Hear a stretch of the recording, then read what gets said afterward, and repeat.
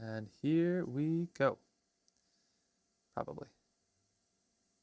Just gonna move that right there. Just gonna grab one of these. Nope, not one of those. Just gonna grab one of these. There we are. Okay. There we go. We're all set. I think. Yes, now we're all set. All right. Great. Maybe. Oh boy. Let the sketching begin. We'll see how it goes. Hi there. Welcome. Hi, Keeks. Good morning. Good morning. Hello, Fantasy. I got this. Oh, thank you. Yeah, no, this is gonna be the fun one. Oh boy. Oh, yesterday's actually turned out. I'm really thrilled with like how some of yesterday's sort of came together. Like here's the bird nest one. I feel like really like that. This one feels so. Let's see. Hold on. We can get brighter. This one feels so fun. But yeah, today's is about to get real exciting. Isn't that an epic POV? I know the page. I know. 20 sketches day. Hey, why not? Why not 20 sketches today? Actually, I can tell you why not. Physics and like time is why not. But we did what 9 yesterday? Here, you got like. Sometimes I start a day by like looking at everything I did yesterday as a reminder that it's very possible to do lots of things. This one actually might be one of my favorites too. I also love that like we don't have the words locked in. That's for some reason that makes me very happy. But yeah, we got some good stuff done. Now it's just time to do like many more of them. But yeah, it's gonna work out. It's gonna work out. It all works out, except for when it doesn't. But then even then, you know, it works pretty well. Okay, the sunset. Oh yeah, isn't that one? Sunrise technically. Let's see this one. Yeah, where they're running through. Yeah, and all these look a lot more kind of like muddy. I think it's the camera that I'm using is like set to flat and raw, but like they are kind of like the vibrance. We just got to keep there's like a nice little level between too detailed and then too quick, and we're kind of trying to like ride that line right there of just sort of running scared enough that we're quick, but then with it enough that we're detailed and not absolutely terrifying. Good morning, Octurn. Are those so fun? Well, and today, so here's some of the ones for today. We have a cityscape with them reaching into a sewer. At some point, coral reefs, a whale, and a boat, and then we start to hit like them coming in to shore with all these other people, the little army of goodness now, and they're picking up pages, they're putting them together to make kind of one big picture, but they're still missing one. So they make the picture of all the people that they saw along the way, which is we have to do that last because we don't know what other kind of people there are. Let's good morning, Christine. And then they put it together. Oh, I'm missing one. They put it together and makes a giant. Oh, do I not have it? Because I don't. Anyway, they put it together and it makes like a giant picture of. Maybe it's over here. Strange. Anyway, they put it together and makes a giant picture of the world, and then it gets all washed away again. And then the ending. And then, of course, we have to do the beginning. We're not doing the beginning today. I think we're doing, if we can pull it off, we'll do the beginning tomorrow. Is how I like to do it. Day 8. It's true. Here we go. Oh, boy. It's okay. So we're looking to do 4 this morning, I think. So I'm thinking we're going to do a cityscape, like them reaching into a sewer or something like that. So we got to do a cityscape. We got to do a. Sure. I don't mean to. Yawns are like the one contagious thing. You can get on a stream sick, and that's fine because you're all safe. Yawns, contagious. It's like the one thing that you can spread through the internet. So I think we're gonna do those and the boat, and then maybe them coming back yeah, maybe them coming back through, and then we'll try to do 5 of these afterwards. So, I think we just jump right in. I think that's what we got to do. Okay, here we are. So let's start. I'm not going to start with this one. This one I find, I don't know. That one's going to be tough.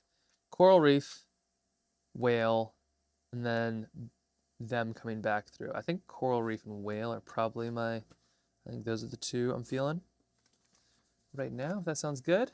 Another marathon painting day? You betcha. We're gonna do it. We're gonna do it. We kind of have to do it. We gotta have to stick with these kind of big days here for the next 2 days if we have any hope of getting anywhere. But we've done pretty well so far. I mean, you just got like look at this. Hold on, you gotta see like check this stack out. Look what we've done. This is pretty cool.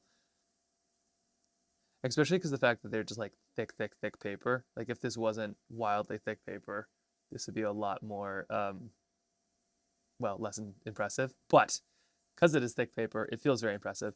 But like look at all, obviously very much out of order, but just like the scope of what we've pulled off so far is so heartening.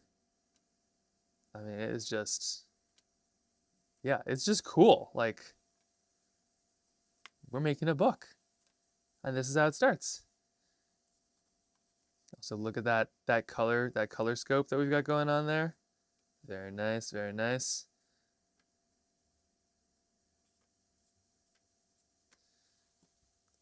I mean, pretty neat. I really don't want to think the fact that we almost need to double this, but it's still pretty neat. Okay, and it happens very slowly, so you can't get too scared by the fact that it feels like we're moving the pace of a bicycle laden down with like 5 or 6 children. Okay, so we got all these, bringing them back, and let's jump into some whales, coral reefs, and gosh, and what else? Then I guess then we'll see what the next one is. Okay, so whales and coral reefs. These are ones I'm going to want to pre-sketch. So let's do some of that here. I'm just surrounded by just like there's so much paper here. All right, we're going to jump on 2 of these. One and let's see. Yeah, 1 and 2. I'm sorry. Got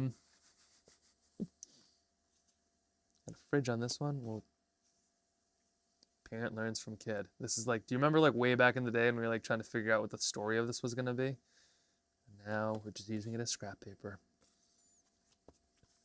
Okay, whale and boat. What kind of whale? I'm feeling humpback, unless there's any objections. I have a bunch of humpback whales that I've sketched before, so let me go grab one of those. That'll be helpful. And then we can sort out the rest. Where is my humpback whales? Okay, you would be in here, I believe. Oh no. Everything is so messy. 2025, humpback whale. Not a humpback whale. You a humpback whale? Aha! You are a humpback whale. Ta-da! Okay.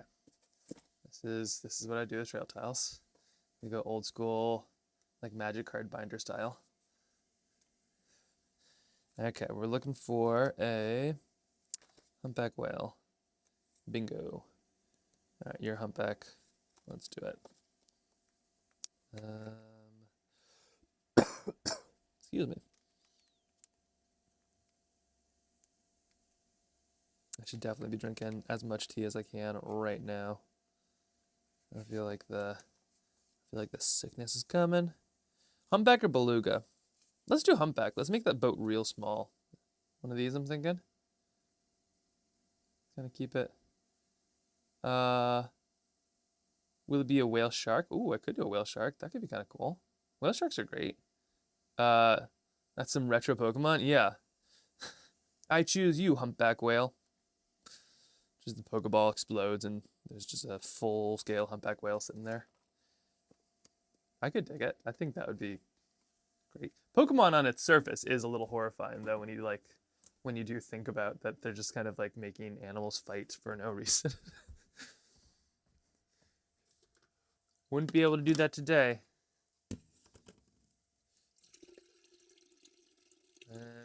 Okay. Tea time? No, it's whale time. Then I think we need a little tiny boat too. So I think a little red boat with some white sails, or we do white boat with some red sails. No, let's do red boat with white sails. I saw a really cute red sailboat the other day. Yeah, scrolling in the city suddenly becomes someone throws and there's a whale crashing down from the sky. Well, that's just what's it? Hitchhiker's Guide to the Galaxy. We need the white thing from Nemo and Dory. What's the white thing from Nemo and Dory? Is that the white thing from Nemo and Dory? Is it? Oh, is it a boat? It's been so long since I've seen Finding Nemo. Whale spout blowing the paper. Oh. Yeah, that could be interesting. Right, the whale. I like that. I like that a lot. Yes. Yes, yes, yes. That could be kind of fun. Yeah, the whale blowing the paper. So that could be them. Almost like the underview. So like they're reaching down and the whale is like nudging the paper up or something. But that could be really fun. Or should we do belugas? Belugas are kind of more tiny. They're pretty cute. So they'd be a good mix. Let's see. What is this boat gonna look like? Let me see. We need a red sailboat. Red sailboat. Aha, here we go.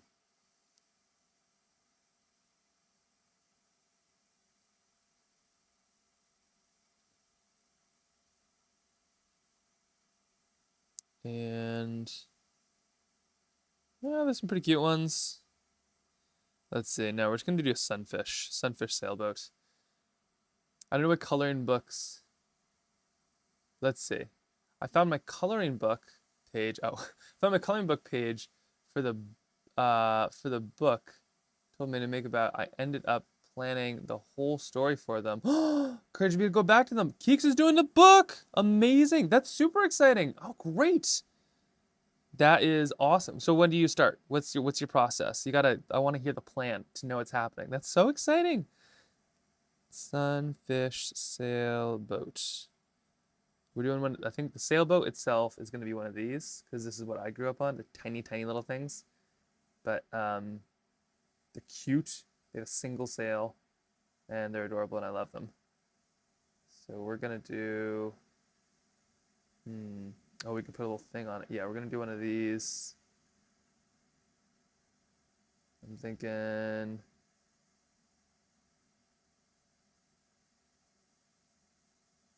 Yeah, something like that. Yeah, we'll figure it out. Okay, so the tiny little boat. Maybe actually we'll do a medium-sized boat. White belugas. Oh, white beluga is the one in Nemo and Dory. Amazing. Yes. Yeah. We could do a beluga. Belugas are really fun. Humpbacks are cool, but humpbacks are huge. And I think belugas. Let's see, which whale is most affected by PFAS? Which whale is most by PFAS? Oh, interesting. It said orcas, killer whales, are considered the most heavily contaminated creatures in the world regarding PFAS, forever chemicals, acting as apex predators that accumulate high concentrations of these toxins. Oh, okay. Particularly endangered southern residents are threatened by super high levels of PFAS. Wow. Should we do an orca? Are we cool with orcas? they're kind of mean sometimes. They sort of eat other whales sometimes, but we could that could be kind of interesting. Um, let's see. Those are sweet. I like the fox logo or a paintbrush. Fox logo or a paintbrush. Fox logo. Do I have fox logo somewhere? Um, I will. Let's see. I took my sketchbook and planned out 25 pages. A girl going on an adventure until her mom tells her it's time to go to bed. I have them all sketched out in thumbnails and a coloring book. Drawing. Oh my gosh, that's amazing. That's so cool that you pulled that back out. I'm so glad to hear that. Um, okay, Free Willy Orca it is. Yeah, we can do we can do an orca. I am falling apart. Let's see. She rescues a trapped dragon in her adventure. I need this book. I need this book. And if you're not already, you should definitely join our Discord to post it there. I want to see this progress. I was referring to the sail. Oh, the jumping fox logo on the sail. Oh, I see what you're saying. Yes, yes, yes. Oh, that's a great idea. We could definitely do that. That's, yeah, clever, clever, clever. Okay, it is time for some tea. Isn't it just? Is everybody staying hydrated? If you're not hydrated, get to it. You don't even have to be sick to need to be hydrated. Ooh, it's sunny out. Look at this. Too bad it's freezing cold in here. All right, we're just pouring out boiling hot water into a thermos that is so good that it will continue to be boiling hot for way too long. And the next time I try to drink it, I'll scald my face. But tea has at least started. We're doing some traditional, but we're throat coating it all the way. Hello, hello. Welcome, welcome. Oh, hey, Kip. Okay, you get one peanut butter pretzel, but I gotta get to work here, okay? Okay. Who is it? Somebody pointed out that this book is basically like what I've been streaming this whole time, where he's like, hey, come play with me outside. And I'm like, I can't, I'm making a book. Like, it's unfortunately so accurate. But it's gonna, we're doing it. Hi. Whoa, watch out. There you go. All right. Pretzel up the boy. Let's get to it. So what I'm hearing is killer whale. We're doing an orca. Orca right here. Orcas, they do have spouts, but I'm thinking the orca is nudging up the page similar to this. And I think we don't even bother with a test run. I think we just paint it. I think that's kind of the speed at which we're working today. So let's do some of that here. Okay, so I need some pencils, I need some paper, and I need some confidence. How's the brown chicken doing this morning? Let me go check it out. And she's more russet. I like to think of her as our red head. She's doing okay. She's laying down she's resting in the pen, it looks like. Good question. Should I go check on her? I'll go check on her. Yeah, let me go flip this around here. Go check on the birds, the burbs. Okay. One moment. Okay. I'm going to check on the birds. Be right back. Here we go.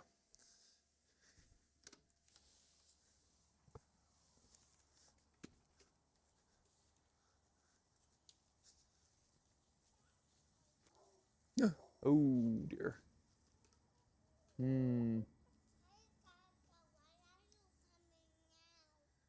coming out because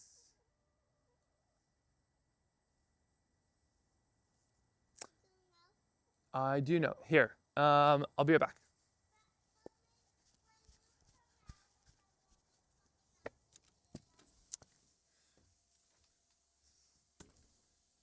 Oh dear, this is very sad. I don't think the chicken is with us anymore.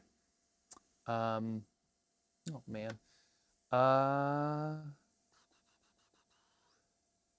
right, how do you do this with a toddler? Oh man. It looks like she died in her sleep. She's kind of just slumped over a little bit. Uh, oh. Hmm. Okay. Well,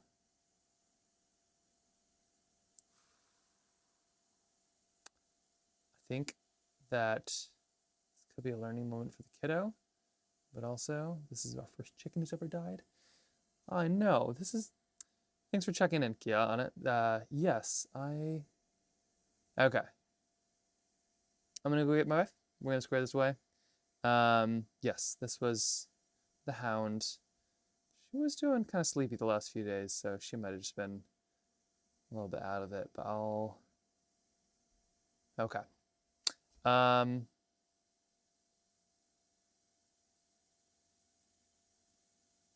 oh man. Okay. Sorry. Should I turn the camera off? I'll probably just I'll be right back. I'll be out there doing some things. It's very sad. Yeah. I mean, she wasn't a young bird. They're all about 3 or 4, which is kind of what I think we can expect on it. I'm not quite sure what was happening. She wasn't in pain, it doesn't look like, but oh yeah. Okay. Take your time, take your time. Okay, thank you. I'll be right back.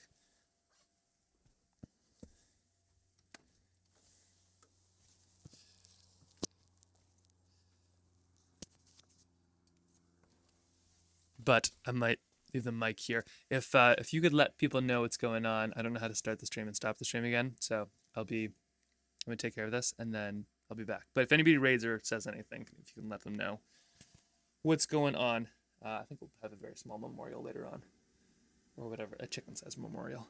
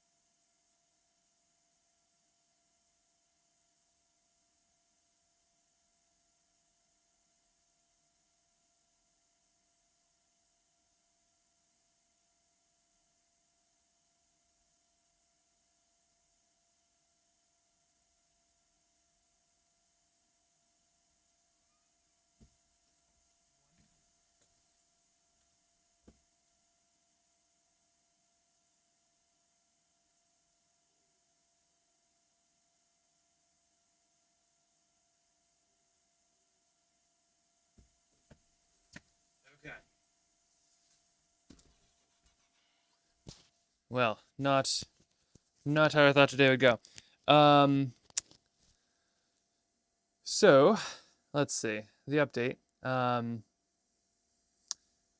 Talked with Eve, and from what I understand, well, this first step is when she's got the other kiddo down, we're gonna go do this together with the toddler here. So Kip is 3, and I don't feel like this is something we should hide necessarily. So oh yeah, sorry. Also, if you're just here, our one of our chickens, original brood, appears to have died in the night, which is real sad. Her name is the Hound, because she was like the smallest one, so we wanted to give her an intimidating name, so we called her the Hound. Uh, and then she like actually got super like hardcore and very bossy later on, but she was a little kind of like sleepy over the last couple of days, and I don't think she's with us anymore, so I haven't gone and grabbed her yet. But we're gonna do that and probably talk about what's going on with our small one, and then we'll figure out what to do next. But yes, Kyo was asking how she was doing. That's when I went and checked, and then found. Yeah, she's kind of like sleeping, or like Yeah, does anybody have any advice on what to do with a poor dead chicken? We talked to Eve's dad. They have lots of chickens, and what they compost them, so they yeah, I think so. Yeah, it's like, I mean, we bury people. We basically compost people. That seems like a respectful thing. You put the poor chicken at the bottom of the compost pile, and then by the time you're like 6 or 7 months later, I guess there's virtually nothing left. And then we can turn them into gardens and vegetables, which chickens love. So it's beautiful. So I think we'll probably do that. If you don't want to see this, I understand. She's just kind of like a sleeping chicken right now. So I think we're gonna go pick her up. Maybe explain to. Well, I flipped it around because he was asking like, "Hey, can you go check on the chicken?" Said, "Oh yeah, I'll go flip around," and then went and it was like, "Oh, I don't." You had a feeling. I had a feeling. Yeah. I mean,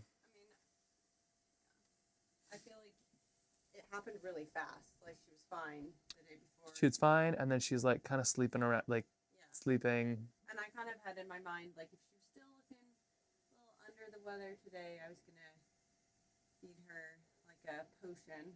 Yeah. But I think if it happened that fast, it was probably her time. It's probably tough. She's also an old chicken who lives a great life, so that's a good thing. Thank you, Jen. She did live out a great life. What do you do with? Well, yeah, Jen has had a few missing chickens, but they've had traumatic ends. Well, I think it's easier when like a coyote or a bird of prey comes. I mean, she went fast. I think she basically it looks like she just died in her sleep. To me, that feels like. Oh, because then the animal deals with it. No, it feels like it feels like a warm, beautiful circle of life. For the record, I do not want to be eaten by a coyote or a bird of prey. But yes, I see what you're saying. You're not a chicken. I'm also not a chicken, you're right. Let's see. I was worried watching Alveus all day taught me. I was worried watching Alveus all day taught me to love on animals. Oh, always sad to lose one of our critters. Let's see. Yes. So I think we're gonna go. Someone else said they composted their ducks. Oh yeah, lots of people compost. We compost our hens too. Let's do it. Let's put her by the compost pile. We'll have to turn it later. We'll turn it later. Let's put her in a box or something like that, and then by our compost pile. Okay. We're gonna do this, and then I'm gonna be getting back to doing some paintings and things like that in a minute. But oh yeah, we are out of boxes because it was just recycling. No, that can be the Hound's box. The Hound's box. Why? That's true. We do have a chicken loosely named after Eve's dad. Probably should not compost that. Okay, actually, that's the one chicken we should compost. Let me put on some better shoes. Do you have good boots? Let me put on some better shoes. Maybe ones that don't have holes in them.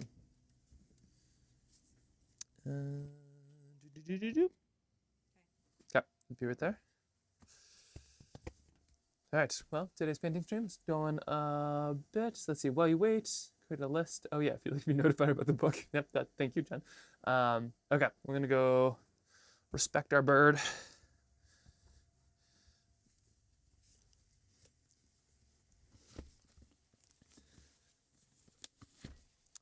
we'll be right back. Thank you, thank you, thank you. You want me to grab her? Okay. What do you want to tell Cap?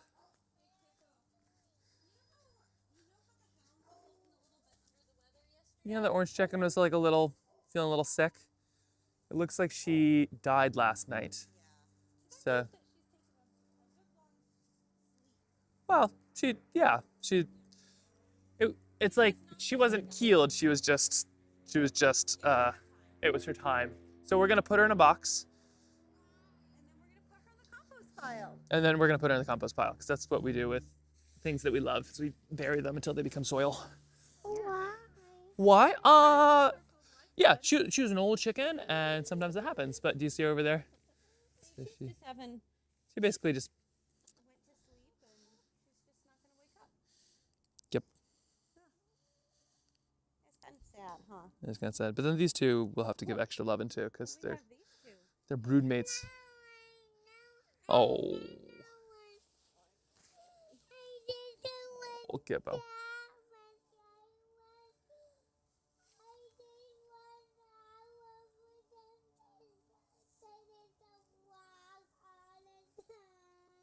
You want them to be there all the time? I know. I know. Yeah. Oh, poor guy. I'm sorry. It happens. But it's still sad.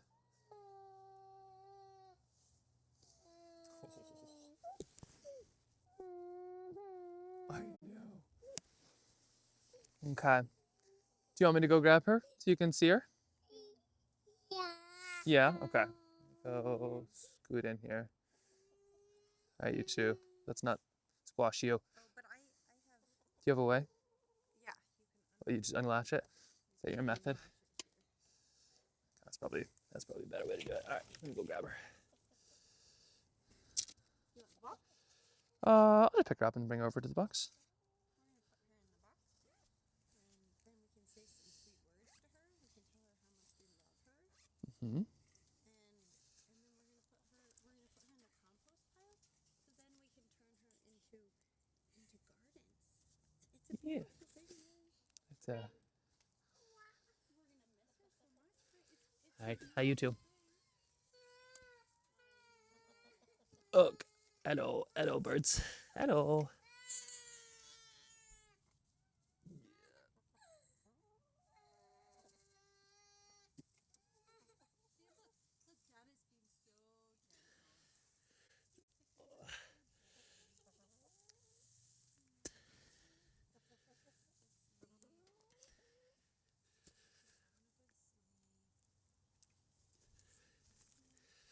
There she is, see? Do you mind pulling the fence there for me? She's a very good chicken, huh? How do I do this here? These are some very pokey parts. Maybe we put her in a box first.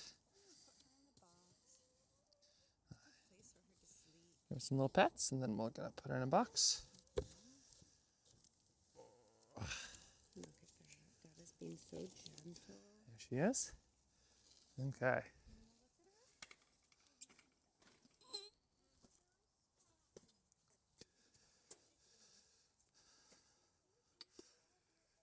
Yes, thank you for every eggs, and for turning all of our compost into tasty eggs, and for pecking us occasionally. But Giving us so much joy.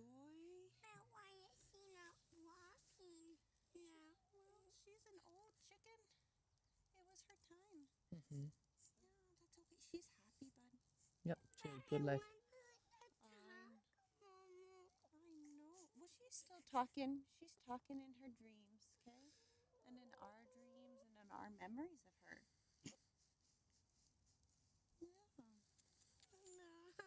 Yeah. Yeah.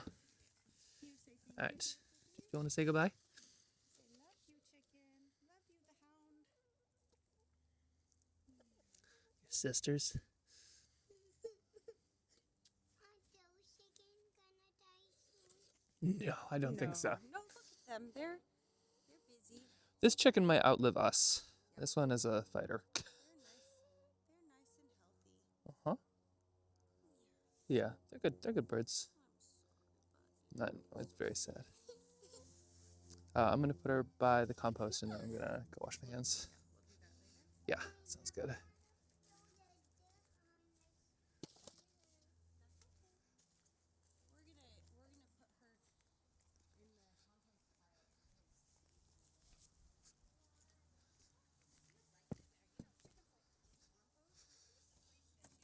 That's true. Chickens do love you. Would you let me inside that I might wash my hands?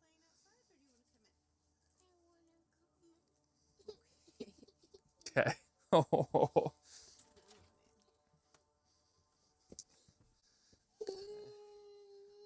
guy. All right, let me. Okay. You want me to use the bathroom? Really?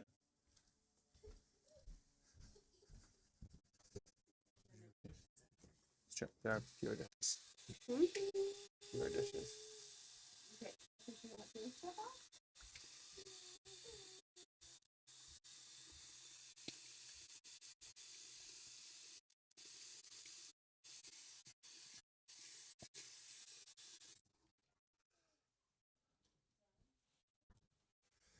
Okay.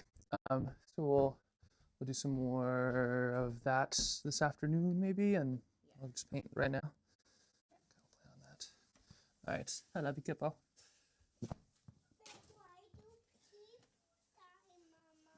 For a long time. Chickens don't live quite as long as people. They're because they're tiny birds.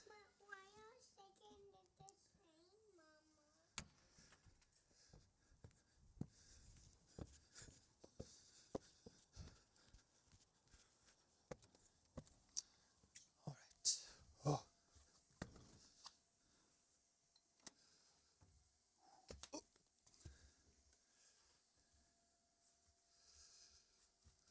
Oh. Breaks your heart. She's a very sweet bird. Yeah, let's see. And now there's other two. It's so sad too, because like chickens are all like our brood is all sisters, so they're like just that's all they've ever known. But these two are good too. Oh, sorry about that. Oh shoot, what's this? Yeah, I think that is her. I think that is one of his first. Well, there's like several days ago. There's a mouse that the cat caught and ate, and he was quite. It didn't eat the mouse, but we returned the mouse to a good place for it to live out its sort of hospice days. And he was quite cavalier about that one. He's like, this will be a good spot unless it get eaten by a duck. But it's sad. I think this is his first time kind of seeing something like that. Going up for myself, I have those life is about loss, poop, etc. So valuable. Maybe you and your family can paint her later. Oh yes. Yeah, we are gonna plant her in the compost, I think. But yeah, we'll paint her. We'll paint her later too. That's a great idea. Yeah, that's a really good plan. Let's do it. Let's do it. We could definitely do that. You know what? Let's paint her right now. Let's go bring a little sketch to Kip. That would be a sweet thing. We'll do one of those. I have these 3 little frames. I was actually planning on doing all 3 chickens. Maybe we do them right now. We'll double our paintings later. The whales can wait. It's chicken time. All right, let's do one of these. Got a little tiny frame. Let's see. She was a nice red chicken. Let's do kind of an ochre frame like this. There we go. Let's do one of these. And let's sketch her. So it's going to be a tiny little sketch, a tiny little chicken. just like this. So I need a little tiny sheet of paper. There we go, something like this. I'm just gonna fold a trail tile in half, I think. Ooh, add her to the book. Maybe commemorate her in the book too. Yeah, we probably should, huh?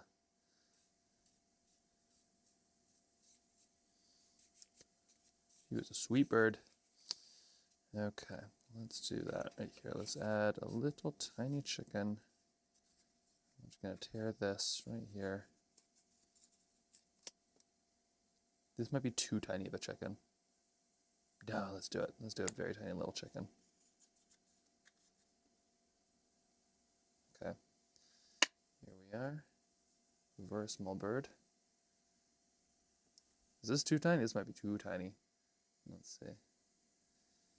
And I could probably paint her from memory here. Let's see. We have a pencil. We have a pen. We have some memories. Let's see what we can do here. So we have a little tiny chicken. Gosh, this is a very tiny frame. I might want to use a full-size one. But I have 3. I got these as testers, so I have 3 tiny little frames, and we have 3 birds. Had 3 birds, so it seems only appropriate to do one of these like little micro frames.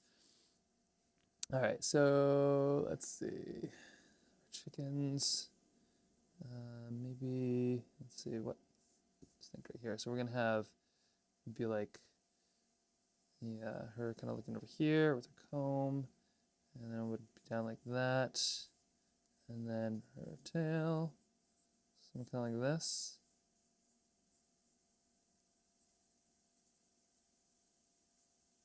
And maybe she's like stepping. Like they always kind of step with their little feet like this. Maybe eating something yummy. Noodles are their favorites. Oh my god, chickens love noodles so much. I was just thinking add her to the book. We will add her to the book, but I'm going to make a little sketch for Kip. Just of a chicken, because that's a sweet thing. Okay, so we're gonna do a little one of those lickety splits. Just because like every memorial, you need the photo of the person or bird, I suppose in this case. So we're gonna put one of those in right now.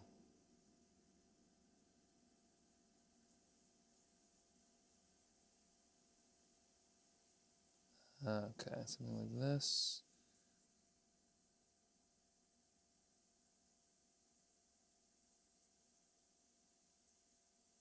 There we go. Kind of bird shaped. And just pan it in really quick, see if this checks out. Yeah, it checks out. Let's see. What should I be eating? Noodles or corn or something?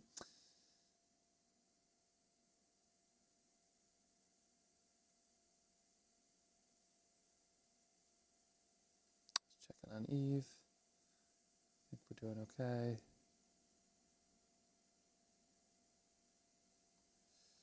Okay, so we're gonna have, let's see, the little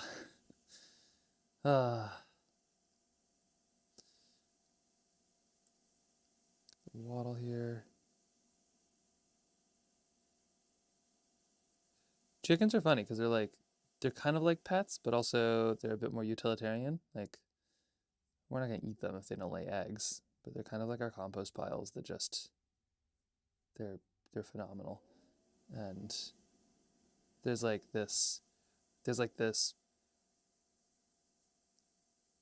thing missing when you lose like a cat or a bird or something like that. It's like there's this little thing that's not in your life, and I feel like it's so subtle, where it's not like, all of a sudden there's a person you can't talk to or something. It's like I don't really talk to the chickens too much, but it's different, and it's yeah, it's like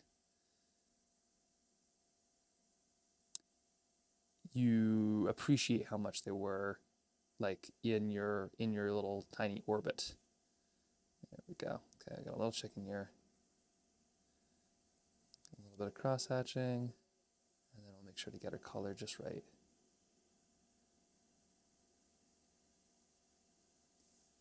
There we go.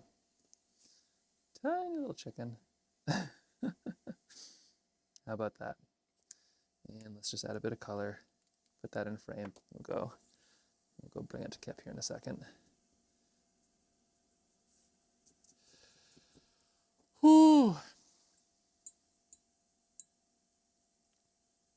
Trying to think of the first thing that I had that died. I had a little gerbil once and got eaten by the cat. That was very, very sad. Growing up as a teen, I had a pet chicken named, hold on, it's important, I need to see. I had a pet chicken named Chicken. Oh, raised her in my bathroom, and she would sit on my arm like a hawk. They are little not pterodactyls. They're little tiny dinosaurs. They're pretty wild. I'm a huge fan of chickens. I always had the chicken magazine growing up, where it's have all different chickens that were painted. I always thought those were just gorgeous. Oh, and then she was beheaded by a weasel one night when I was at SAT prep. Oh, I'm sorry. Oh my gosh, that sounds about right for a weasel. Weasels are just like murder machines. They're cute. I think we like them and underestimate them because of that. But weasels are so scary. My gosh. Ooh, I'm sorry that happened.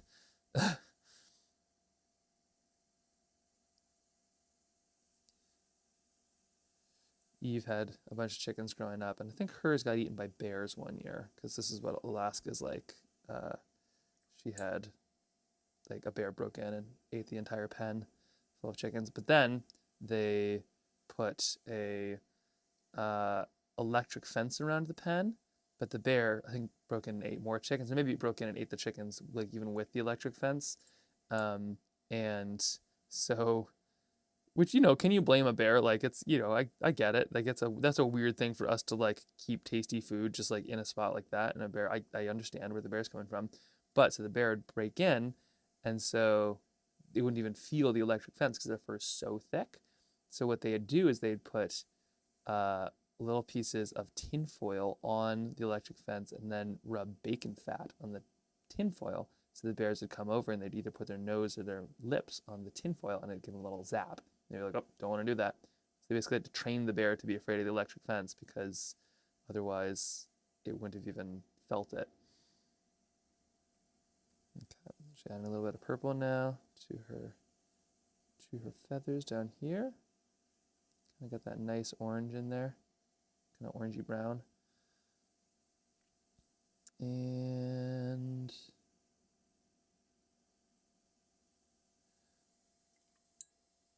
okay, let's see. Is her wattle dry? No, that's still wet. Okay, well, in just a second, that'll be ready. Let's pull some of this off in the meantime.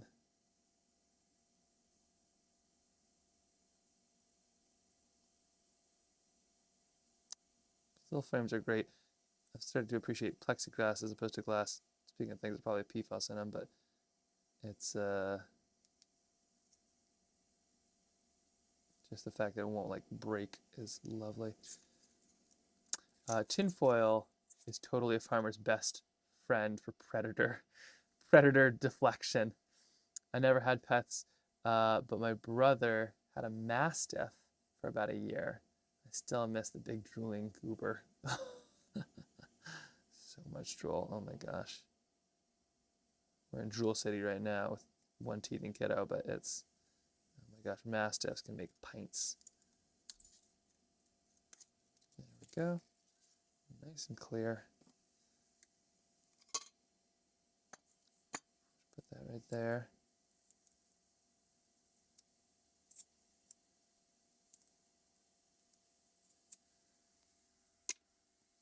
We have to make one of every chicken now. And then this right here, I think we can just squeeze this in.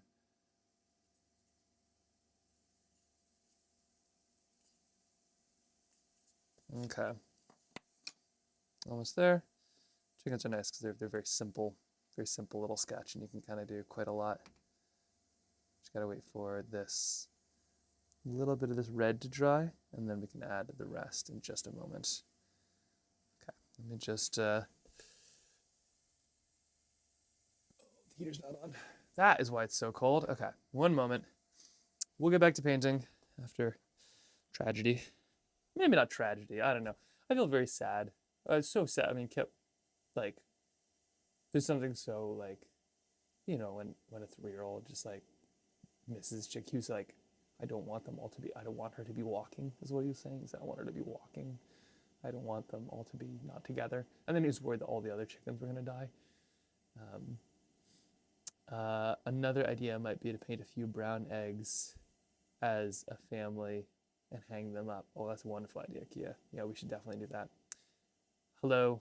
Also, if you're just coming in, we had one of the chickens didn't wake up this morning, very sadly. So we are down one chicken and doing a little memorial to our chicken. I'm just gonna make a little sketch for my kiddo here, and then we'll get back to painting. But very sad day. Although she was like pretty old chicken and had like I think she was kind of on her way out. It seemed like it was pretty fast, but very sad. Okay, let me just quickly get the heater going, dry that off, and then let's get to the paintings.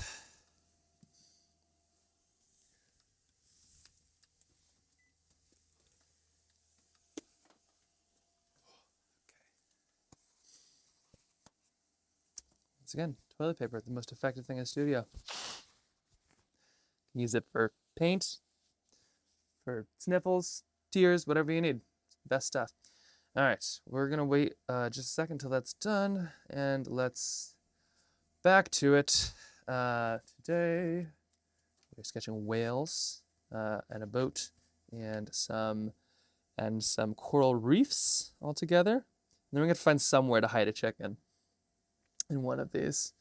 I think it wasn't unexpected, but then like it's our first time our kiddo I think has ever seen that, and he was very sad. That was very sad.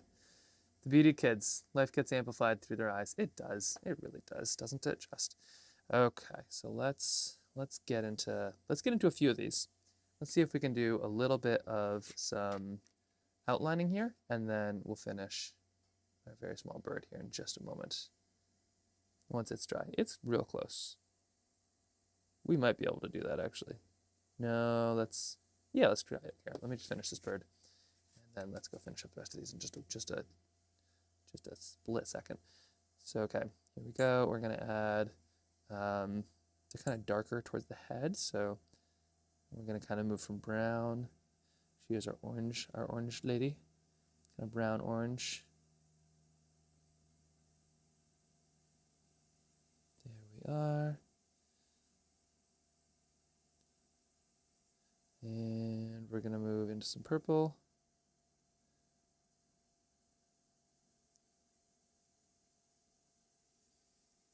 Right there. A little bit of water to kind of smooth out those feathers, but you can also just add little, like having a little bit of variation is good too. I have an idea for a small painting similar to chicken and whales. You could digitize them and create little postage stamps. Oh, that's a great idea. We had somebody do that on our Discord. It was wild. We had one of these little challenges, and they bought something that kind of cut them like a postage stamp, and they were the cutest little things ever. Oh, it was so cool. But that's that's a good idea. The more I paint, the smaller my paintings tend to get, which I kind of love. Okay, and then I'm gonna scoot up here, and we're gonna add tail. Just like that.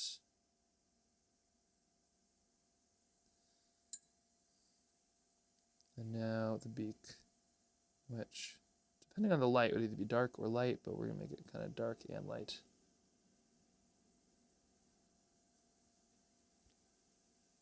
And then once this is dry, I'll add a little bit of that eye, and we'll be in good shape.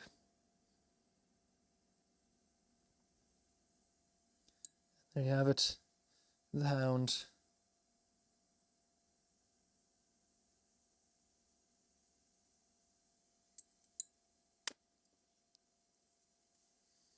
Once his feet dry, we'll be in good shape. A good chicken. Nugget. Let's see. Hugs for you. Thank you. Thank you. Okay. Boat names. Oh, put the chicken on the side of the boat. That's a very sweet idea. Oh my gosh. Okay, now we're just gonna tape this together, and we're gonna have a little chicken for Kip.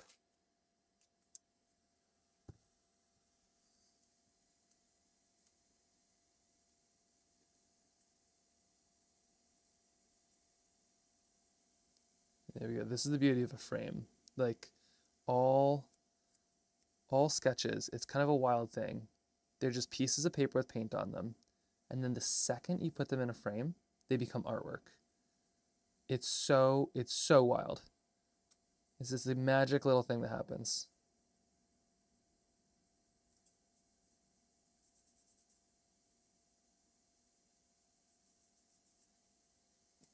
Ta-da! And then you put them in an actual frame. And now, behold.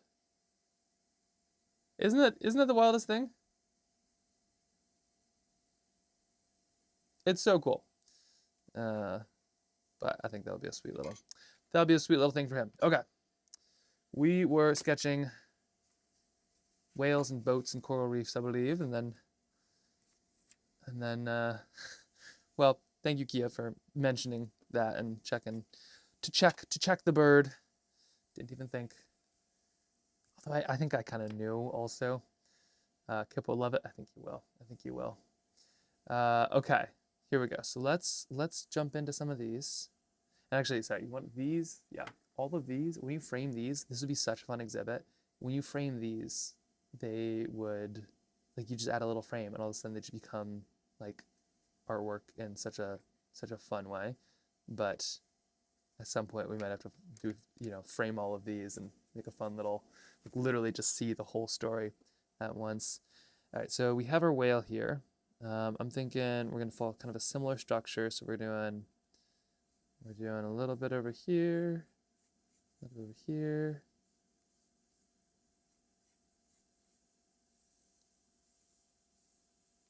And let's see, we're gonna have a little bit of our boat.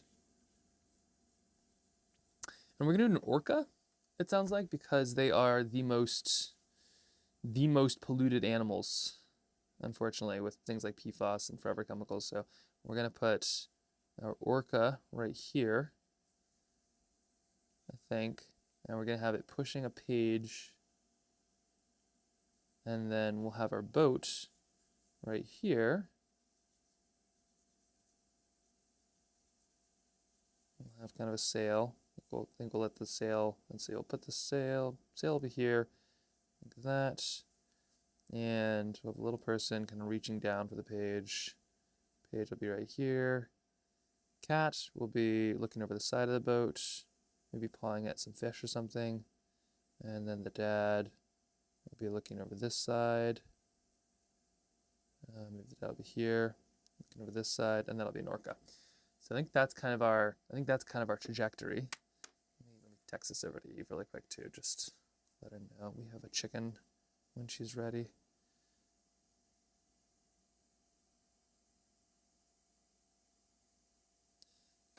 Okay.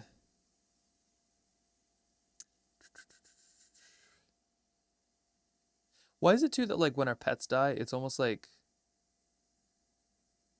I don't know, when Kip is ready. Yeah, there's something, it's like when like the animals around us die, it almost feels like more, when a person dies, it's so sad, but it's like there's something about like a pet or something like that. They're just so, there. Is the cat in the boat too? Yes, the cat, I'm thinking, is gonna be pawing at like a fish that's coming up to the side. These are good questions too. What do we name the boat? We definitely have to put a name on it. That's kind of key. The hound. I mean, we named our chicken the hound. That would be a sweet thing to memorialize her. I feel like we should just hide her in a painting somewhere else. I feel like the hound has too many connotations. The boat might be one of those details we add. Just joining. Did we lose a chicken? Yes, Tina. Yes. Kia was asking about the orange brown bird who was kind of sleepy yesterday and went out to find that she was real, like, stretched out, and she had died in the night, and it was really sad. And then we had to go grab her, and Kip was real upset, which is fair. So we made a small chicken for him when he's ready, and now we are now a little shook up as one gets, and we're gonna just yeah, we're gonna soldier on here. And I know, isn't that sad? But it's also, I mean, for the record, like, that was very fast. She was not in pain. I don't think it was anything too serious. The other birds seem like they're doing fine, so I don't think it's like avian bird flu. I think, and we're gonna be. I think we're in the clear. I think it was just an old chicken being an old chicken, which they're totally allowed to do. Whereas, uh, he's feeling better, reading books and snuggling. He had an Easter chocolate. Okay, the Kip update. He's doing well. Okay, let me just see. Let's see, orca boat. No, orca whale. Now we're gonna sketch an orca because they are pretty cool whales. And we need, let's see, we're gonna do like a baby one.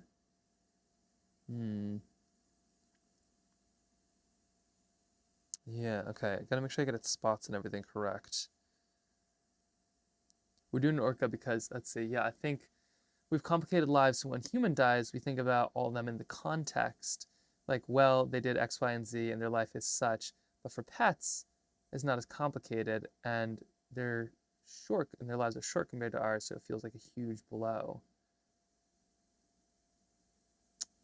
Yeah, that's true. It's true. Yeah, because it's like I mean, and for them, they had very complicated lives too.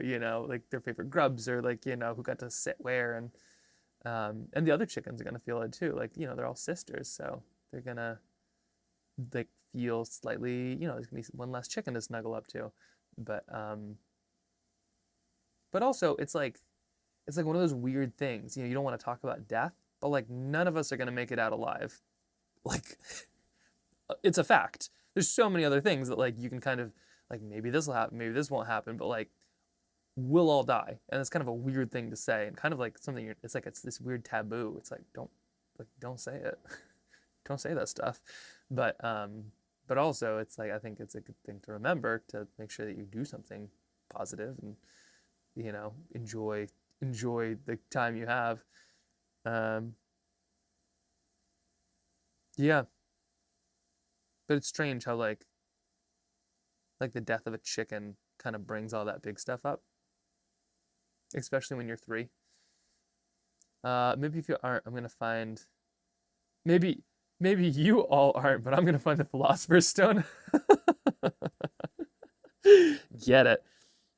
But then isn't it interesting that there's no happy movie about people living forever? Do you ever think about that? Like every single movie, every single story, like the people who figured out how to live forever are deeply unhappy and usually finding some way to die. Like every single one of them. And it's like, oh yeah, right. There's like you would get tired, but also it's like our society forces us to treat like everything is going to be forever. Speaking of, yeah, I mean, we're making a whole book about forever, right? Like, but it's not forever. And that's why it's so important, but also it's weird stuff. Gosh, I'm not ready for philosophy at this point. Hold those deep thoughts. We need to just go sketch a whale. Just wait a moment. Let's see. I need a swimming orca. I don't want to get my whales wrong. That's very important to me. And let's see. Okay, let's try this out for scale. Okay, so we have an orca. We got a boat. Oh, sketch away. Like the Greek gods are all bored, so being cruel and toying with mortals, 100%. Yeah, Dracula's story is a tragedy. Yeah, I'd like to be 400. Yeah, I'd like to do 400 years, but longer, nah. Yeah, I think that's totally reasonable, right? Like, and it depends on like health and, health and all of those things. But yeah, I just wish we like, I feel like other cultures and societies would talk about that stuff better or kind of sort those things out. But I feel like ours is kind of like, don't talk about it, don't talk about it, don't talk about it. And then, like, it's like, what did somebody say? Like dying is a failure or something like that. Like, yeah, as if, the thing that's going to happen to everybody is such a mistake. I do think though, if we talked about that more, we would do less of like the polluting and we'd realize that there's some things that are more important than um, profit and money and things like that. And like taking out nature is not worth, like even $1 million. It's like the things that could keep on going. Okay, so we have a whale. This is not my most best killer whale that I have ever done. Let us see if we can tune this up here. Maybe there is something to maybe there's something to do in a practice sketch. Okay, so we have a killer whale. And we're gonna kind of do one of those. Here's its fin. Nice big dorsal fin, kind of right here. Moving over. They do kind of have these little sharp pointy heads, so maybe I kind of do one of those. And then we have one of these. You should definitely paint an orca. It's native to the Bering Sea, especially near the Aleutian Islands. Oh yeah. No, it's true. You got the facts. Um, and they're one of the most polluted animals because of forever chemicals and stuff like that. So I think that's important. I think we're gonna basically make a joyful story, but then all of the examples in here are things that are affected deeply by forever chemicals. So like the orca or the food, like the stone fruit, like we're adding some layers to it that we don't have to burden like the kids with all that piece. Okay, there we go. So that's our orca, loosely. And then our boat, let's see. We'll make it vaguely boat shaped, but I'm not gonna make it too much. We're basically gonna make like a toy boat. That's what we're gonna do. But I think they have rudder. So we'll put one of those in, which orcas have been chasing down and biting, which is hilarious.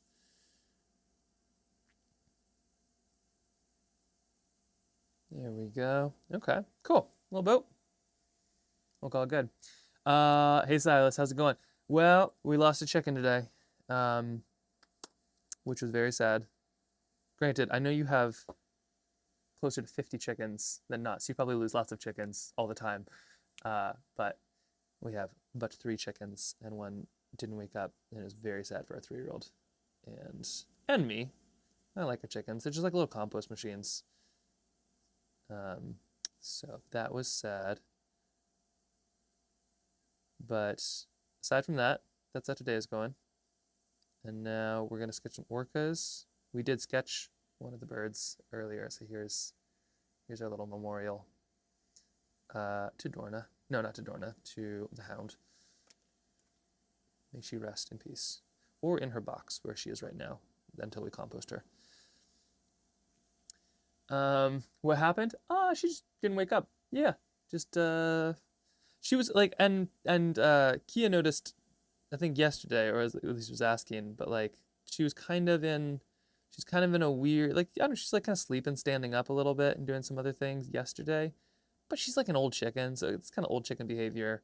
And then just came in to go check on her at Kia's request, and she was just like face down, where she kind of roosted and things. Like she would kind of set herself up. So definitely like just died into sleep and kind of just slumped over. So that's a good, in my book, that's a good way to go. At least she didn't get attacked. Yeah. Oh man, I love the chicken painting. I'm following this channel after seeing it, by the way. Something about the format too. I know, aren't tiny drawings? They're just so fun. And I would like, personally, I would like to go in my sleep. Eve said it's easier when they get eaten by coyotes or hawks, which it is true. It's probably faster, maybe. I don't know. She probably just like kind of just, checked out and was gone. But that's a good thing to know. Like, don't, when Eve and I get into our 80s, hopefully, just like she's like, I'm gonna go on a big game safari or something. Don't go with her. Don't get dragged into that. Okay, going. But now today is kind of like hit one of those real philosophical bents where everybody's all of a sudden it's like you're thinking about all that stuff in the way that only like a dead animal can kind of make you appreciate life. Okay, a little bit here. Here's our eye spot, and then here's its actual eye, right there. So here's our orca. Are those cup coasters? No, these are really, really thick trail tiles. So I cut some seriously thick paintings out. So this is what we're doing for our book too. And if anybody is new, so we're making a book. We're making a children's book. We have like 15, maybe 20 paintings to go. So we need to do about 10 today, but we're just doing one page at a time. And it's gonna get there. It's gonna get there. So here is the page where basically a book that the family's working on blows apart and kind of scatters all over the place, and then it's been kind of a wild adventure to go find all of the pages before they all get ruined. And so that's what this is right here. So this one right here is like finding one of the pages at sea, and then we're also going to do one of the coral reef pages next. So that's sort of how it's moving. Thank you, Keeks. The orca, okay, I feel like it turned out pretty good. So hard to know. Orca, by the way, some people like don't call them killer whales. This is a fun fact that I had no idea of. But like, some people are like, oh, don't call them killer whales, like that's so demeaning. Orca means vessel from hell. So although, it's sort of like, oh, that's not nice. Like, don't call them killer whales. Like they're their own thing too. Orca's basically like hell spawn incarnate. So that is I suppose what they are here. Okay, here we go. We're gonna add a little face, and here is our little guy reaching across right there. Let's put a life jacket because that is what is safe. Let's see. We lost some chickens to a raccoon once when I was a kid. I don't know if it looks easier or worse, just different. Predators are good at what they do most of the time, but human companions feel better about low violence passing. Yeah. Also, Brooke Morales gave you guys a shout out for the trail ties yesterday, our toolkit. I know, that's so cool. I don't know what we did to deserve that, but that's so sweet. That we got a shout out. I feel honored. That makes us feel famous. We got to figure out what to do with these too. We make these, and stock is running low because Hanamula won't get back to us about making more, which has been a thing. So we're kind of trying to figure out like if we just go our own road, and yeah, do we make them? Do we like make different versions? Do we make some with different paper? Do we make like all kinds of different ones? Let's see. Here's the cat with the tail looking down at like a fish or something like that. Real small, but it counts. Okay, and here's our kind of crossbar. What is this, a jib or something like that? Producer Jen also works on and with sailboats, so for all of our cow knowledge and sail knowledge, we could go to her. Okay, I'm not going to put the name of the boat yet because we're going to figure that out. Kind of like the pages, we'll add that in once it's done. Okay, so we're just going to erase a little bit of our orca, our vessel from hell, and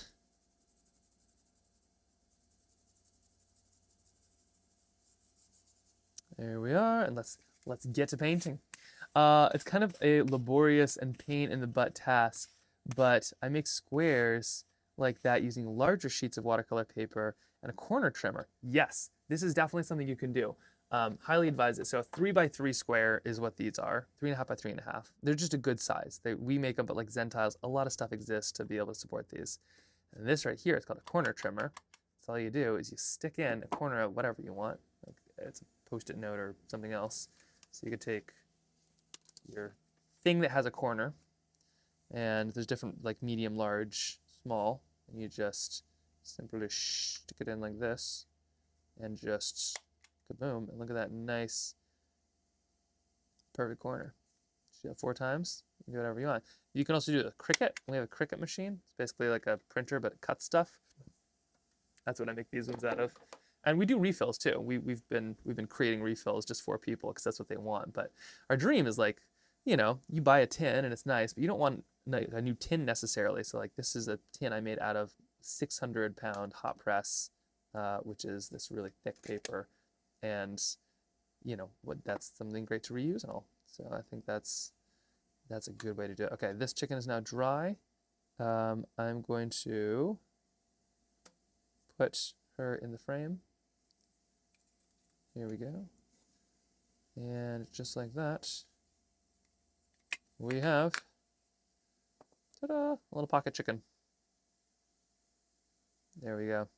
Nice and simple. We'll put it right there to watch over us until we return to camp. Okay, so we have an orca. Let's add some of that. Let's add some of those paintings right now.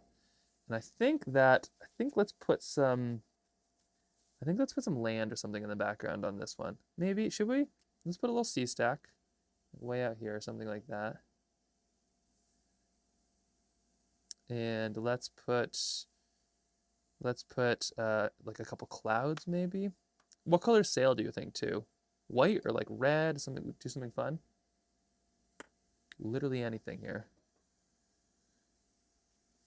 The world is our sailboat. Did she kind of a name? Yes, we called her the Hound. Mostly because she's like kind of the runt and sort of always got picked on, and we wanted to give her like a powerful, scary name so that she would live up to it and fight for herself, which she did actually later on. She was great. Okay. And we're just gonna add some color. Oops, not the right color. We're gonna add a little bit of this down here. Gray up here. We're just gonna fill in a bunch of this. And I think they're white on the bottom too, so we'll add some of this. Kind of these are like, I'm adding the grays of the white because it's not a pure white animal. It's gonna have shadows and things like that. Same with the paper, a bit right there. Red boat, yellow sails could be fun. Okay, yeah, I'm into it. Some light yellow sails. Put those up right here. There we are.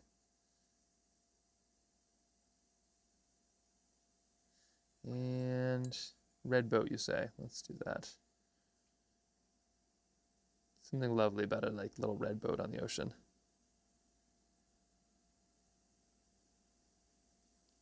So we're gonna pick up the pace here soon. Like I said, we have about 8 pages that we have to do today if we want to have any shot at having this done in time to send it off. So we'll do 8 pages today and about like 10 tomorrow or something like that, depending on what we can actually do. So we'll see how it goes. But I have faith, and yeah, I think it'll work out. Maybe.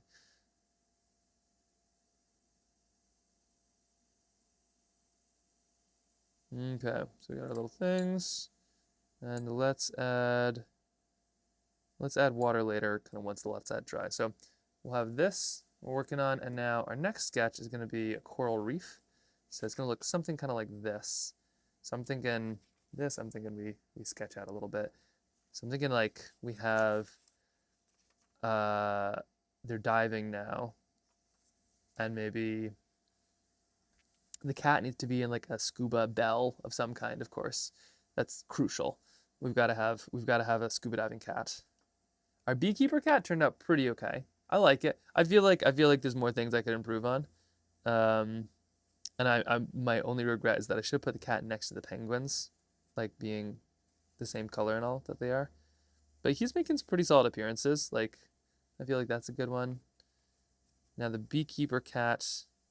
What do we got here? Here's the beekeeper cat, which I like, but I think we can step up the game here a little bit. So let's get some scuba cat. That's going to be very important. And yeah, how do we do this? So we got some coral reefs. And maybe we kind of like, yeah, do some big coral over here, something like this. We can have we can have like kiddo kind of here, legs up, diving around, flippers maybe. And then the dad over here with the hat underwater because it's kind of funny. Maybe the pages are drifting. The little beekeeper outfit cat. Now I want somebody to make those for real. I think I've seen at least one picture of them, so they must be kind of real. And then here we put maybe the cat in the scuba. Its scuba suit.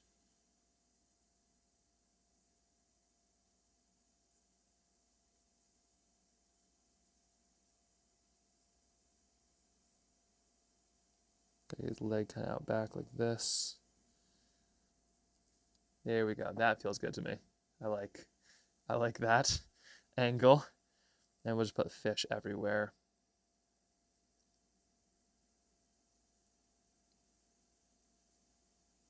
Pair of goggles right there. And what do we do? What do we do for the dad? I think we have them over here. Okay. Yeah, I like this. I like this composition. We'll jump into it.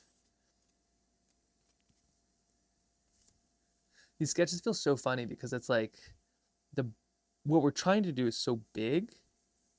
You know, a book that's massive, but like it is made up of all these little tiny pictures, and every single page is not necessarily like a good one. You want to make them all pretty good, but like if you look at some of these books, like there's definitely some pages where it's like that is a janky page. If you totally out of context, if you just look at that page, it's like, that was a curious move you pulled off there. But then you add them all together and they become something so much more than just the page. So I think that's what I need to kind of keep on remembering.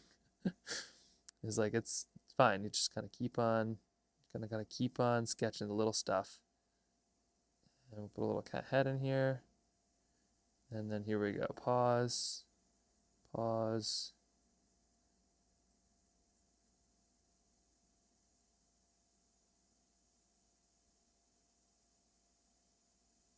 Maybe this. One of my favorite books is called Cross Country Cat. So good. We'll put kind of a coral reef over here. We'll make this one kind of light. Put another coral reef right here. And then we'll have a little kid kind of zipping down here.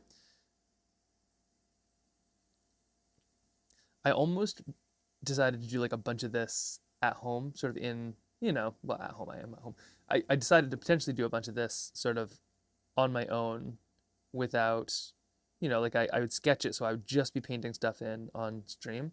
But it feels really important to show this part of it because it's so, I don't know, it's so, I feel like this is like real, like this is where it happens. And it's also my least favorite part. Like this is absolutely 100% my least favorite part of it.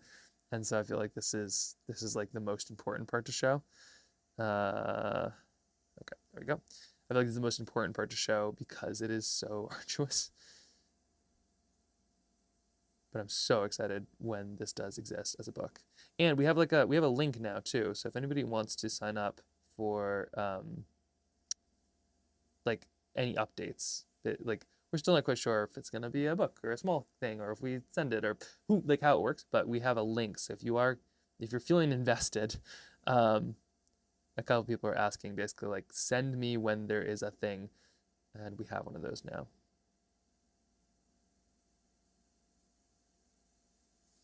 Okay, so this one is swimming here, and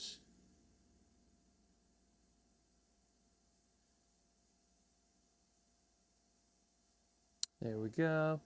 I appreciate you showing the whole process. Thank you. Yeah, I appreciate that, Keeks. Well, it's like it is definitely it's definitely what am I trying to say? It's definitely not what I expected it to be, but in like a cool way. Like my favorite part is just everything that we've been doing together. It's so fun, and I can't wait to see how it comes together. Um, but I so appreciate that I can kind of be myself on this. All right, what does Coral look like? Let's see, the cat will kind of be doing its thing here. Arm a little bit more forward. Little fish or something right here.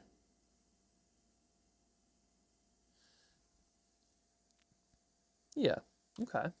Here's the loose sketch right here. Oh, and thanks for sending over the wait list there. Yeah, I appreciate that.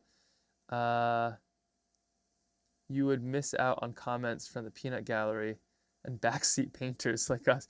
This is a collaboration. You are in it. You are in it with me. For good and for bad. So yes. I wouldn't give those comments up for anything, even all the embarrassment in the world, which sometimes I feel quite a bit of right now, but we are doing it. Coral reef. Coral reef. Just want to make sure I get the type of coral right. Oh wow. Coral reefs are super, super wow. Now, like here, and this is just purely for like for testing purposes, but if you want to look up like do I know if like are coral reefs affected by forever chemicals? Let's find out. Are coral reefs affected by forever chemicals? Like, this is just sort of the and yes. Because of course they are. Here we go. Yes. Coral reefs are affected by forever chemicals, a group including pollutants like PFAS, sunscreen, oxybenzone, which persists in the environment for decades to break down. Right. Doesn't easily wash off swimmers, entering water, threaten coral health, trigger bleaching, damage DNA, and hinder reproduction. Yeah, forever chemicals. Yep. Okay. So one of the main compounds in sunscreen. It's like I feel like a conspiracy theorist every time I talk about this. It's like it's in the water, man. It's in the coral reefs, man. But it is. It's in everything. So we're basically what I'm trying to say is every children's book is actually a book about forever chemicals. We're just making ours on purpose. All right, and I want to get some cool coral in here. So let's add our cat and things first, and then we'll add all the coral. Here we go. Step one, we'll add some cats. Do I put the cat in like a wetsuit or just leave the cat as just a cat underwater or something? I think both would look fine.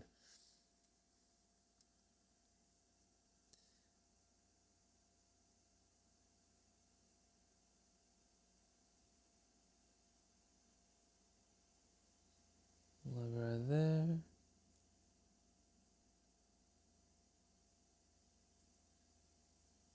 There we are. So we're just kind of cooking. No wetsuit. The fishbowl diving helmet. Yeah, it is. Oh, cat with a bubble on its head. Maybe it's a snorkel. No, it's a definitely like a fishbowl. Yeah. Like it has the fishbowl in it. So I'm gonna put a little orange fish. Like there's a goldfish right here. Gotta move it because I moved the leg. There's a goldfish right here now that the cat is now chasing because it was as if, it's now in the fishbowl.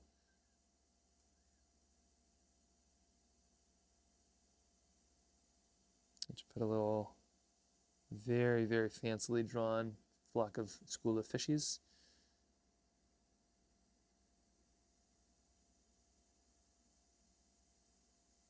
I don't know if you realize this, but fish are basically doorknobs. At least these ones are. All right, there we go. Fish, check. A little bit up here.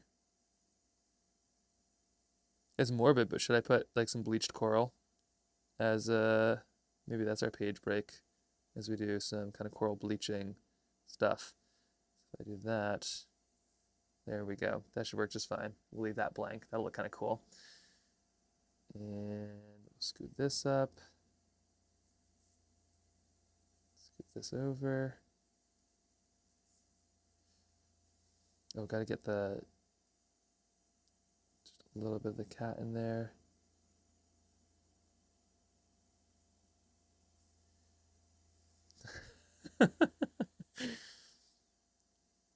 You might think that we're making a book about forever chemicals, but actually making a book about the cat.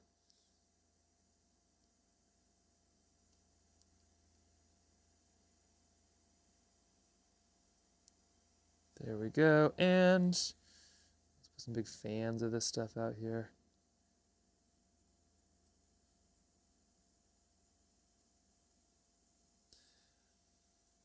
Okay, it's happening. So I'm not going to put a helmet necessarily on the kiddo. We'll just give some big goggles. Still going to put the overalls on. Put one of those pages right here.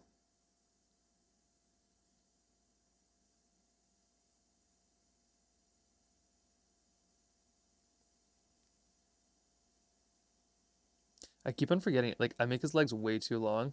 Toddlers have the tiniest little legs. It's hilarious. They're just like these little tiny these little tiny legs and a giant head. It makes me appreciate like just how proportional we are as adults. Because they have these tiny, tiny, tiny, tiny bodies, and their head is just so big. Like he'll just like the effort to get up as a toddler is wild. Let's do the dog book next. Yeah. Okay, so have you heard about this? We're talking about every team needs a couch dog, right? Because I'm so into it. Hello Max, really busy at work today. Much more significant lurking. Hope everything's going well and you're making great progress. Thank you, BDC. Kind of a rough start. We lost a chicken for the start of the day, which is still kind of still having those feels, but we're moving forward, which feels really good, and we're gonna get there. So here we go. We've got 2 sketches in progress right now. Here's the second one, and also thanks everybody for being here. Like this is kind of a big scary thing, and your company here has been so amazing. I was telling somebody about it the other day. They're like, "How's that book thing going?" And I said, "Well, it was brutally embarrassing for like the first 3 days, and I wish nobody was there to see any of it. And then all of a sudden, like now that we started painting, it's so cool to see where we've come, and I kind of wish everybody was there in the beginning to see how rough it started and now how far we've come. So it's been so cool, and all of your help and suggestions and things like that are so appreciated. All right, we have 1 coral reef with a cat with some fishes. And let's see, what are we going to start with? I think we start with the bright stuff, especially with these kind of sketches. I think a lot of it is kind of just contrast on contrast on contrast. So let's, for instance, do the cat. Let's add a little bit of a blue streak right here. Maybe one more right here. With bubbles, it's kind of weird. You could, like, that's kind of all you need. It's like a little, like that's basically it. Like that's it. And then we'll fill in the rest here in a second. Same with Same with a bunch on here. Let me see, I can probably get this even a little closer. That'd be nice. Here. Oh yeah, there we go. Maybe too close. There we go. Let's see, you've seen the soul of this painting. Okay, now we're going to add just a little bit of our wee small fish. And we're going to break this page right here with these. Sorry to hear about the chicken. Thank you. Yeah, it's we love our chickens, and it is real sad, but also, yeah, that's why it's important to live a good life, and they had a freaking great life, and so it's less sad when they're gone because they did it well. They laid us yummy eggs. We gave them amazing compost, like all our scraps. They were very happy birds, and we bought like really expensive foods. Most expensive eggs we probably ever had because like they had top-notch food and treats. But worth it, worth it. Okay, so we're gonna start. Let's see, how do we do this? We start light and then we get darker and darker and darker. That's kind of how we do coral reefs, or at least that's how a lot of these things kind of work out. Is you kind of like break up all the silhouettes. And so we're going to do something like that. Just add a little bit over here. There we are. So what that means is we kind of just got to add some really light layers. Probably, oh, I should wait just 1 second. Never kind of paint immediately after you put some lines down because they always tend to, like almost always, they tend to bleed a little bit. So we're going to skip over to our orca then. Just a lickety-split. We have our nice little boat. And let's add a little bit more red on the bottom. We'll keep a bit of red, but we're going to put a little bit of red and then we're going to bleed it into something purple just to kind of give a tritone. Tritone? Dual tone? A tone. We're going to give a tone. Art journeys are so much more interesting to me as the art itself. No shame in rough drafts. It's literally where everyone starts. At least you're not Caravaggio stabbing people in street fights. What? Who's stabbing people in street fights? Caravaggio, isn't that a composer? I feel like that was the composer. No? And I mean, like, if that's what we need to do, like, I will do some crazy stuff for a kid's book. You don't tempt me at all. Maybe that's part of the process. Maybe that's what I've been doing wrong this whole time. I haven't been doing enough street stabbing. All right, so we have a little orca. That's there. Let's add our rudder, and then we're gonna kind of carve out some. We're gonna do some really fun sort of oceanness, I think, right after this. Sharpening the background, sharpening the back end of my brushes for self-defense. Yeah, you can do that. I also found out, so these brushes, most brushes have this little tiny point. So let me screw it off. This little tiny point. Oh, will it focus? Now wait, right here, this little hole right here. And the reason is because that way when you put your brush and it's still wet, it can drain out. But maybe replace the point with a little spike. No, as a painter from the transition to the Baroque era. Oh, amazing. Just stabbing people. People were wild back then. Not that people aren't wild right now, but people were extra wild back then.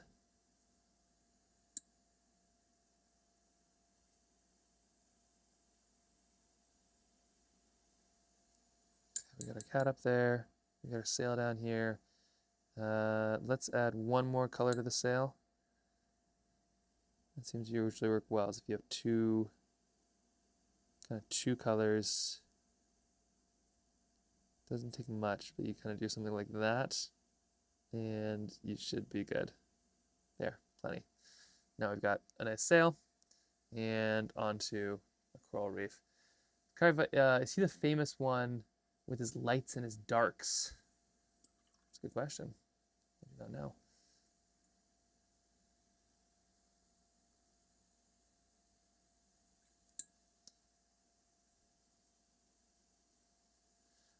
I did some classes. I didn't necessarily go to art school, but I did go to school and do a lot of art. I took a lot of classes in it, and I always found it interesting. Like, there's this obsession with these artists who live some pretty crazy lives, like, stabbing people in the streets, and made some really beautiful stuff. But like most of the artists who did the really beautiful stuff were just in pain, in like some real serious pain. And I think that's part of like what made the collecting interesting. Like Van Gogh was tragic, but also dead, so his stuff was kind of limited. And it's like, okay, there we go. I guess that's all there is. And I feel like it is the story a little bit of the artist and the pain they went through that made it so interesting. Um, but it's so funny because in art, like on these art classes, like everybody wanted to be like Van Gogh or something like that. It's like, oh, I want to paint that beautifully. I want to do that. And it's like you realize that like to do it, you basically had to be tortured. And like, sure, he made pretty paintings, but was not a happy person. Like, why not be like a very, very good painter, be appreciated in your time, and not have to like eat your paint and go nuts? Like, I'll stick with not being a famous painter and being a happy painter any day of the week. My happy art opened up. Oh, I'm happy art opened me up to in history because it gives me such a context for techniques and such. I can understand why. I can understand why X artist is famous. Oh, yeah, yeah, yeah. Like, yeah, how they.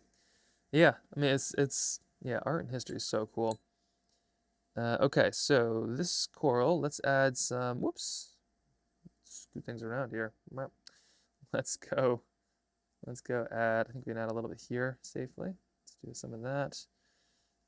Coral reefs. They're a little bit of all the colors. We're gonna kind of do something sort of funny. We're gonna add a little bit of everything and just let it blend. I know coral doesn't really blend, but in this case, we're gonna kind of put a little bit of everything in. And we're actually gonna keep the coral palette limited because we don't want it to kind of be too much of a circus. So here we go. We got some yellows mixing to red. Let me put a bit more red down here. The cat is going to be black, of course. And then we'll have some, what do we have?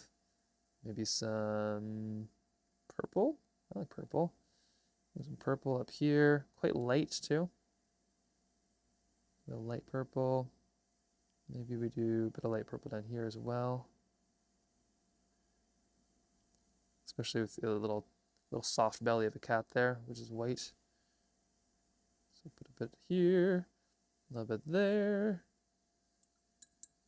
Kind of fill this all up right here.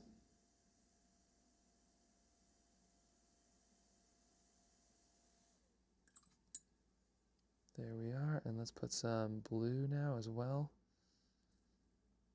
Maybe a bunch of blue over here.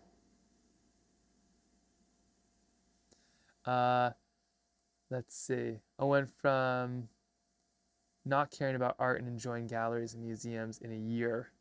That's pretty cool. That opens up a lot to you. And it is true, the history, like some people are like I'm a history buff and some people are like I'm an art buff. I think you kind of have to be both. Like that's what you're totally right. History is what makes art so cool. And I think for me it's like that's modern art too. Like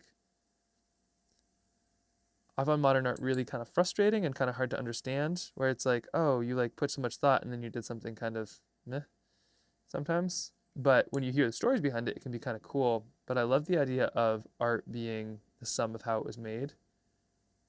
So not just a historical artifact, but like the actual glass plates of the photograph from the Endeavor are really cool. The photographs are cool too, but like the object. So I almost feel like modern art could be more about the thing, like the process of how it's made, as opposed to like the thing itself. But I suppose you need something to sell, and that's what always becomes about the thing.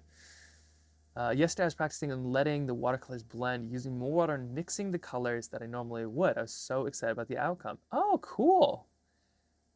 That sounds, yeah. I mean, like, I love, I love when you can practice and the results of watercolor being able to do what watercolor does best, which is so hard to do. Like, oh my gosh.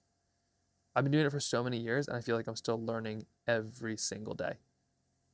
And not just like, oh, I learned like a new very small technique. Like I feel like I am learning wholly new like everything's on a daily basis. And it's but when it gets free, it's isn't it so great? There we go. So here is kind of our kind of coral coral colors right there. And then we'll kind of let these will all be kind of darker and lighters and things like that.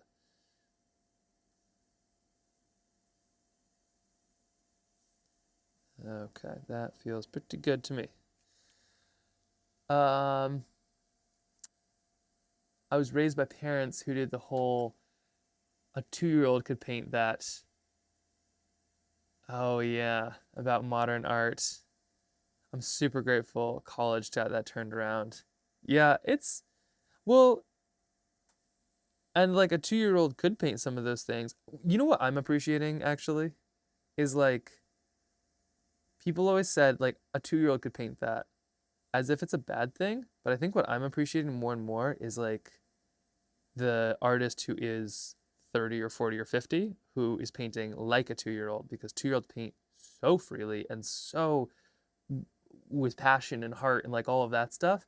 And it's like I think that statement isn't wrong because it demeans the modern artist, and some modern artists definitely deserve to be demeaned. I think that statement is wrong because it's saying it as if like a 2-year-old's painting is not something to be sought after, but like 2-year-olds get it. They get it. I'm so envious of how few I'm so envious for how few hangups my daughter has when drawing her art. Yeah, right? Like it's so they're so free. They're just so free about that stuff. And it's like that is the goal. So many artists, if like, yeah, best case scenario, you paint like a 2-year-old. Honestly, like have you seen there's like a couple of people, they have like a studio where there's like this one guy and he's like always just kind of like moving paint around and something. The difference is he has a crowd of 30 or 40 watching him do it. and and he I would argue he is painting like a 2-year-old just with like more technique and maybe a little bit more skill and money. But the passion is there and like you see it and you're like, wow, what a successful artist. And it's sort of like, no. Successful art is just unconditioning, is unlearning, like deconditioning the adult. Paint like a kid.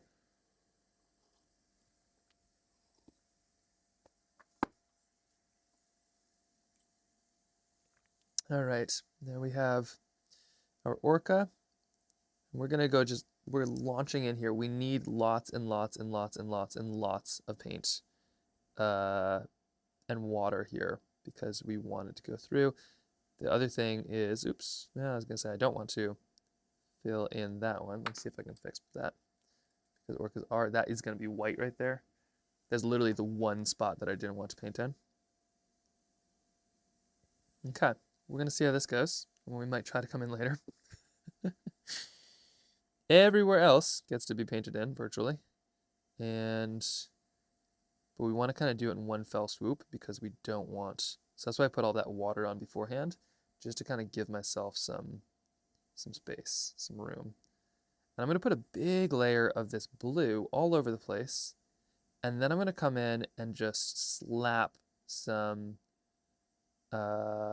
color down. So we're going to really let, when it's the right texture, we're going to really let the dark blue kind of do what it wants, maybe even some indigo. And I'm hoping that that creates some really interesting blooms and stuff like that. But if I put it on right now, it would kind of follow the path of the other blue and take it over. So we're gonna kind of mess with that just a little bit, and see how it goes.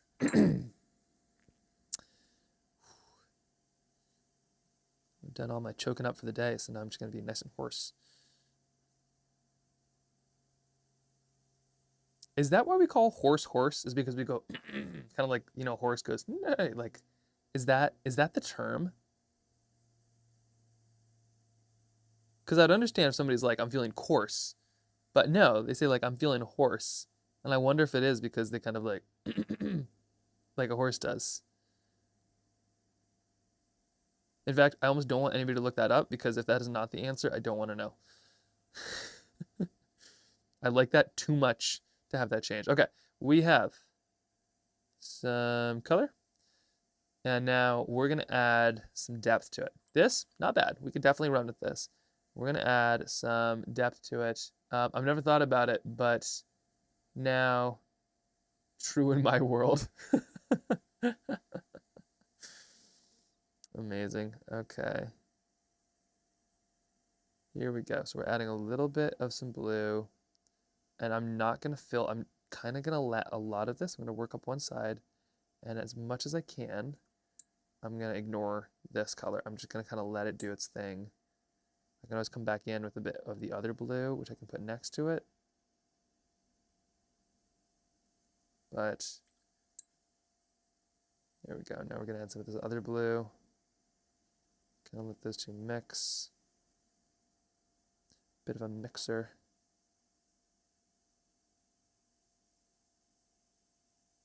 So yeah, ideally I'm kind of being gentle-ish because I want the watercolor to do what it does best. So there's that.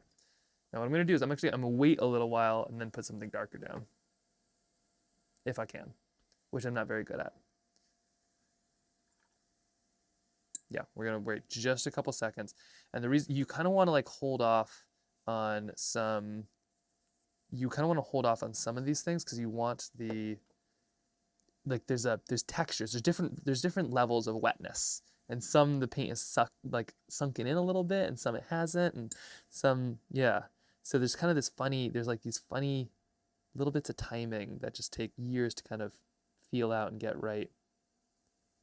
It's also another argument for kind of picking a paint and sticking with it. I think it's great to like try a bunch of things. I think that's really important. But whether there's like, you know, maybe you start with some cheap watercolor paper and then you get really good, so you're like, oh, I'm gonna buy the expensive stuff. I think there is something to be said about just picking your medium and work and just using that because you kind of learn all these little subtleties of like how the paper works, how the paint works, how all these things work, and it gives you this like amazing edge. So if you start with Crayola, like maybe just stick with it because you could get really, really good with just, you know, what you're using. Have you used granulated watercolors? Yes, I have a little bit. I would love to use some more. Here, we're gonna wait for that to dry. These right here are some granulated watercolors. These are Daniel Smith, and these have some really interesting tones on them. If you want to see, I can show you what they look like. Let's see some scrap paper here. So like granulated watercolors do some really interesting stuff. What they'll do is, well, they'll granulate. So like say you're using some of these here. Add some water right here in between them. And let's use some Humboldt Violet. Activate those, I suppose. And maybe a bit of, let's see, we want something bright. Some burnt genuine, maybe? No, let's try, yeah, let's do some of this. So you can add a little bit of water. And these are called like paint swatches. So they kind of just give you a little splatter of paint, basically. And it's this really, these ones I think are a lot of like kind of mineral paints. I think these are just interesting rocks and stuff like that that make nice paint. But you add this kind of stuff.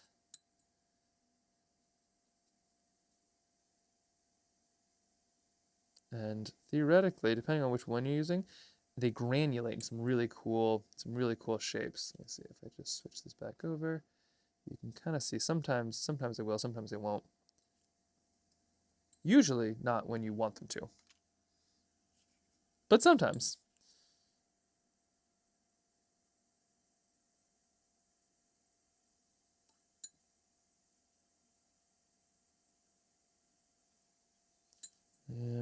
ones go? Oops, sorry. Got this, got this.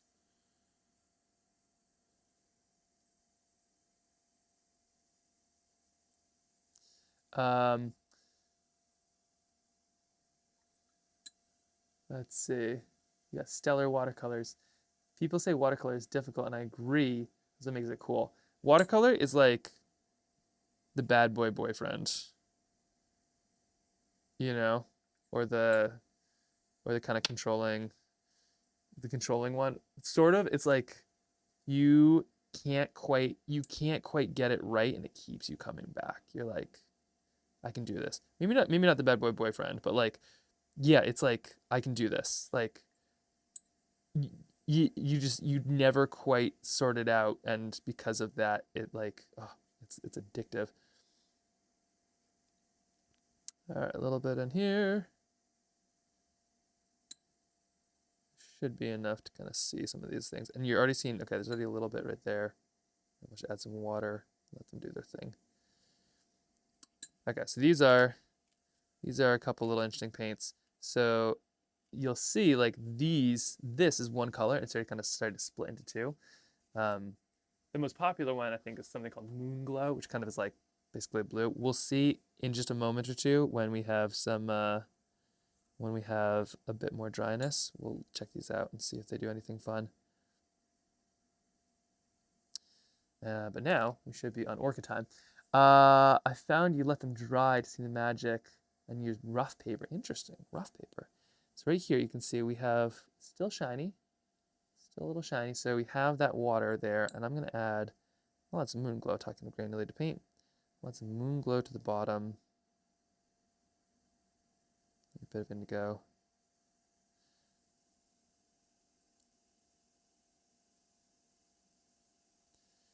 And I'm actually gonna just put it there and set it and forget it. Maybe add a little bit up here. And you can have like, a pure wash where it does exactly what you want it to do and is like a perfect gradient. I like mine to be a little bit all over the place. Just personal preference.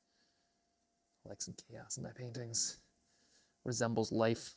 Okay, that feels dry enough to add another layer soon. I think we might need to start adding some flippers and things to our little kiddo. Right here, let's put on some, there's a pen. Wow, those are great for rocks. Yeah, it's kind of fun. Well, I think that's the other thing I like about watercolors is they are quite pure in some way. Like like watercolor is, all these colors are just sort of like pigments bound with xanthan gum and like there's nothing crazy in these. Like acrylics is cool, but it's also very oil based, and there's all this stuff, and even oils is often some really scary stuff. And watercolor is just kind of like some pretty color and some honey. Like that's basically, it. Or gouache is just some pretty color, some honey, and some clay. And it's just so cool the way I feel like the way it all comes together. Okay, some flippers, gotta get the hair in there. We can kind of get these happening while they dry. This one, maybe we add a little bit of a shade. Maybe this has a bit of red or something in it. Put some of those down. Like I said, try not to make things too psychotic on this one. You should stare the story. Sorry. Oh, hi, Mom. My mom has entered the chat. You should share the story of getting the water shot for the movie. Oh yeah, I should. Also, Mom, sad day. The orange chicken, the hound, has died. It was very sad. She was not doing too well yesterday. I mean, she was just kind of looking sleepy, kind of sleeping in strange places. Checked on her. She seemed like she was doing okay. Offered her food, and she was like, all right. But then she was dead this morning, which was very sad for Kep. He was very upset. It sounds like he's doing well now, but we made a little sketch of her. Oh, that's too close. Anyway, you can kind of get the idea. But let's see, I haven't touched my acrylics since I tried watercolor. It's true. You made an amazing son. Oh, that's for you, Mom. I was gonna say Kip is pretty great, isn't he? But no, I see where you're going with that. Uh, yeah. So okay, to her credit, so the story is so of getting the water shots. So we um the the problem with the film is that we needed all of these shots of like Kip pulling something out of the water because I wanted a lot of these shots in the water. So we ended up getting these shots in Seward, Alaska. The film had to be done in like May or something, like January or something like that. So all of these like theoretically warm weather shots were done in very much like kind of winter conditions. So for in the film, like we basically put on huge coats and then take them off and quickly try to get the shot. And I'd use color correction to make it look slightly sunnier. But in the water, that's like winter water.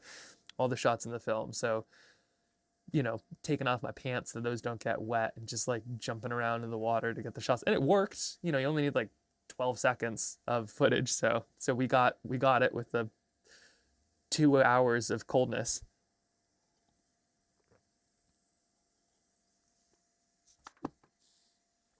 Okay, and now we've got a little dad kind of swimming way up here, so we're gonna add them. I'm using a lot of the small brush lately. I'm just gonna put them as a silhouette.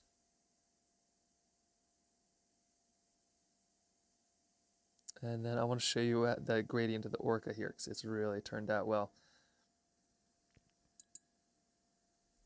And then our little guy, let's see, we have that. Let's add maybe a face and some hands. A little bit of color.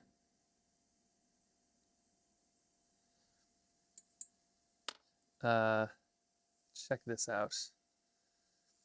I remember going to the Oregon coast for my film, for the first film from Kentucky. You instantly running into the ocean in my blue jeans and holy moly cold. Yeah, especially because blue jeans like hold that cold. Oof.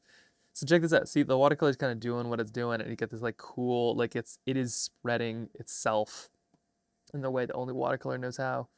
So that is perfect. That's exactly what I wanted to do. And the second it is dry, then we'll fill in the orca right there and add the rest.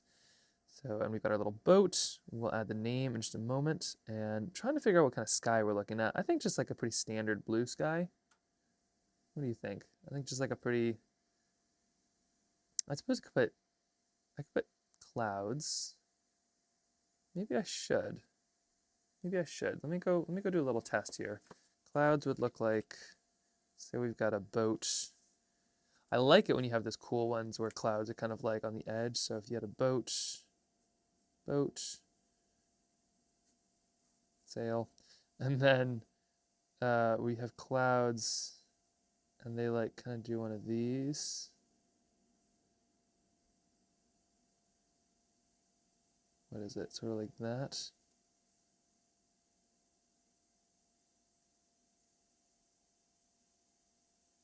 But they're kind of on the horizon. So it's like this. Pull over there, add a few here. It's weird because like normally you see where clouds are, but when you're so low, they kind of like can just sort of puff up over the horizon, and then you'd have blue up here.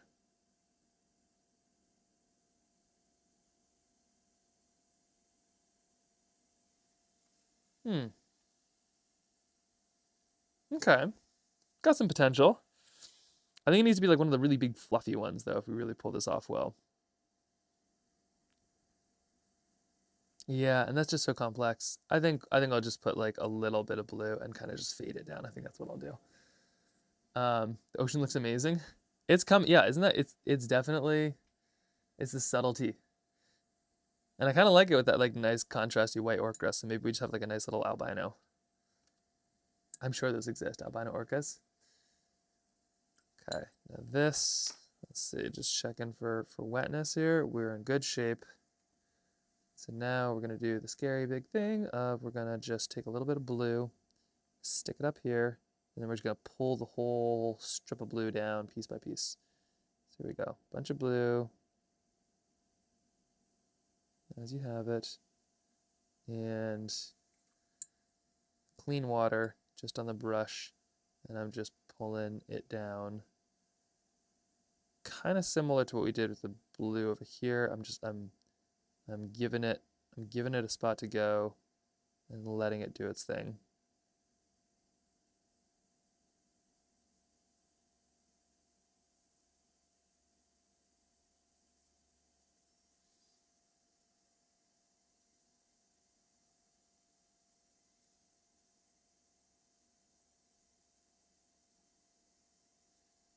We'll do the same right up to the top. Just, ooh, there's the green. Shoot. This is why you don't carry blue and green next to each other. This is a mistake. This combo. It's like putting the two kids in class who are like goof offs next to each other. Like you're asking for it.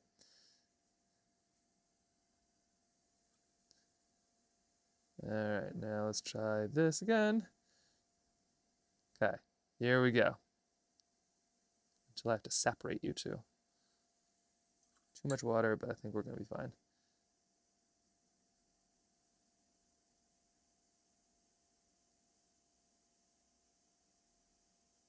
Just gotta match the other side perfectly. There we go. Okay, a little bit to the side, a little bit to the other side, and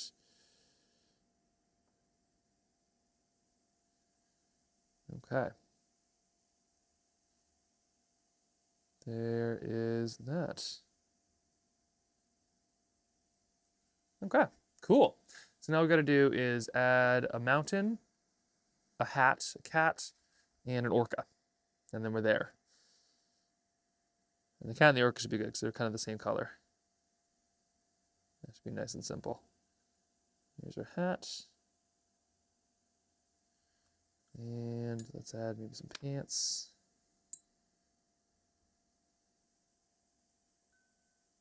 Whoa, way too dark.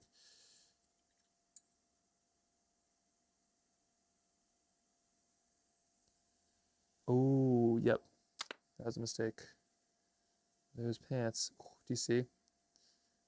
Kind of the watercolor kind of taking that green and that blue.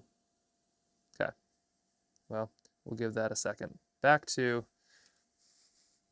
this one. These are just getting more and more complex. We should really kind of like strip it down and make things a bit simpler, I think. Mistakes are being made in the choice of complexity. All right, we need a little bit of something. We're kind of getting darker and darker and darker as we move forward. So here we go. We're doing this one relatively dark. And then we'll paint in our little person. Paint in the rest of our coral. We got some bleaching. We got a cat with a fishbowl on its head. What more could you ask for? Well, you could ask for no coral bleaching, I suppose. That is what you could ask for. There we are. Okay, great. Voila, there we go. Oh, we can add our cat in too, can't we?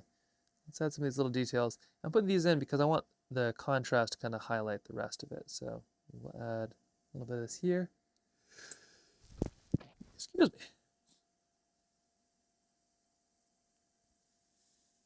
me.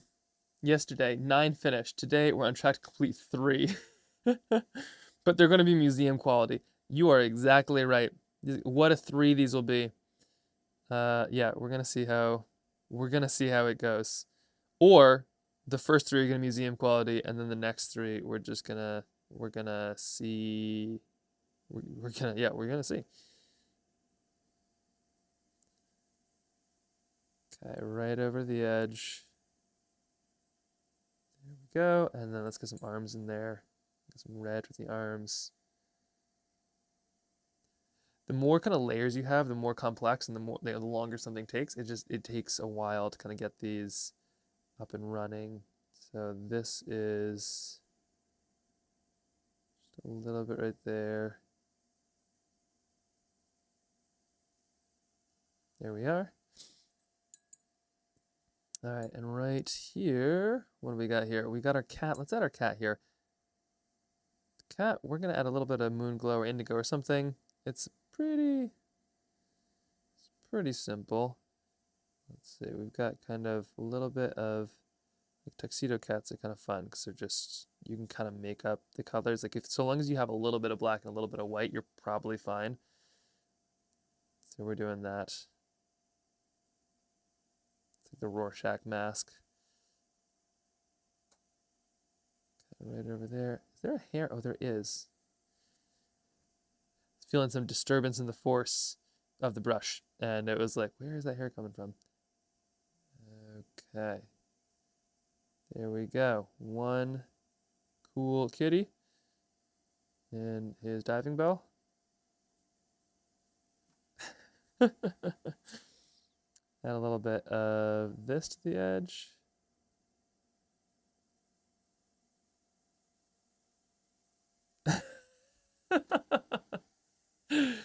Great. Yep, this definitely worked. Next 5 need to be simple horizon landscapes with a silhouette in the main character. Yeah, perfect. Yeah, I think we're gonna have to do that. And then are you using black from the tube or mixing your own? This is indigo. So this right here is indigo, which is, you know, can be dark as black or as you need, but I like it because it gives some depth. Like as you, it doesn't like take over a painting quite as much as black does. Black, pure like lamp black or ivory black is it it controls what you do, which can be cool, but if that's not quite what you're into, it's a little rough. All right, how are we doing? We are cooking. This, let's see, are we dry? I think we're dry. Maybe not though. Maybe not fully. Maybe not fully. Okay, we're just gonna add a couple little details. We'll toss this down by the heater. Oh my gosh, I can barely move. We did an orienteering race yesterday, which is sort of where you go get lost. It's basically a trail run with no marked course in Alaska. So lots of bears, lots of fun, and so many prickle bushes. And my arms are just like, I can't even really see anywhere, but just like they're shredded from Devil's Club, which is Alaska's like most popular plant for some reason, but it's like if you mixed celery with a medieval mace. It is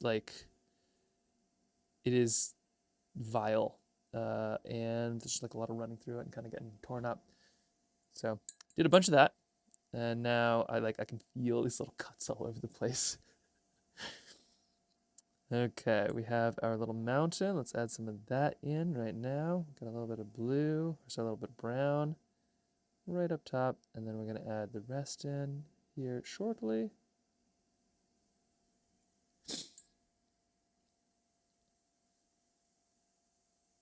Okay.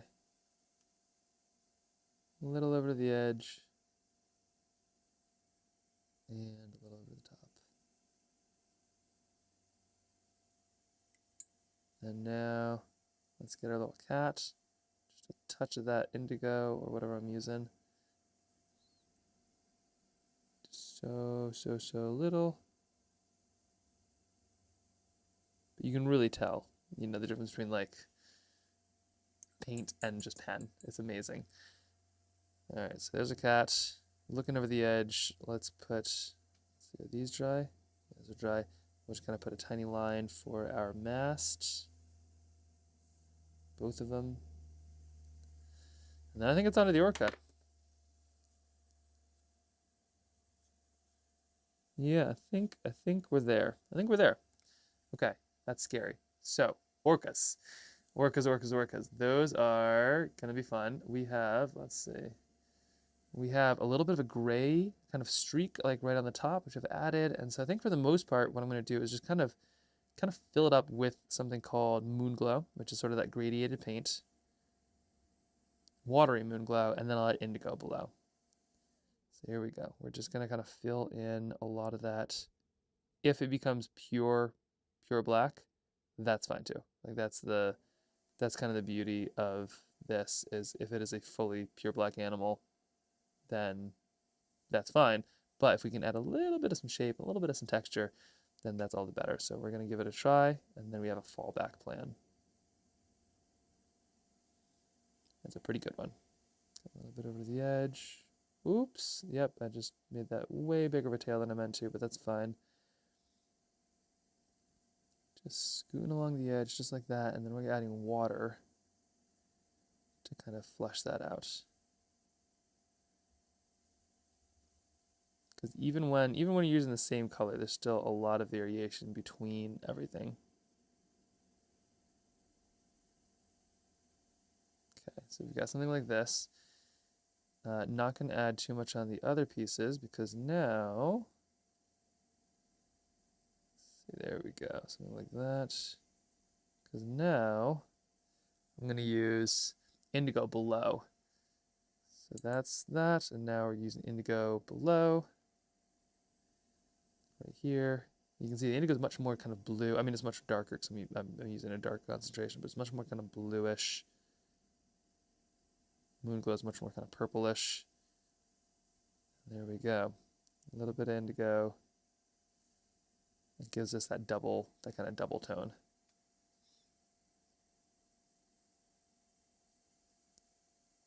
There we go. A little bit more to the top. And of course we have one fin. This fin is going to be dark. The other fin is going to be light. I believe they're white on the bottom. I think. Are they white on the bottom? No, actually, I think they're fully black. Yeah, they are fully black. Okay, so never mind what I said earlier about the one fin that I want to be not black. Okay, right here going up. And they're so dark that like their eyes aren't visible, I find usually. So that's kind of like the level of darkness that I'm going for. Come to think of it, they're kind of like, I wonder if Venom was based on an orca, because they kind of look the same. There we are. There we go. Great. Okay, now I'm adding a little bit of water here because that little gray stripe isn't like a pure gray stripe. It's kind of like a little stripey thing. And then we're going to add some more something dark to the back of the tail here just to kind of give it that like shaded look. There we go.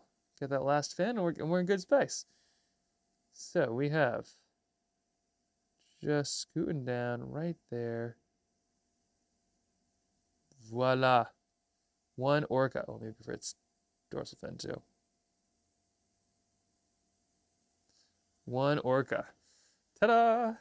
And it's heading up to our little boat, the HMS boat, and gonna go kind of move that page toward us. That's a fun one. I like this one. Just joined. What are you using for black? This is also, hey Sherry. This is moon glow on top, indigo on bottom. Indigo is definitely more of an orca color, but the moon glow kind of like gives me that thing that's like kind of dark but not too dark. So it works. It works. But okay, here's this sketch now. As that dries, let's move on to our coral reef. If I can bend back up. Oh. So here's our coral reef right here. Blowing your mind. Oh, with the indigo? Indigo will do that. Gotta watch out. Not the first mind blown by indigo. Okay, I'm just kind of filling that back up because there's a bit of a paint streak. There we go. Now we're fine.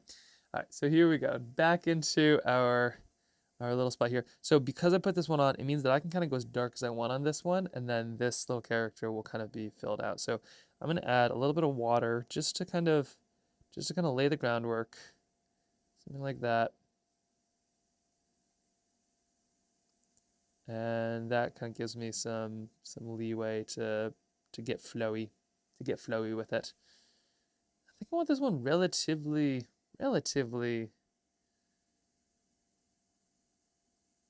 kind of dark, but I'm thinking this edge right here should be some interesting color. We could try yellow. Maybe we try kind of yellow orangey. Let's see what happens here. Coral is kind of yellow and orange and things like that. So I'm going to add a little bit of yellow, kind of the edge, really just to the leading edge, really to the like barely right there. And then let's put in some purple here.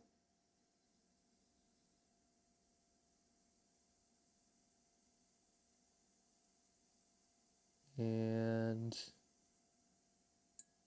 perfect. Okay, so we're adding some purple. We're still going to bring in quite a bit of color, but we're going to we're about to temper it pretty seriously.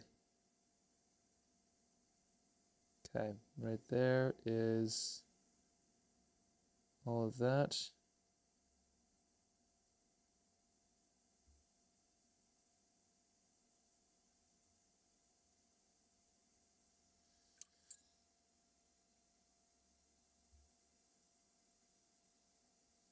And I can kind of push, I can use the yellow to kind of push the other colors out of the way a little bit if I need to. Now over here, I'm gonna use a lot of that blue, kind of that dark blue, because I don't want it as dark as the cat, but I want it dark because I want this little bit of contrast, especially with our page. We're gonna use a little bit of dark blue, and we're gonna fold it towards the edge.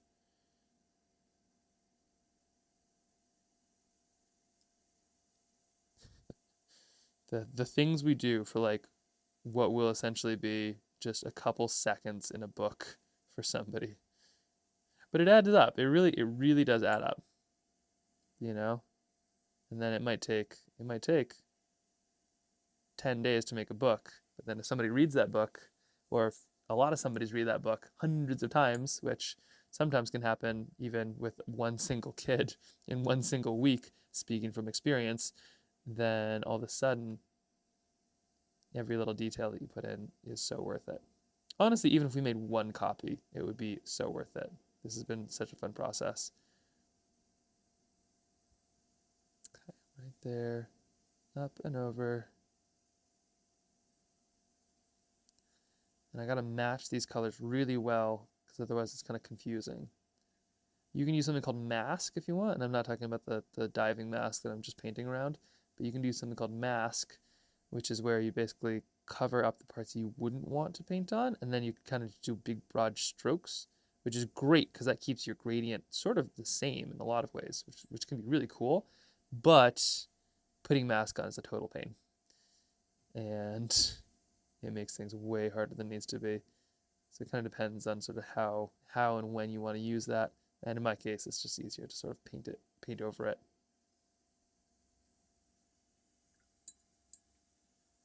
A little bit of this. Masking fluid stinks. It is, yeah, physically and literally, it is. Masking fluid smells so stanky.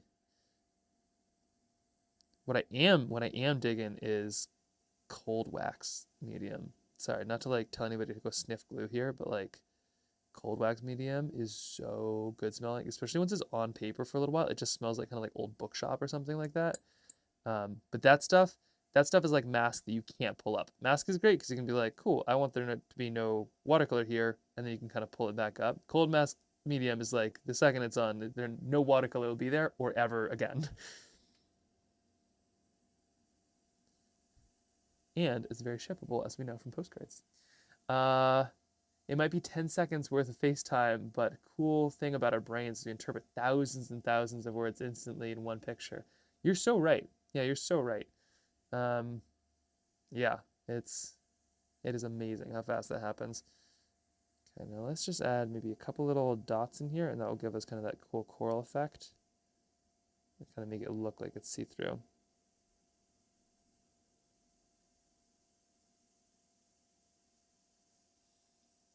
And then we'll kind of have them sort of getting more and more diverse and sort of scattered as we get down lower and lower.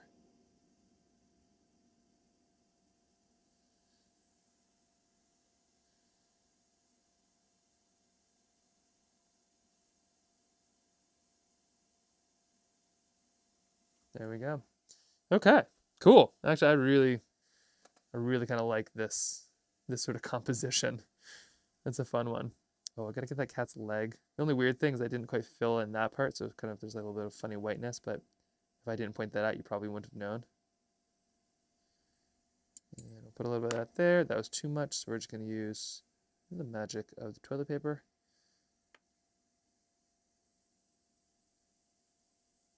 And there we go. Cool. All right, number 2. Check. Now we just need some, well, I think we're there with this one and this one. So here's the double. We have our dried but finished boat with the orca, with the cat, checking over that page kind of coming up. Not too many Easter eggs aside from the cat. suppose it could be like a jellyfish or something down there, but we'll see. Always add that in later. And then we've got a little bit of our cat in the bubble chasing the fish, the boy grabbing for the page, and then the dad sort of swimming around, not quite knowing what's going on. Maybe pages should be streaming from it. I don't know. We'll see on that one too. More additions. And if you don't, King, Grift, and Grime. Oh, if you don't mind, yeah, if you don't mind dirt and grime on your postcards, yeah, you can shift with cold wax. Just know it. It might pick up some visitors.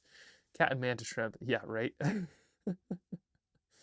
Mantis shrimp are some wild stuff. Okay, so there we go. There's 2 more. Check. Holy cow. Maybe we can outline one before lunch here.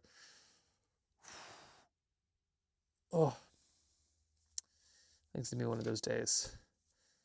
Now here we have, this is the city one. I was thinking like one in a sewer or something, because the pages, like the sewer side of things is real PFAS, has some real PFAS stuff kind of going on around and about it. And then what was the other? We were potentially going to do another one. Was it them reaching the shore? Is that what we're on to already? No. Could it be? No. Here's our cat. Let's pin these up first just to have them. Actually, I might have to switch these all down.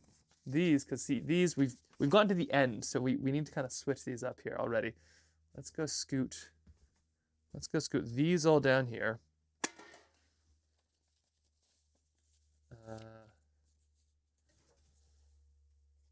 Whoa, there's a lot. Whoa. Don't mind me. Just doing heroics for the sake of organization. So we're just going to scoot these down here.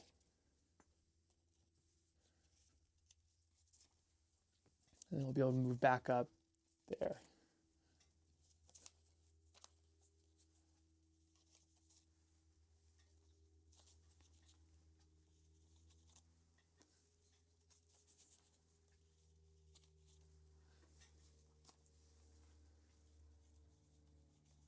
There we have just a couple. Whew. 1.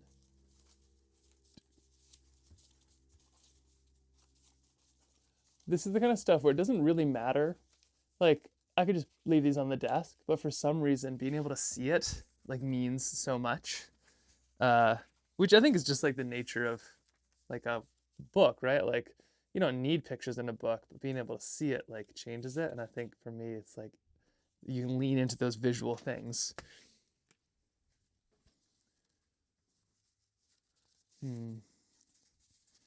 Where's this one at here? Yep, okay, all right,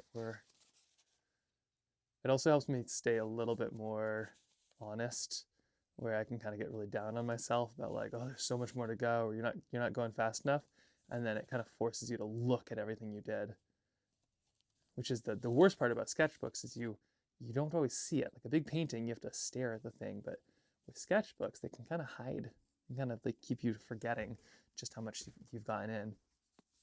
Are you calling with Emily? Oh, I think it's Friday. I think we're talking on Friday. But let me check. Emily Donovan.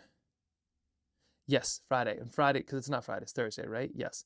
On Friday, we're going to talk with Emily, which is very cool. Emily is one of like the founders, I believe, of the Natural PFAS Coalition, and she has time for us on Friday. So if you have any questions, I am really excited to see her take on all this. I will be honest, I'm very nervous to see her take on all of this because her opinion matters greatly, and I think she's going to be stoked. Okay, we got those two. So now we got the sewer, and we've got one that I haven't put in, but I've been thinking about, which is when they get close to shore. There we go. When they get close to shore. So I want to show the boat, and we skipped the sewer. The sewer is technically before the boat. I want to show the boat getting close to shore. And I feel like the C stacks would be pretty cool. So we've got all these C stacks earlier. So I was thinking them kind of going through the C stacks, and maybe we do a couple of those. And then we're back on the shore, and now we're in like the thick of the plot, which is very exciting.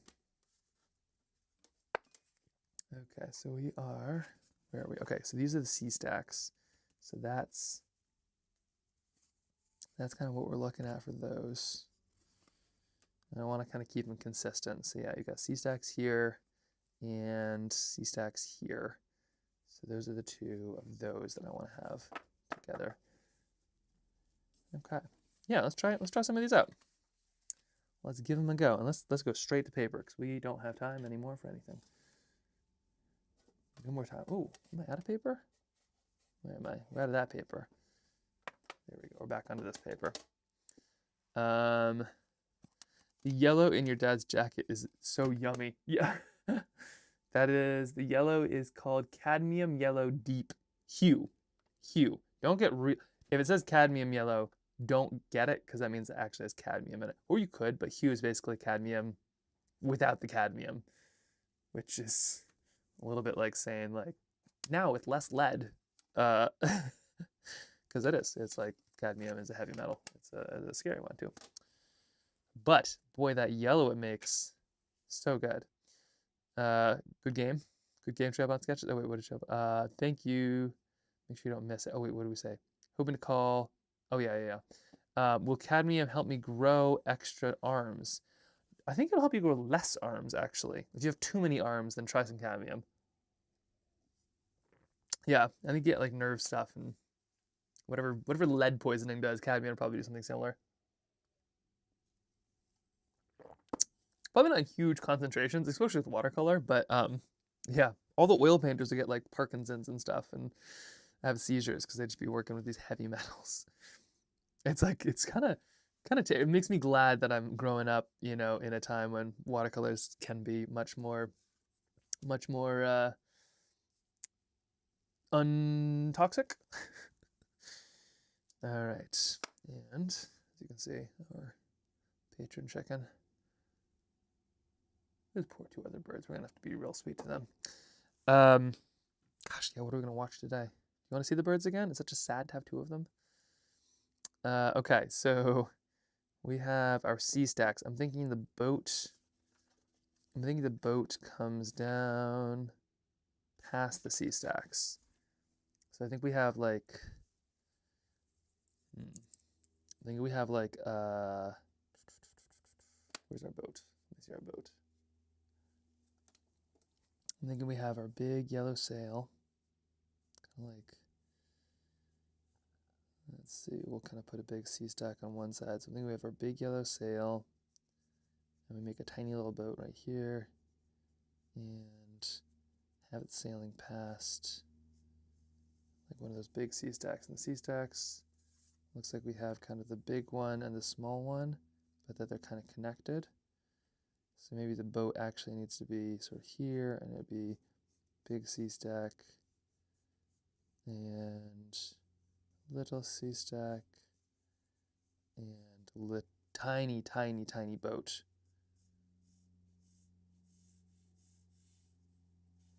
So then like little, very small sailboat.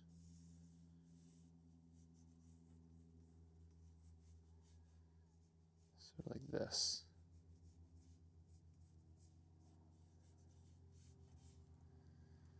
Yeah, okay, and we'll put the C pretty high up. So that way, that really gives us a good sense of scale. And we're gonna do one of these. Talk about leaning into landscapes here. Here we go. This should be a relatively simple one to pull off. Now let's just launch into this one, and then we can always sketch another one here right afterwards. Okay. C stacks for days. This we can do with a pen. All right, so we're gonna be just scooting over to the top, right like this, over and to the side. Once again, down and over And to the side. Maybe I wanted to break that up. Maybe I didn't. Either way, there we are now. So then this boat, we're just gonna have, where's my little draft? I had a little nice draft. Oh no, this one here, I like that.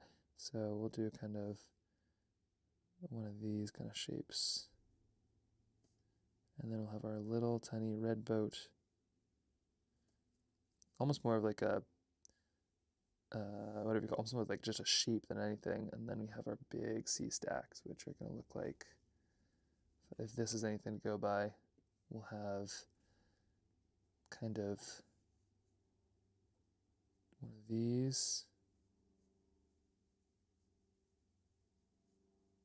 It goes up and over, and kind of plunges down, and then over, and then rockets up. Okay, I like that. And then right here,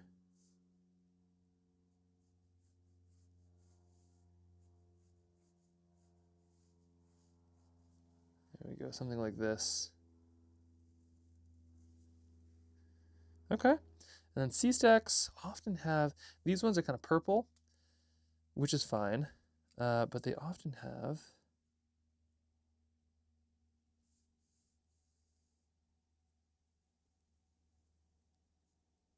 there we go, okay, there's our ocean. They often have like a little bit of like a tuft. They're almost like little tufted things. Let me go see, like an Oregon sea stack, sea stack. And there's like where a cliff, basically there's like one piece of a cliff that is stronger than the rest. You can kind of see here's some examples of some really cool sea stacks out there. Isn't that just great? It's like a little layer cake. But they often have, yeah, just like a little bit of grass kind of stuck on the top, which is like the only place things can kind of get a foothold. So we'll add a little bit of one of those. So kind of get some of these, something like that. And then you probably have some like grass and things sort of down along the side in the corner.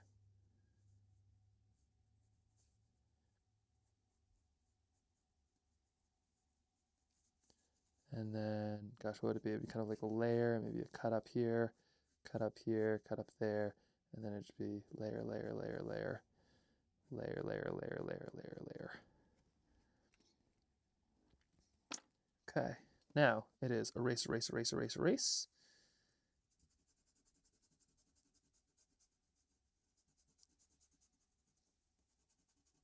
We were a little tiny boat with yellow sails. Love the yellow sails. Whoever suggested that one, that's a great color.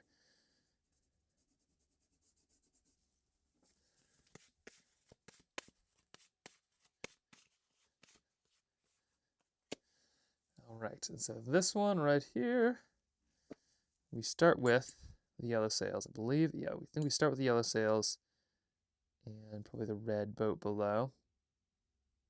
That yummy yellow, great choice.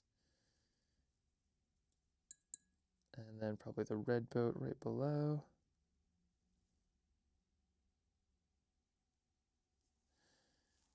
And then we'll just fill in the rest. Oh, maybe I shouldn't have. Maybe I should. No, that's fine. That's fine.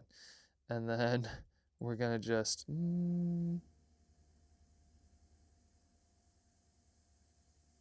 should I have? Yes. Yes. And then we're gonna add some waves, some wave action. So this right here is gonna be kind of symbolizing where the waves are gonna be, and we'll add some of those in a bit.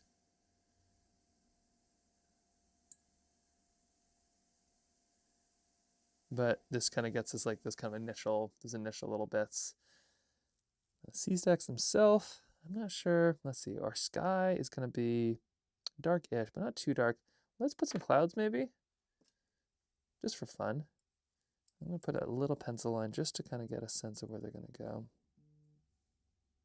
And it's going to go behind this one and maybe just kind of be a nice, gentle billowy cloud.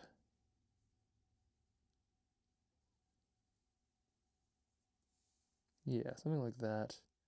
And maybe there's another further back.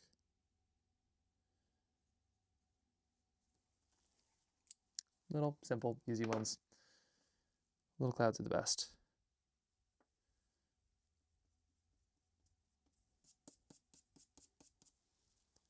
Okay, and so in here, it's just a touch of, gosh, an indigo or something like that. It's just like a little something.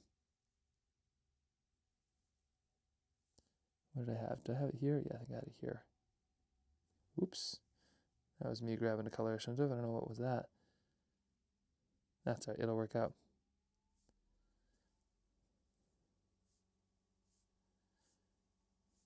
I like to keep those shadows kind of cool sometimes if I can. And we'll add a little bit more up here. And then it's just water. Just water all the way. Oh, yay, finally. I made it into the Discord. Oh, putting my leading watercolors from yesterday in the community artwork. Yes! I am excited to check that out. I might have done it right now, actually. I get so much inspiration from our Discord's community artwork page. It is so fun. A little bit in there, and then scooting up like this. The biggest thing with clouds is don't paint over the parts that you like. So often you like something, you're like, oh, let's put some more paint there. Don't do it. Just kind of leave it alone.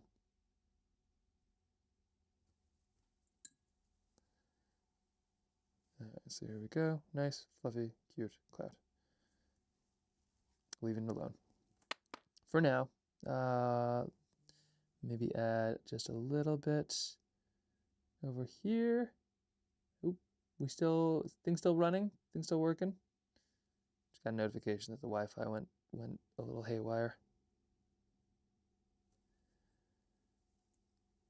Okay, and then same deal right up here. We'll just add our second little tiny cloud. And there we go. Okay, now we get to kind of ignore that until we're ready. Let's go check out your, still good? Okay, great. Right, the inspiration from other people and their creative is electric. Okay, I want to see Discord, community stories, where's community artwork? Community artwork. Oh, fun. This is Fancy Ann. You can see all of, wait, no, you can't, sorry. Just holding it over the wrong camera. It's like looking at how cool is this? I love it. It's so fun. Is this a sticker sheet? Because these look gorgeous. I love like the simple, yeah, just like the simplicity of the design plus like, yeah, the way it all kind of bleeds in. It's so cool. I want to do more like that. So did you do paint first and then pen, or pen first and then paint? Also, is that a sticker sheet? Because that looks amazing. This looks so good. So free with your colors. Very cool. Very cool. Am I hydrated? Nope. Fix that. Thanks. Sorry, was I slowing down?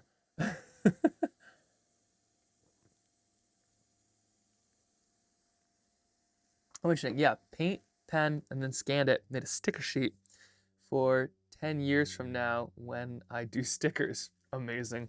Stickers are so good. Okay, we're gonna try to finish this one really quick before noon, because I need that. Okay, the sea gets darker the further away you get, I believe. So I think that means that we can do the sky right now, especially if it's a light one. So here we go. I'm gonna use just this little blob of blue, and we're gonna pull it all the way through. All the way through. Come on. There we go. You can go on that side of C-stack if you need. Blob of blue. Same over here. Little blob of blue. Pulling it all the way through. Nice little rhymes. And then we're going to put a much more big blob of blue up top. My blue's been kind of like breaking a little bit. Almost like, I don't know, almost like when you put sugar on a table or something like that. You know, like melted sugar. So it's been almost like cracking, but I love it. It's probably an on purpose thing. The blue I brought is probably like on sale or something because it was, you know, it was like blue that's meant to crack and nobody bought it or something. But it's yeah, it's been a really interesting thing to see. Thank you. Yes, I am pretty hyped on these clouds. Sorry, not to, I don't want to toot the horn in case they like go awry, but like these clouds are doing it for me. Okay, a little bit there. This one kind of looks like it just sort of went a bit off the rails. Nothing a little bit of TP can't fix. Boop. And let's see, we got our blues. And then now here is where I'm just going to kind of try to pull some of that blue down because I want it to kind of fade in a little bit. Things kind of go lighter toward the horizon, I tend to find. So we're kind of trying to kind of fade that in just a little bit and call that a day. Okay, there we go. Cool. And so then this whole shindig, let's see, is that boat? That boat is still very much wet. This whole shindig, once we have this moving, we're gonna create the rest here. Pulling a little bit of stuff off this boat, let it dry a little faster. All right, cool. So we'll have this. This is up and running. This will be kind of there in moments. And then what is the other one we have? Oh, is the cityscape. Oh my gosh. It's got to be done. It's one of those ones where it's got to be done. It's got to be done. We'll sketch it out. That always makes things a little bit less scary. Sketching them out. Cityscape, cityscape, cityscape. Okay, so we're talking about a cityscape. There we go. Use a nice little piece of scrap paper. What are we going to do for a cityscape? So we have the cat. This is what I had put down. We have the cat, the boy, and the dad, and they're going after a sheet of paper. And I'm thinking, like, I want something about a storm drain or a sewer, and because like the PFAS side of things is huge within cities. So I'm thinking we do kind of a nice simple city like that, nothing too complex, and then maybe they're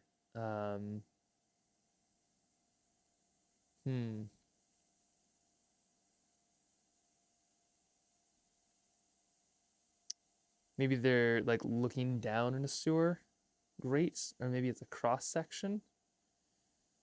That could be kind of interesting. They could all be kind of looking over. Let's try to sketch some stuff out. They could all be like looking down. Or you could have all like three kind of butts. So maybe it's cat butt, little kiddo butt, dad butt, and the cat is kind of like trying its paws down the sewer.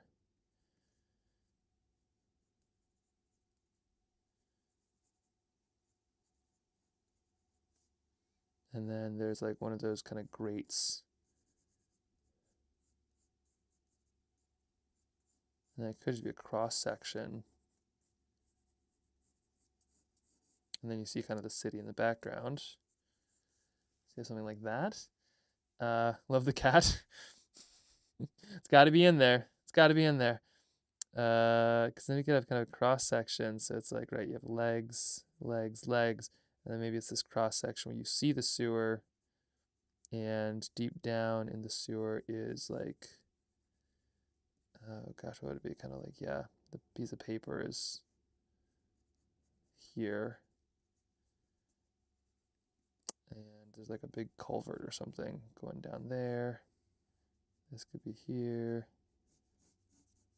Okay, hold on. This is working. This is working for me.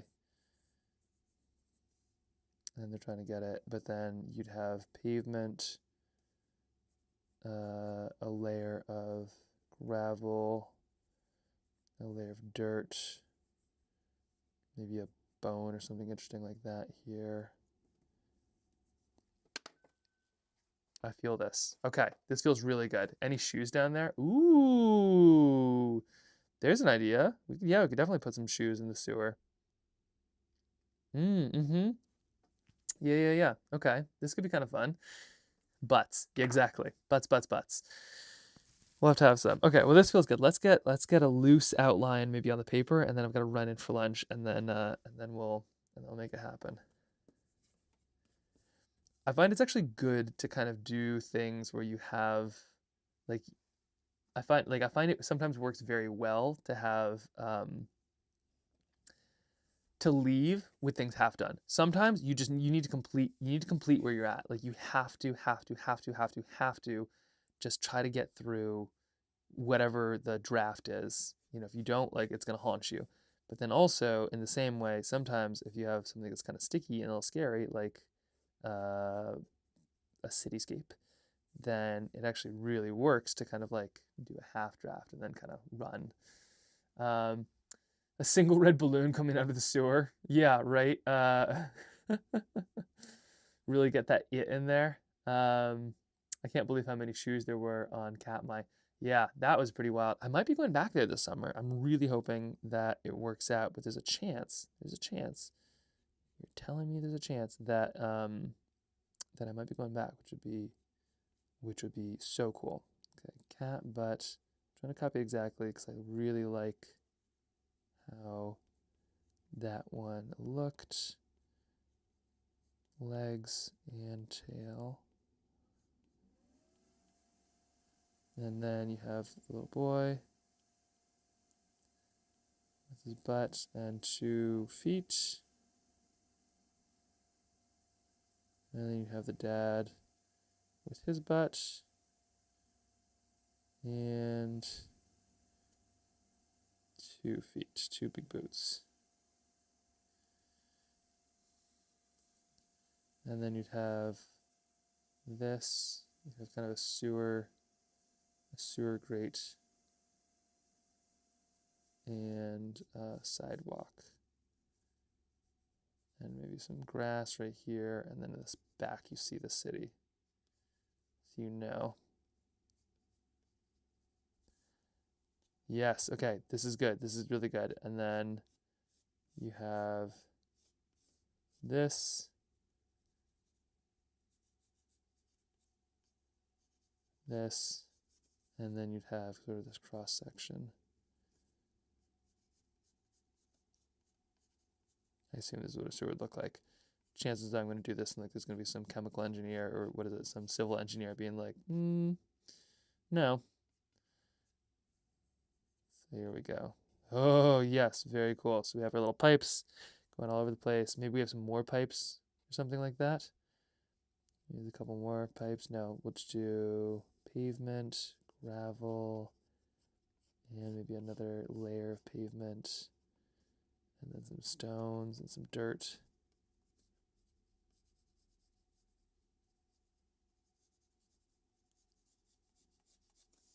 Okay, cool. All right, great. We've got it. We've got it. Yeah, it'd be so cool to see Katmai again. I'd be so excited about that. Maybe one more layer. Well, we have 2 minutes here before noon. I'll do one more layer really quick on this, just so we can let it dry. Was that dry yet? That is dry. I'll try to jump into the sea. And then, how do we, do you want to, oh, the chickens are depressed. You want to keep an eye on the birds? You want to keep an eye on there's still 2. You want to keep an eye on the birds while we have lunch, or what's your pleasure? We have some really cool birds. I don't see any right now, but we have some very cool birds that normally go to the feeder, but I don't see the woodpecker today, and everybody else is kind of like gone, which is a bummer.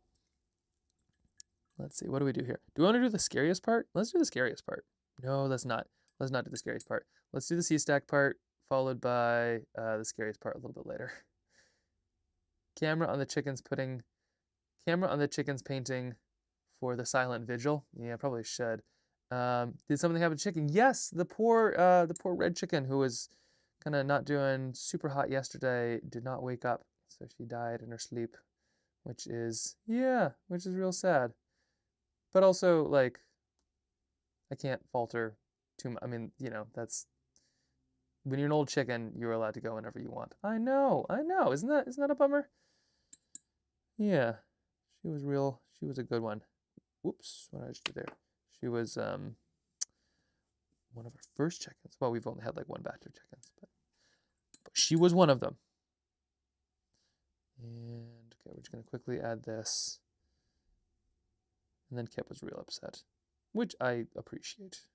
If he was too cavalier about it, I'd be worried. But he didn't. He wanted her to keep on walking.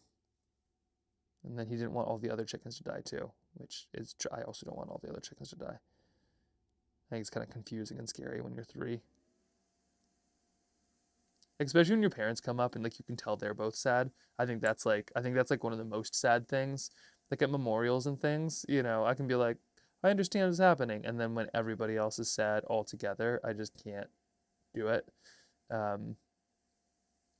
But I think, yeah, I think that was kind of tough.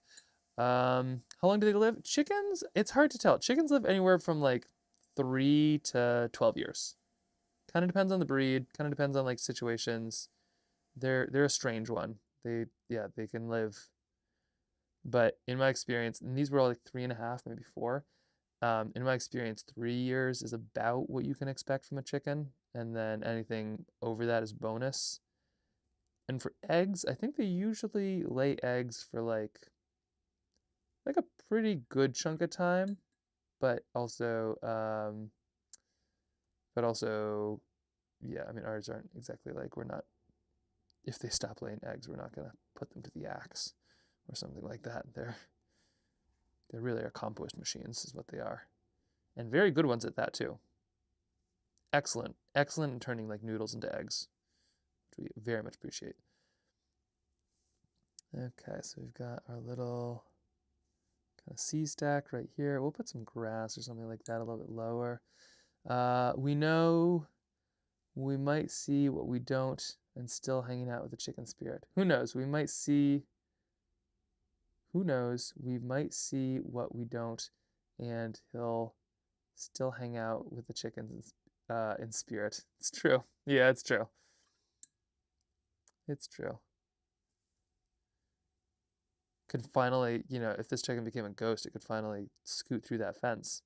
They're always just like, no matter where we put the fence or the chickens, they're always just like, I just need the grass on the other side. I just need that grass. Please just give me that grass. So I like to think of that being kind of the the freedom. Chicken heaven is just being able to go wherever you want to eat that good grass. And bugs.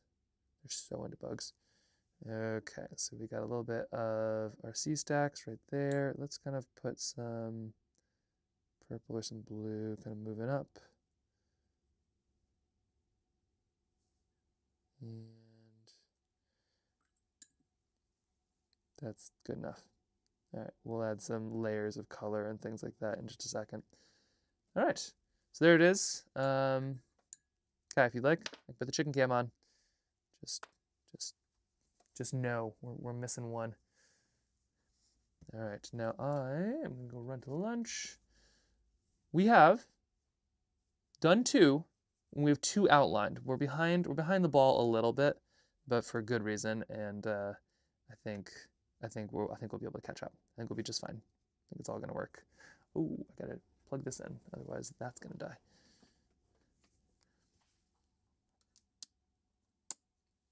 All right, here we go. I'm gonna go send you over to the chicken vigil. And need one of these. It does make me glad that over the last few days you've been able to appreciate these chickens though, because they're great. They're good things. Total count, 15 done, 2 outlined, I think. I think we're out here. Actually, we should check. I think we're higher than that. So we have 1, 2, 3, 4, 5, 6, 7, 8, 9, 10, 11, 12, 13, 14, 15, 16, 17, 18, 19, 20. We're 20. 20 done with 2 outlined. Not bad. Like, not bad at all. Okay. I'm going to put a quick message here. Out to lunch. How do I do that? Where's my pens? Where's everything? Falling apart. It's great. It is, yeah, it is. We are cooking. We are cooking. Okay. Oh, and here's a gradiated paint too, if you want to see some of that. It's kind of fun. Is that a good one? Okay. So here's our so long and thanks for all the fish message. Let's just put that up and let's zip. Go eat something so I can come back. We're gonna reset. We're gonna pull it off. It's gonna be good. We are, just to bring you back up, we are moving. We've done 20.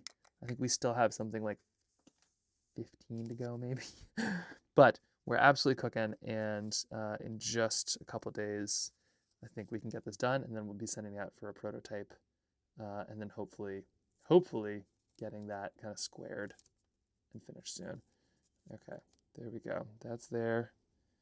I'm just gonna move this a little bit more over here. So long and thanks for all the fish, but it's actually lunch. Oh no, I need more tape. How do other people do this? Do other people just sort of tape messages to their wires? There we go. Okay, I'm gonna scoot this outside. We'll be able to look at the remaining chickens. If you care about their names, the giant white one is CJ, and the smaller, they're still both huge. The smaller gray one is Dorna. But they're missing their sister. Okay, here we go.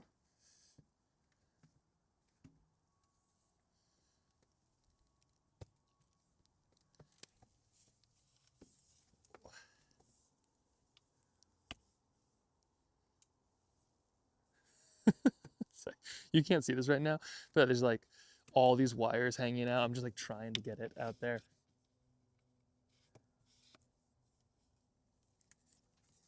Oh no. Okay, that was not good.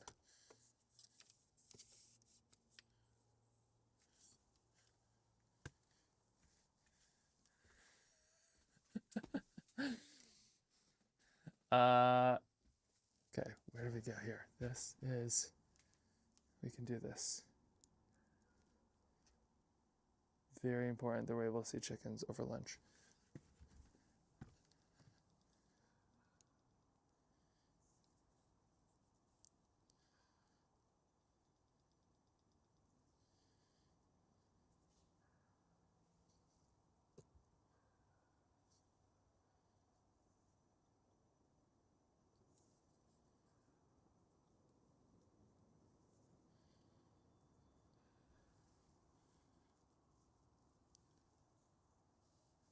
Okay, we're good. Just switch this over, switch that over. Okay, I'll be right back.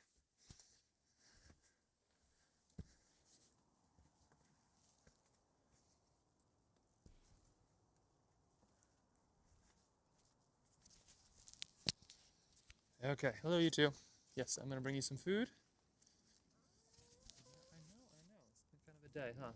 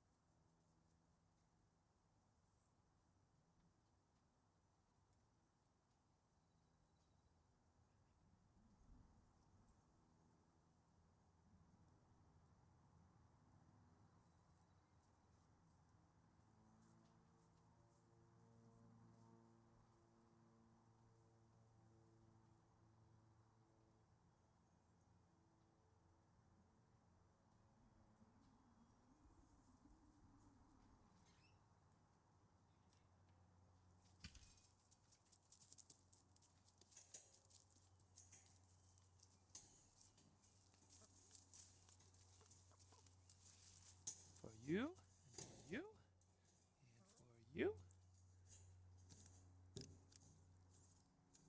There you go. Oh, okay. I'm just grabbing lunch, and then I'll be back. We got a lot of paintings to do, but I'm also very hungry.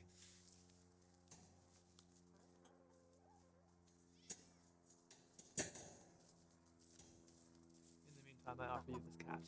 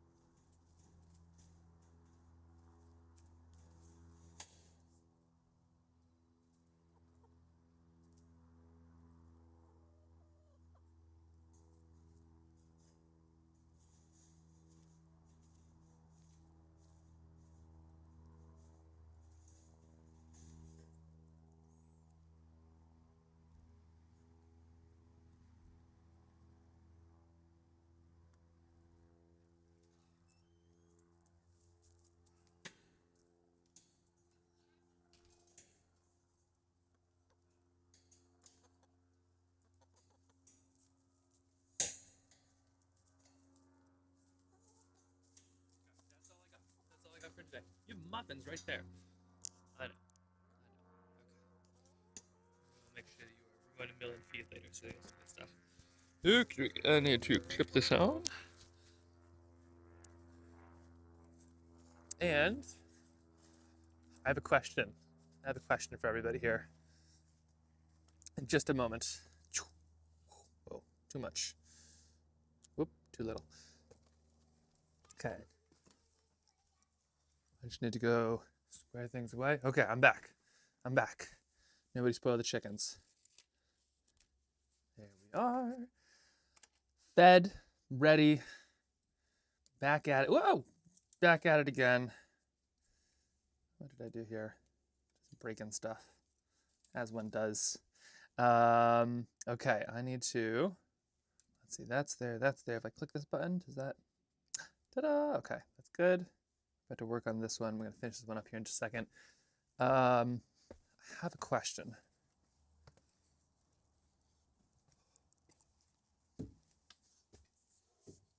Just bringing in the big camera.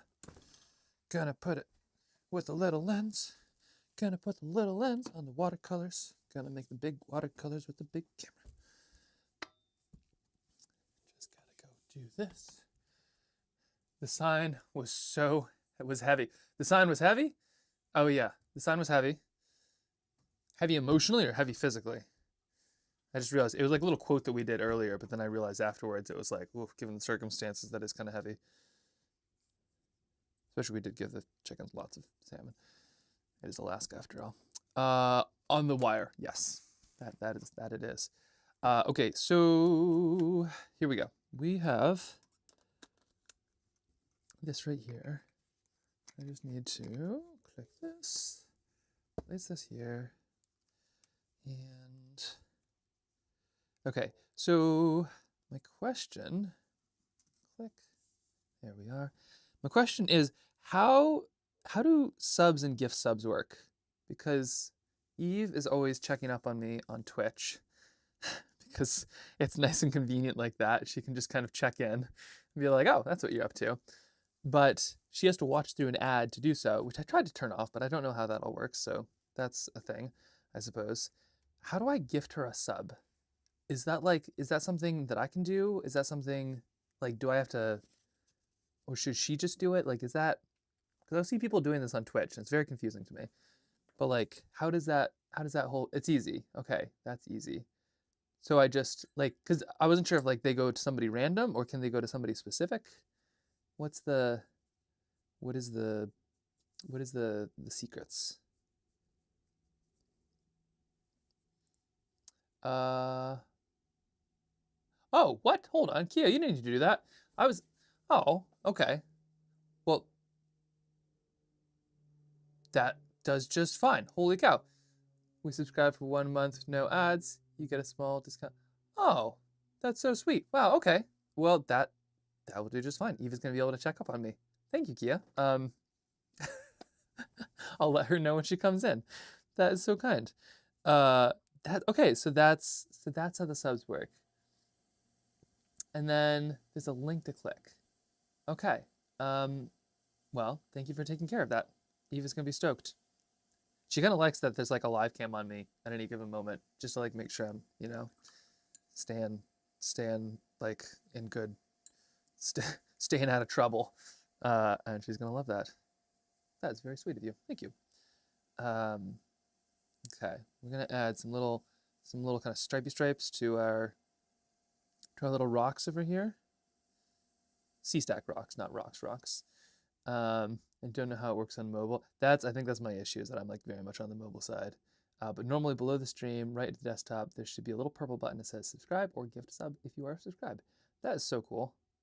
I love this. I love like how, I don't know, social media is kind of an enigma to me, but like I love how Twitch and YouTube, like I love how the live side is so real. Like I've gotten viral videos before and it's cool, but like I feel so much more connected with a dozen people than I've ever felt making a video that gets 10 million views or something like that. This is so cool. I feel like we're actually doing something together. Under the streaming image, oh yeah, the button says gift sub on the iPad. Oh, perfect. Thanks, Sherry. Great. There we go. Well, there we go. And thank you, Kia. That Eve is going to be hyped. All right, so we have our little C stack right here. Now we're going to have to make the C. So I'm thinking what I do is add, let's see, add a little bit of some water. Probably a little bit of some dark water towards the edge. No, let's skip this just for now. We'll do all of it together once that's dry. That could get me in some trouble if that is not dry. In the meantime, this is going to be a bit of a, we're basically just picking the most complex possible the most complex possible things. Okay, so here is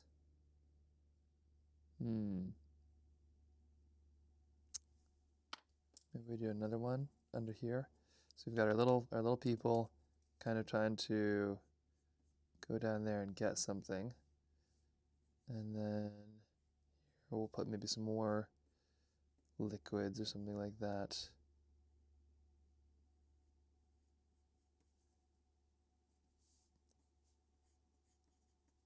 There we go. Okay, let's try this out for size. All right, up we go. And we got the city one, and then the next two.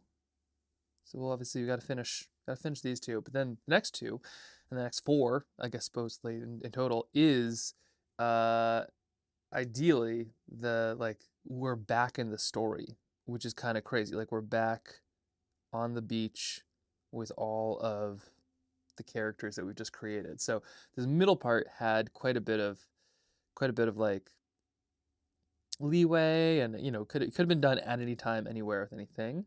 And then we're kind of getting back into the part that requires certain things, and I think we're about to like get back to that too, which is a little nerve-wracking, but also very exciting. It means that we've come a very long way. So that's happening shortly. Let's see, we're just gonna have a little bit more here. And here is our little people. Okay, may as well start with little people. I was feeling a little nervous about it, but no, this is the way to do it, isn't it? So we have our little cat shoulder blade. It's kind of reaching up. It's like that. And we have a little bit of the cat butt. If we want, we could add a little foot here. A little knobby foot. Little tail goes back. Arms. And little cat arm right there. And then we add its little head. Okay, so there's our cat. Next we have a little kippa butt, just like that. Legs, feet, legs like that, and then here we have hair. And there's that one, and then we have the dad butt.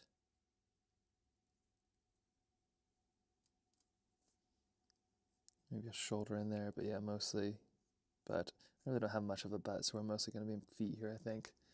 And we'll put one shoe here and one big boot there. Kind of have that legs like that. There we go. Okay, those will turn out just fine. How's Kip dealing with the loss? He is, well, is he still outside? This is the thing with kids. It's like, yeah, he's still outside. It was a lot. He's probably still thinking about it, but he didn't bring it up. So I haven't brought him the chicken yet, but like we'll probably talk about it tonight. I think like kids just they feel this stuff immediately. Whereas like I feel like adults we kind of like myself, right? Like I haven't moved on. I've just like packaged it away, and then hopefully I'll process this. Like I'll probably process this in in giving the chickens food and like all like that piece, and and the appreciation. Honestly, sketches like this is often the kind of stuff that I do process, like in the process of making a sketch. I think about a lot of that, but like kids are kind of wild because they can just like they feel everything is right there, and then they feel the next little bit.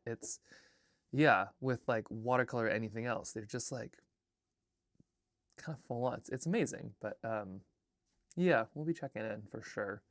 He had good lunch, sort of. He basically wanted to eat mostly ketchup, so I ate a lot of his grilled cheese sandwich, um, which is my role. The chickens are little compost machines that turn compost into eggs. I am also like the pre-compost machine that turns what would be compost into like art, I suppose. But thank you for checking. Okay, here is this. So we have the side structure. We put them on a sidewalk here. I'll put that kind of going off into the distance. And we're doing the real complex ones here. Down here we have the culvert. Put one of those up and over.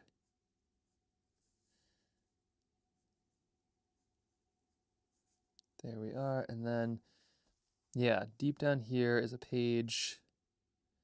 Oh, shoot, I should put this page here. Yeah, we'll put a page kind of sticking up.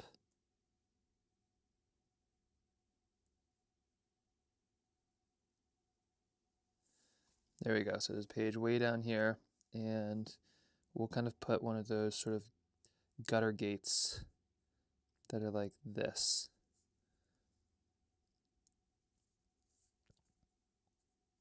It's funny. There's like this mentality of like you, in order to sketch, you need to see the things. You can like watch the thing and make the thing, but there's also something just so delightful about just like absolutely making the thing with zero context, just using like solely using sort of what you know about how stuff looks and works. Put a little bit of some weeds or something like that down here. And this actually needs to be much more. This kind of needs to curb itself real fast.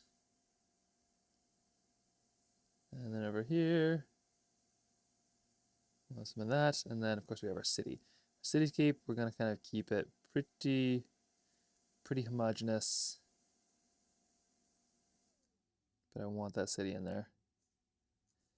So the PFAS element here, not that everything has to have one, but I'll tell you, is like a lot of these big cities, they have a lot of sewers, they have a lot of drains, they have a lot of stuff. They take this stuff and they bring it to, like, they can either incinerate it or they could treat it and then send it back to farmers because there's lots of nitrogen and human waste and what we throw away and things like that. And so that's what they were doing for a very long time and still are in a lot of places. So they bring this treated nitrogen and have programs and put it on farmers' fields. And fertilizer is expensive. Can't get a lot of it right now because of the Strait of Hormuz. And so they would bring this to farmers and they'd be like, oh, great, this is good. We'll take your fertilizer. Win-win. You get rid of our human waste, basically. We get this fertilizer. Everybody's happy. But it turns out this fertilizer was just full of PFAS. Like, not 4 parts per billion, like 400,000 parts per billion. And it sort of, they just spread it on these fields and basically poison them from the inside out. So a lot of these places are very contaminated now because of that. And yeah, that's the part. So that's why we're doing like kind of sewers. That is why. Okay, and we're gonna kind of put, let's see, so it'd be a layer of gravel or something like that. If I learned anything from the thousands of pages of dig construction books I've read with Kip. And then there is gonna be a little bit in here, and then maybe some bigger gravel or something like that.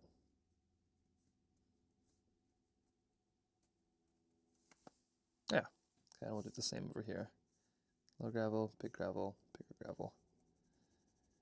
Really important to get the sedimentary structure right for the one page of the kid's book you make. But it's working. Okay, and then we'll kind of scoot a sidewalk down there, make this pavement. That I love. Yep, that great. Perfect. Maybe not perfect, but no, this is great. This is really great. This is one of the ones you saw. I skipped it multiple times because I was like, oh, I don't know about this one. But no, this is gonna be really super. Oops, just missed an entire section right there.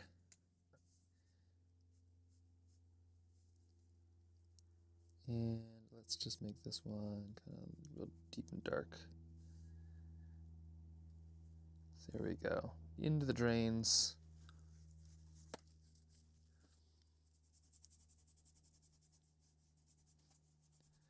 At some point, we are gonna have to figure out this words things. I don't know how you're feeling about it, but like there's a lot of missing words for this, and so many of them are, I think, just yeah, it's like some of the best books are so simple. So I'm curious to see how much we can kind of pull off within it. How many words do we actually need? Can we have less? Can we have more? But we will have to figure that out here at some point. And then, well, and then we're gonna type them all up probably on Monday. Wrap it together, call it a book, get it sent off to Great Originals, and then there we go. Bob is your uncle. A little bit of cityscape. Let's give him a blue sky. Starting with the light stuff and just working back. We've done it before. We're doing it again, and we're gonna pick up the pace on this next little bit. Christine, I've been here since the beginning, just not on the chat. Your slides you did today are simply amazing. Thank you. Yeah, there were some fun ones, weren't there? Let me pull those out here. Let me get this sky and let me pull those out because I feel like off the top of my head, I can't even remember what those were. Oh, yes. Okay, we did the coral reef and things. Yeah, those have been some really fun ones. Yeah, the first two today, for anybody who wasn't here. Oh, no, this is yesterday's. But, oh, I love this one so much. But that was one today. And where's our other one from today? I know we had more. It's gone forever. This is a good spot to be in when you have so many. Oh, there we go. And this is the other one from today. But you're doing well. Like it's a good sign when you have so many sketches that you can't remember what you've done.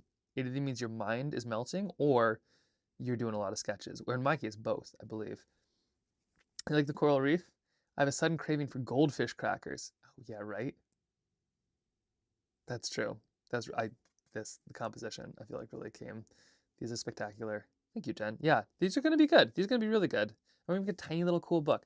But they're also such that like if you blew them up, here, where is the focal? Yeah, if you blew them up, like I think they'd also be really fun. Like if they were huge, it would also be really fun.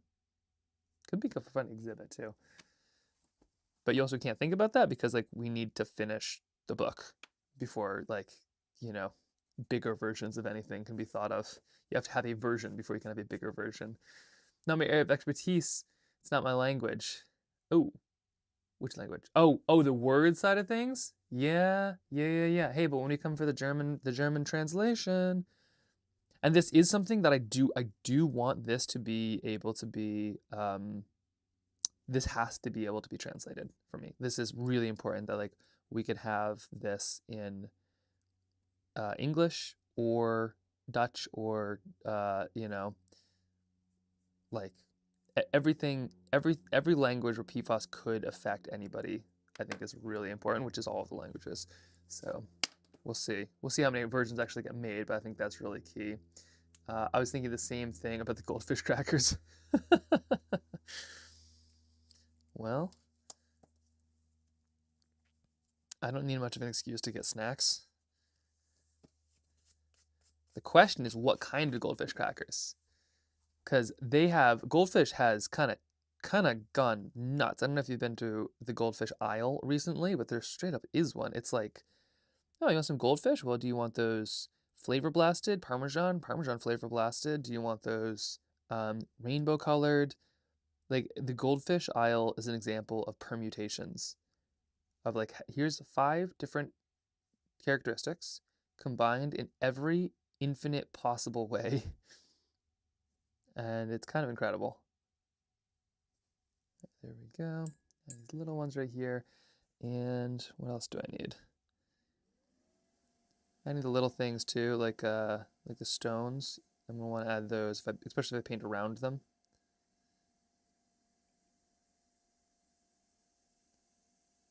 And this kind in particular of sketch is sort of just a matter of like making sure that you just do layer after layer after layer. It's really it's really not like an order of operations thing so much as it is like just paint stuff in and don't let it mix too much, I think. Uh Ooh, the family I cohab with often have a massive box of the rainbow ones. I can never pass without a handful or two. Yeah, the the rainbow ones, the huge, like the carton, are we talking? Like the one that looks like a giant milk carton are the rainbow ones because that is, oh, and then you kind of like put them in your mouth and sort of like they kind of turn to glue a little bit. They're so good. You like the originals? Yeah, cheddar cheese. Cheddar cheese are great. The originals are great. The rainbow ones are good because you can kind of try to yeah, you can try to think about it. Let producer Jen think about that while you keep it. Wait, they do look like goldfish. Yeah, Jen, you can think about the big idea on where we can go with this. And let's just add a little bit of this kind of culvert situation going on right here.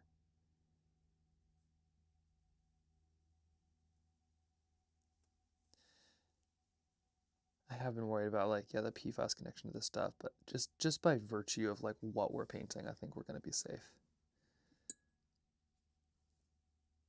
This right here, I'm adding an intentional bloom. So I am gonna put a little bit of some darkness right here. It's like the perfect, it's like the perfect time, I think. I should get a bloom out of it. We'll find out. I like to do that in kind of big areas where you have some movement, like right down here. We can add a little bit of purple. Whoa, too much purple. We could add a little bit of purple. Maybe get kind of some interesting colors.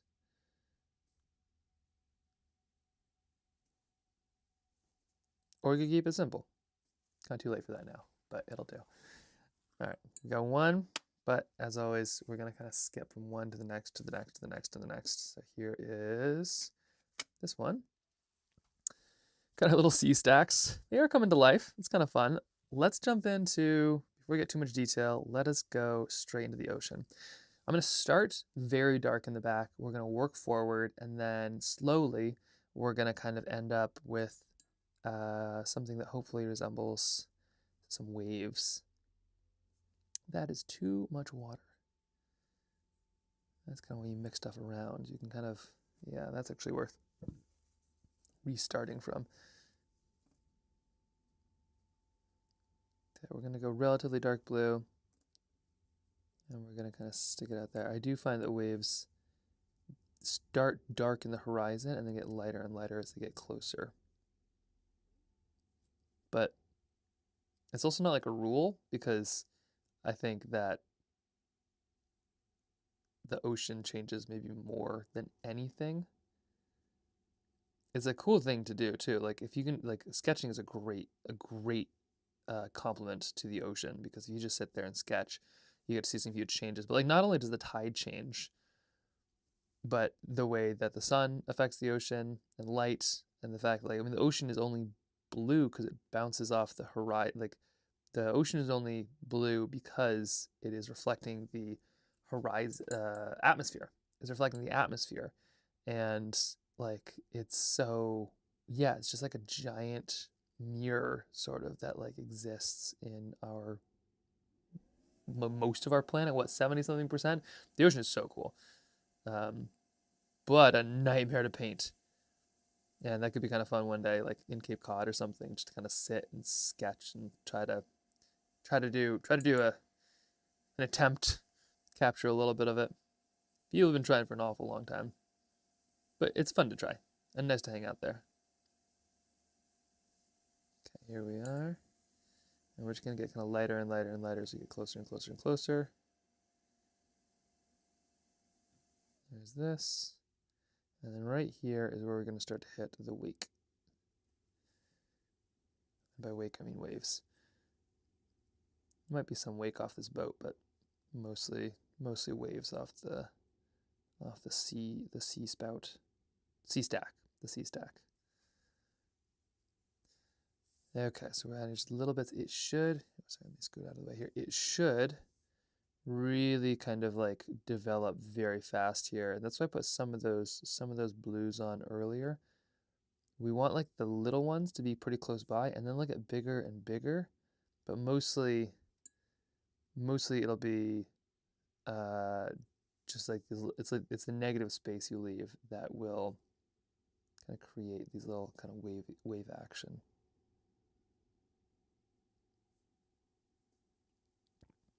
Okay, so something like this, and then you'll add a bunch over here. Always better to start with more than you think you need because you can strip them down, which is fine.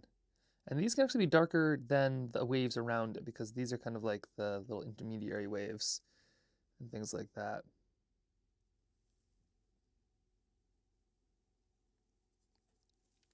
And then the closer it gets to you, kind of the bigger they become. So the little white bits in the middle, the little blue bits in that, like those are all just like the ratio of that just gets bigger and bigger and bigger and bigger. And then what I sometimes do is I'll add in a little bit of reflection of what is that thing that it is in front of. So like in this case, well, let's see, in this case, this one's turned out great. Oh, thank you. Yeah, I think this one has some real potential. Some real possibility. We'll see. Don't count anything. My ability to mess things up is perhaps second to none. I am very good at my job, ruining watercolors. Very, very good at it. So we're just gonna add a little bit here, and we might add in a little bit. I'm not sure. Do we want a reflection or not? We might add in a little bit of reflection. I'll probably wait until. No, let's add a little bit now, and then I'll wait just a second. So here's some brown. Basically, just going straight down. So I'd have a bit of brown here, a bit right there. And I don't need to like really fill it out. It's just kind of like, it's like a wave. Like this part of the wave catches this angle, this part of the wave catches this angle. So it's really these very simple little tiny bits here and there that kind of add up to this big picture. There we go. A little bit there, a little bit here, and then same with the purple or dark, or whatever we're using here. So straight down, a little bit here, a little bit there. Kind of letting that come to life. And there we go. Same. Oh, that's too much. Much too much. Well, that'll be fine.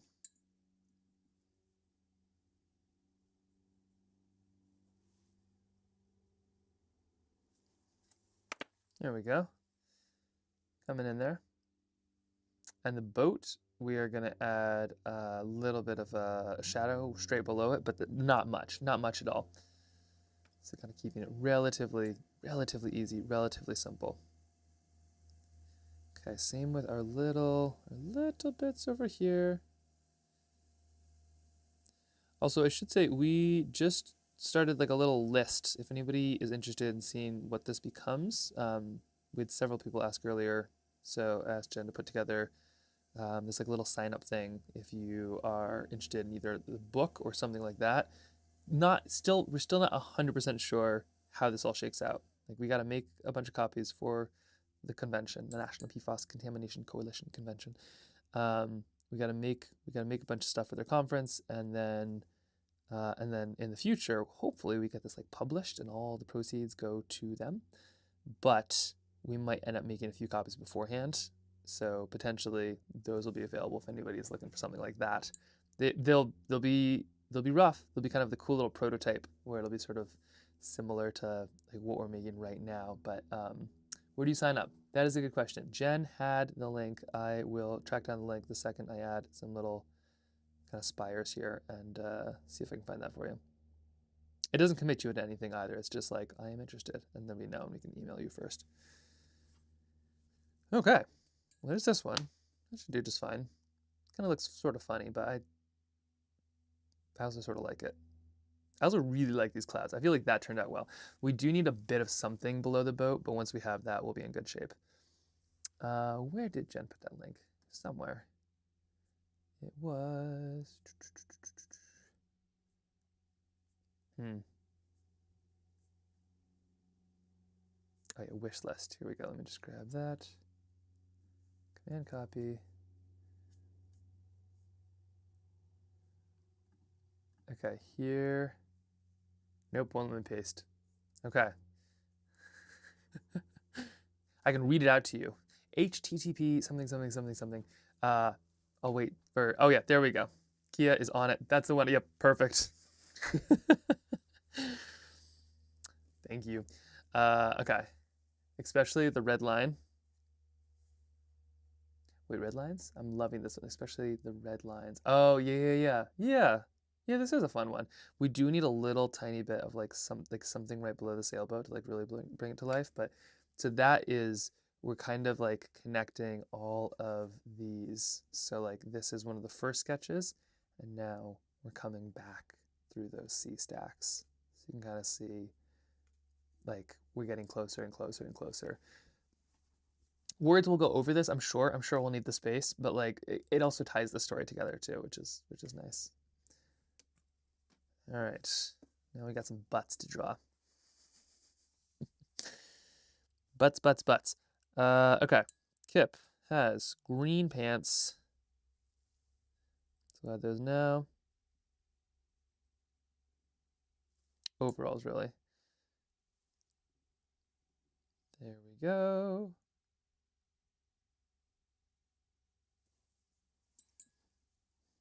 And a little bit of blue right there.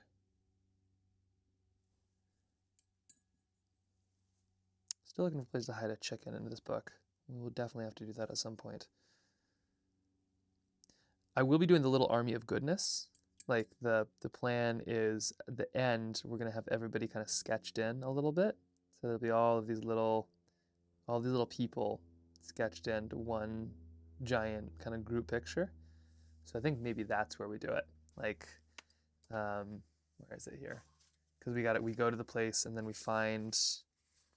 There we go. So eventually we sketch. We fill the last page in by sketching all the people, and then that is like, you know, we'll put Smokey Bear in there and like all the people that we saw and the beekeeper and the diver. We don't have a diver, do we? And the mountain climber and everybody. So this will be the little army of goodness. So we'll have to like hide a little chicken, I think, somewhere under there. All right, we have. Geez, I'm just gonna scoot this over. Don't mind me. Oh, actually, maybe do mind me. What am I doing? There are always simpler ways to do things, and like I just managed to find like the most complex, usually janky form of it. There we go. Okay, that's what I wanted. All right, so we have our little spot right here, and let's keep on sketching. Okay, green overalls, check. What was it? I'll be wearing kind of dark pants, don't need those. Yellow jacket will be there. There's our sheet of paper. Maybe we have a little bit of, let's put another kind of pipe going this way. Important to kind of for angles to kind of keep the same angle, so it'd be like this. Yep. We'll just do one of those and one of those and one of those. And let's start filling some of this in. So these are relatively set there. Culverts are going to be blue. So we're going to add some of this in, kind of like light blue, but still blue. We'll add our like our little rib shadows there in just a moment.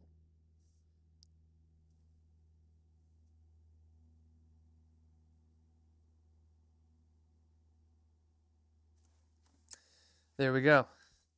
And now we're done. No, never. These kind of paintings are some of my favorites. Like there's some amazing books out there. Maybe you saw like the what were they called? Were they DK? Do you remember like those castle books? They would like be fully illustrated, but they have like castles and people, and they're just intoxicating because you could just watch. There's all this stuff is just like hidden, and you just sort of look, and the person shooting from the castle or kind of like the diagram books where it had like everything all kind of cross-sectioned out, and you just like look and look and look and look. Those I feel like are some of the most fun things to look at. They are some of the hardest things to sketch, and that's I think what we're running into right here. Just take layer after layer after layer. Okay, we'll get some grass over here. I'll make some tea right after this. And see, there's that sheet of paper. We're gonna ignore it. The cat's there. That's dry. Let's add some of this. Purple maybe? No, let's do some indigo.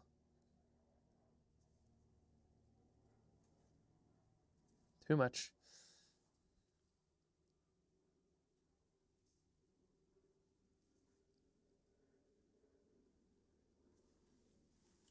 There we are.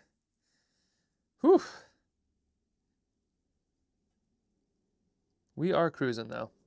This is always the hardest part. So technically tomorrow is sort of the last day. The second to last day is always the most difficult. Always. The second to last day of any project is always, always, always the most difficult because like the last day you have sort of special superpowers, and then the second to last day. Hello. You're not Kip. Oh, Kia's asking how Kip is doing. Yeah. I just have to come out to make sure he could see the chickens, so that he could see that the rest of them were not dead. Oh no. Also, Kia gifted you a sub. I was asking how to do it. But that's Very sweet. Thank you. Now I don't have to watch an ad to see what Max is doing. the irony, I don't know. It is pretty funny to have to watch an ad to see your husband. So Yes. Yeah. Would you like to watch an ad to check on your husband? Oh, there he is in the window. Is he checking on the chickens during quiet time? Oh, he can see the chickens from his window, and he wants to make sure they're all okay. Or at least two of them are. Oh, little guy. Need to sign off for now. You got this. Thanks, Sherry. It's gonna be good. It's gonna be good. We got this. We do got this. But yeah, this is always the hardest one because it's just like the second to last day, right? It's like when you can see the summit, you can do anything, but it's like when you're just kind of slogging and you're like as far as you are gonna get without seeing the summit. So it's the most difficult part. So if things feel slow today, it's because they have to be. Isn't that sweet? I know. He's worried about his birds. But I think that's like the beauty of, we don't live on a farm, but I think it's the beauty of having like farm animals is that like you learn about this stuff. Like it's like a little cosmos out there. You learn how to take care of things, how to respect them, where like eggs come from, all that stuff. Alveus, I think, does a good job with that too. That's a crew that I feel like understands. Like they do that for like the big wildlife version. Okay, there's that. And what do we want to do next? We'll add this in. We'll add this in. Here comes some. No, we can't do that. Let's add hair, and then we'll add the rest. Okay, I really like this one. This is really growing on me. Isn't that funny? The ones that you're the most scared of become your favorites. So far. We'll see. This I might rue the day that we even started this one. A little bit of this up here. And then we got down here, we got our little concrete block bit. Yep, important things to learn. It really is. We just get like so distanced from all this stuff, like whether it's how your clothes are made or what like what it looks like to grow food or any of this stuff. Like it's so wild how like how isolated we can be and have no idea on any of this stuff. And I'm speaking from experience because I rarely know this stuff, like how this hat was made. Like I don't know this off the top of my head. I was just thinking of like stuff that's literally on the top of my head. But like that is such a complex, wild thing. And it's not like I don't want to know how it's made. It's not sausage or something like that. It's a hat. But as soon as I learn how it's made, it's like it makes me appreciate it all the more. But you just don't have time to learn that stuff because our life is so full of all kinds of other BS that's like seems more time consuming. But yeah, the process, right? The process. We were just talking about this day. The process, so important, so cool. Whether it's chickens or painting or hats or anything else really. Okay, now we're getting some big purple, I think, right this. Oh, there's another book called The Way Things Work. All watercolored, pen and ink. Had a lot of illustrations with a woolly mammoth. So good. Oh my gosh.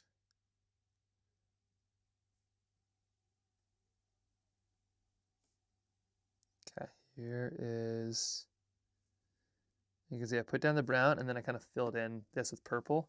And oh, that looks really good actually. And it did the trick. That looks really good. And because we put that kind of gray in earlier, then we're set on the kind of the stones element. Okay, and we're scooting in here.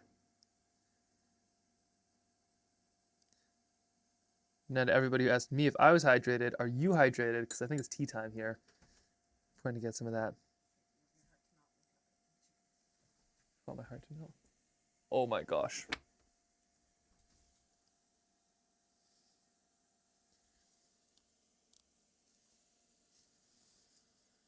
That's Kip with his little chair, just watching the birds with some snacks. Oh, little guy. Oh. Oh my gosh. He loves them so much. He was very scared of them at one point because they like pecked his finger. I need to go give him a hug. I'll be right back.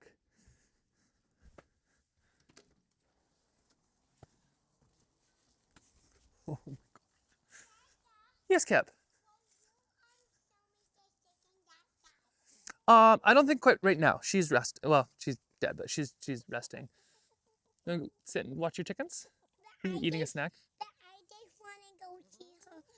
Okay, you can go look at her. Okay, you want to go look at her? She's resting. She's resting in a box right now before we turn her out before she makes soil and then grows plants for us. You want to see her?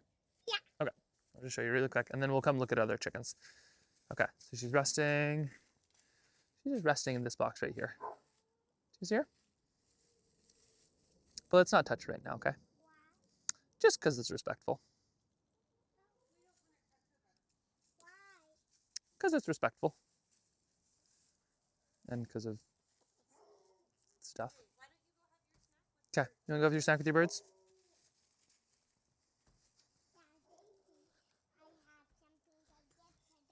They think they have something. They think they have something to give to them. Yeah, I don't know if they like dried bananas. You could try feeding one. You want me to try feeding one?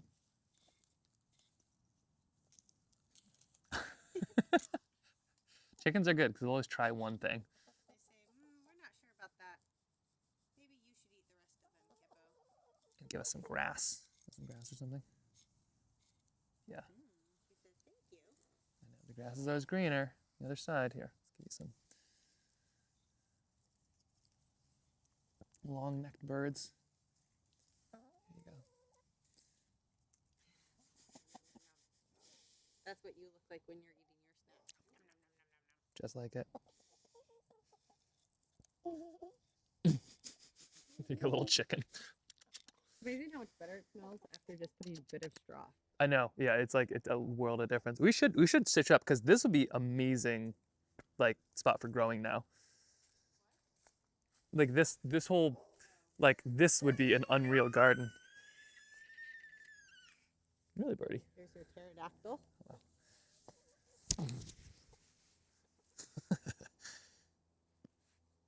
Let me at him, he says.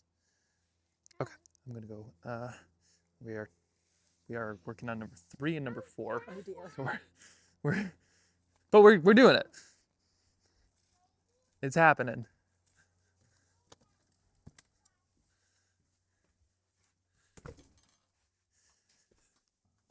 It's happening. Okay. Okay.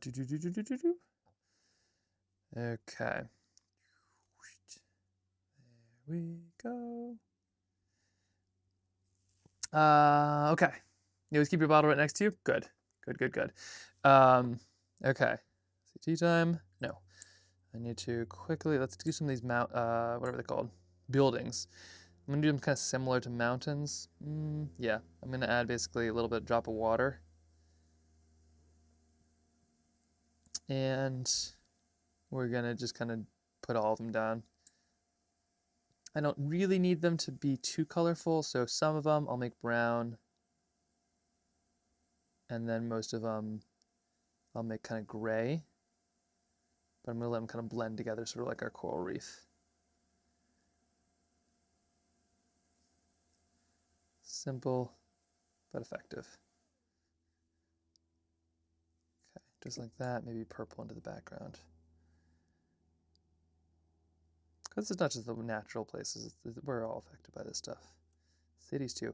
Actually, apparently cities are like one of the, like described as the most environmental invention of like the 19th century or something like that. 18th or was it 19th or 20th century?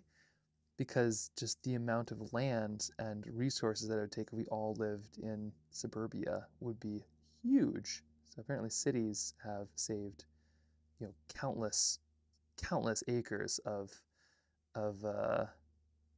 like development because it's all so efficient and kind of in one place, and they're all using the same systems and stuff like that. But I don't know if I could live in like a big. I'd live in Anchorage, which is a huge city, but still, I don't know if I could always live in. I don't know if I could pull off life in like New York City or something. Okay, got a little bit here, a little bit there. Yeah, Anchorage has 400,000 people in it, which is big. I mean, it's spread out, but still, technically, 400,000 people in it. Alaska, the full state, has 600,000 people in it. Here we go. That's a good city. Oh my gosh, I like that. Hold on, check this out. Whoa. Nice. Nice, nice, nice. Check this out. Look at that. Perfect. Simple. That's exactly what I wanted. Great. Okay. Quick cup of tea. This is what will get us through today. Traditional medicinals.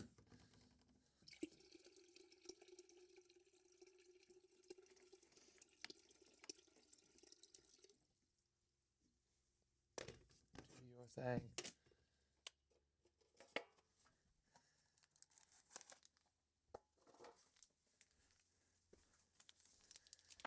And then let's quickly do the last little bit right here. This is going to need just a little tiny, tiny, tiny bit of just a little streak of something going straight across. So right here, I'm just going to put a little, doesn't take much.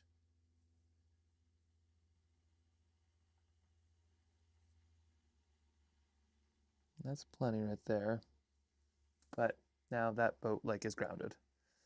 It's weird, but it works, you know? Maybe we should put a mast on there too. Who knows? But there we go. Okay, cool. This one, done. Check. Which brings us up to 3 for today. So that's good, I suppose. And now we just need this one to finish up, and then we'll have 4 for today. And then we're going to do another 5. We're not getting another 5. We're going to try to do another 5. How wet is this? That one's still soaking wet. Okay, so we need to do probably this bit right here as we can.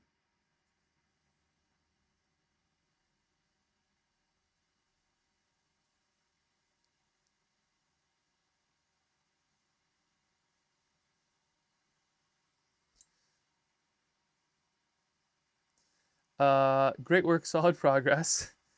With some snacks after this one. Yeah, I think some snacks for sure. Thank you for keeping me on track, checking on chickens, and getting you subscribed. MVP of today is definitely Kia. Welcome in, Flan. Let's go. Number 3 and number 4. Yes, we are gonna do it. We're gonna do it. We're gonna do it. We are gonna do it. Okay, so here we have nice little drain. This feels good. I like the look of this drain actually. Feel pretty good on that. Battery's full. Great. That. I'm liking the look of this drain.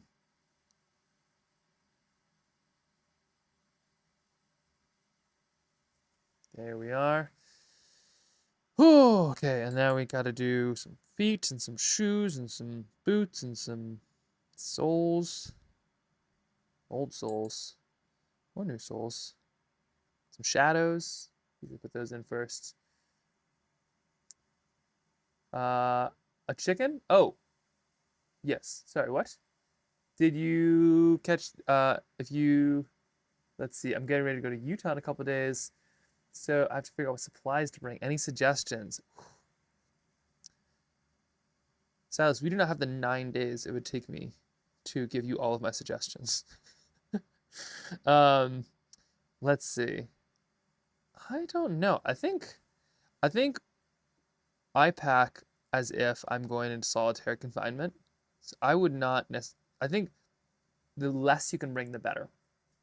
Is what I'd say. And yes, a chicken. I don't know if you got this, Len, but the one of our chickens died this morning, which was very sad. Kia suggested checking in on the chicken, and it had expired at night. It was an old chicken, probably pretty fast. We didn't really see that one coming. Aside from the fact that she's like 4, so you can do that when you're chicken. Oh, speaking of which, hold on. Hey, Kip, how you doing? Why do you have the heater on? It's not a heater; it's a kettle. I'm gonna make a bunch of tea. What do you think about that? Good? Do you need a peanut butter pretzel? Okay, here you go. Do you need to go pee? Nope. Okay. You're doing the dance. If only adults were that easy to figure out. But oh, making a pun. Oh, Kia checking in on both chickens. Oh, yep. I'll see yourself. You're all good. You're all good, plan. Me too. I could have a whole backpack with art supplies. Definitely bring trail tiles. Trail tiles are good. Trail tiles are good. Or like accordion. I have to say this because we make trail tiles, so I can't seem too biased. Trail tiles are great. They're phenomenal.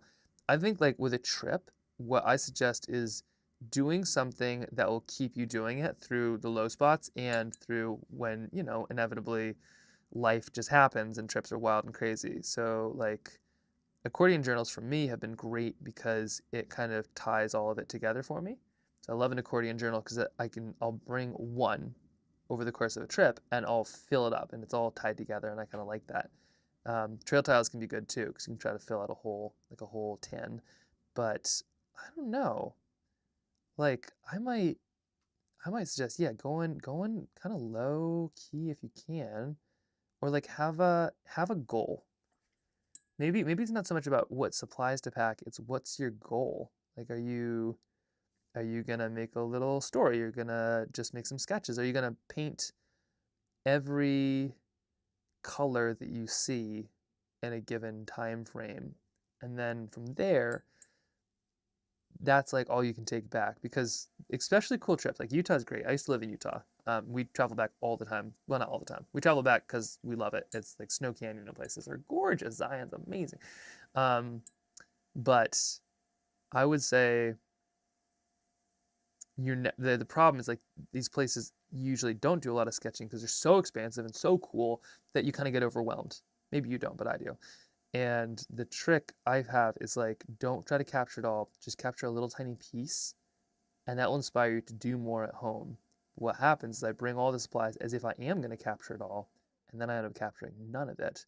And then I'm so overwhelmed and feel like I didn't capture anything, or will never be able to capture something even remotely as good, that I don't bring any of it home, and then I don't sketch any of it. So it's kind of like this weird one where it's like the less you do, the more you're gonna do from the trip.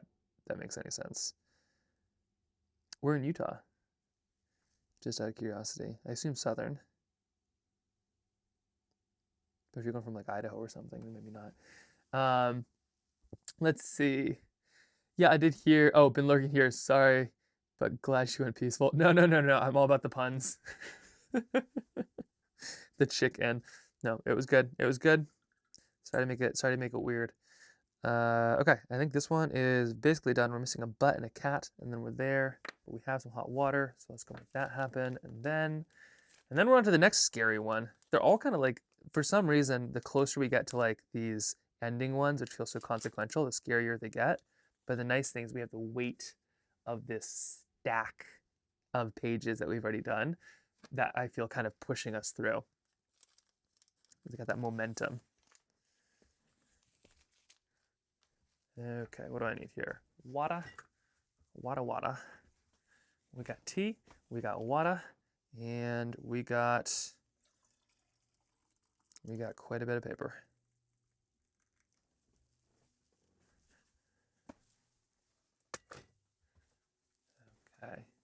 got to draw a cat here in 1 second. Let's see. I'm going to go for 2 days. I'm going to watch a lacrosse game. So we're not going anywhere. Really cool, like Scion or anything, but oh, like Zion or anything. But I want to paint everything, but I'm not good at painting people. I mean, and that could be the kind of thing, right? You go down and you're like, I'm gonna paint people. Like if you're a lacrosse game, I mean, that's a great opportunity to sketch like people and stuff, right? Like so you could just bring like a book and just like try different ways. Like give it a shot. Give the like the sketching. Have I shown you that stuff? But try painting the shape of a person and then adding the outline, or like try to paint 15 people a day or 20 people a day, like little ones or something like that. Like the goals, the trick I feel like with trips is not supplies, it's limiting your scope, because otherwise you just get so overwhelmed. How about you? I mean, I don't think we fill in. I think we leave these blank. I kind of like these blank. We'll fill this in with something later, which will be good. And we just have, what is it? We have a cat butt to draw in. We have a butt to draw in. Okay, the butt, let's add some color, like some soles of shoes color. The cat butt, oh, and we got shoes here. Shoes. Cat butt is, we'll work on our, we're doing a little bit of, what do you call this? This is called, moon glow, that's it. We'll add some moon glow to the top.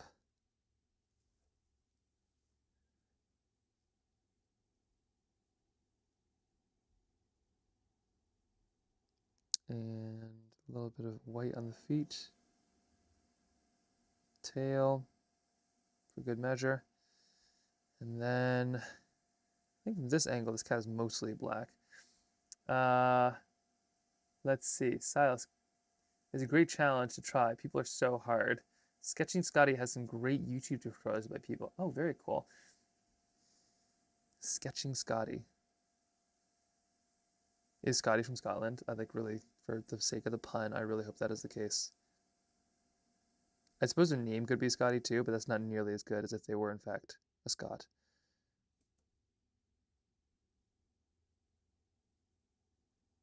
And let's see, how do we do this? We kind of make a white paw, I think. Fill around that. And another white paw.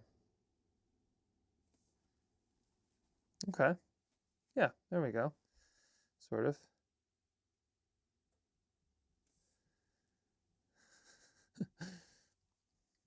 Cat versus stuff. And that's dry enough now, so let's add some of this in.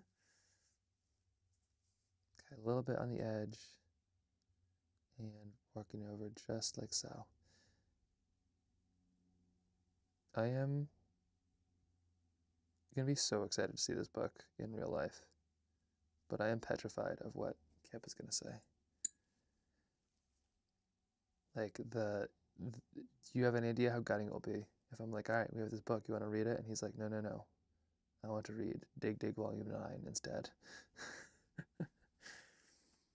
You're getting there. Oh, thank you very much. We're getting there. How do I pronounce this name? Phlogiston? Philogeston. Sketching Scotty is from Australia. Oh, okay. All right, well. Oh, yes. Okay, I know of Sketching Scotty then. Yeah, it's disappointing. There should be a Scottish version. Okay, so I think this one is virtually done. You can see it's actually a lot sort of overexposed when I do it like this, but yeah, I think this works well. We'll fill in that. We just got to scoot through. So now we've done. Here's the daily count so far. We've done our coral reef. We've done our a little bit of some whale returning of pages. We've done this is like us coming back. Technically, it'd then go this one, or like I think actually in order, it'd probably go this one, followed by probably the farm one, followed by this one, followed by this one, and then from here we go back because this is the C stack that we are going from. So that is this. Okay. Starting on. It's catching up with me. It really is. And now we just need a couple more sheets of paper. All right, let's tack this one up while we're at it. I can call you Flo if you want, since it's easier to say. All right, Flo. Welcome. Okay, there we are. Order up. Now, let's see if we can get these ones done. So my thought is, at this point, they all end up back in a place. Let's see, here we go. They all end up back in place A as a group with all the pages. So I could have them coming back to that initial beach. How much similarity do we want? I suppose things are going to kind of start to slow down a little bit, unfortunately, because we're getting to those initial pages. And maybe we even need to go back to the beginning, but I kind of like the idea of doing the beginning at the end. But we might have to bounce a little bit just to get a sense of what is. I'm just gonna go look through really quick. Let's get back to our initial shots, which is 1 and 2, as the first ones we did. Uh-oh. No, we're good. That's 1 and 2. This is the first ones we did. So something happens. We don't quite know what it is yet. We're still figuring it out. But the story, have I lost the story? I've lost the story.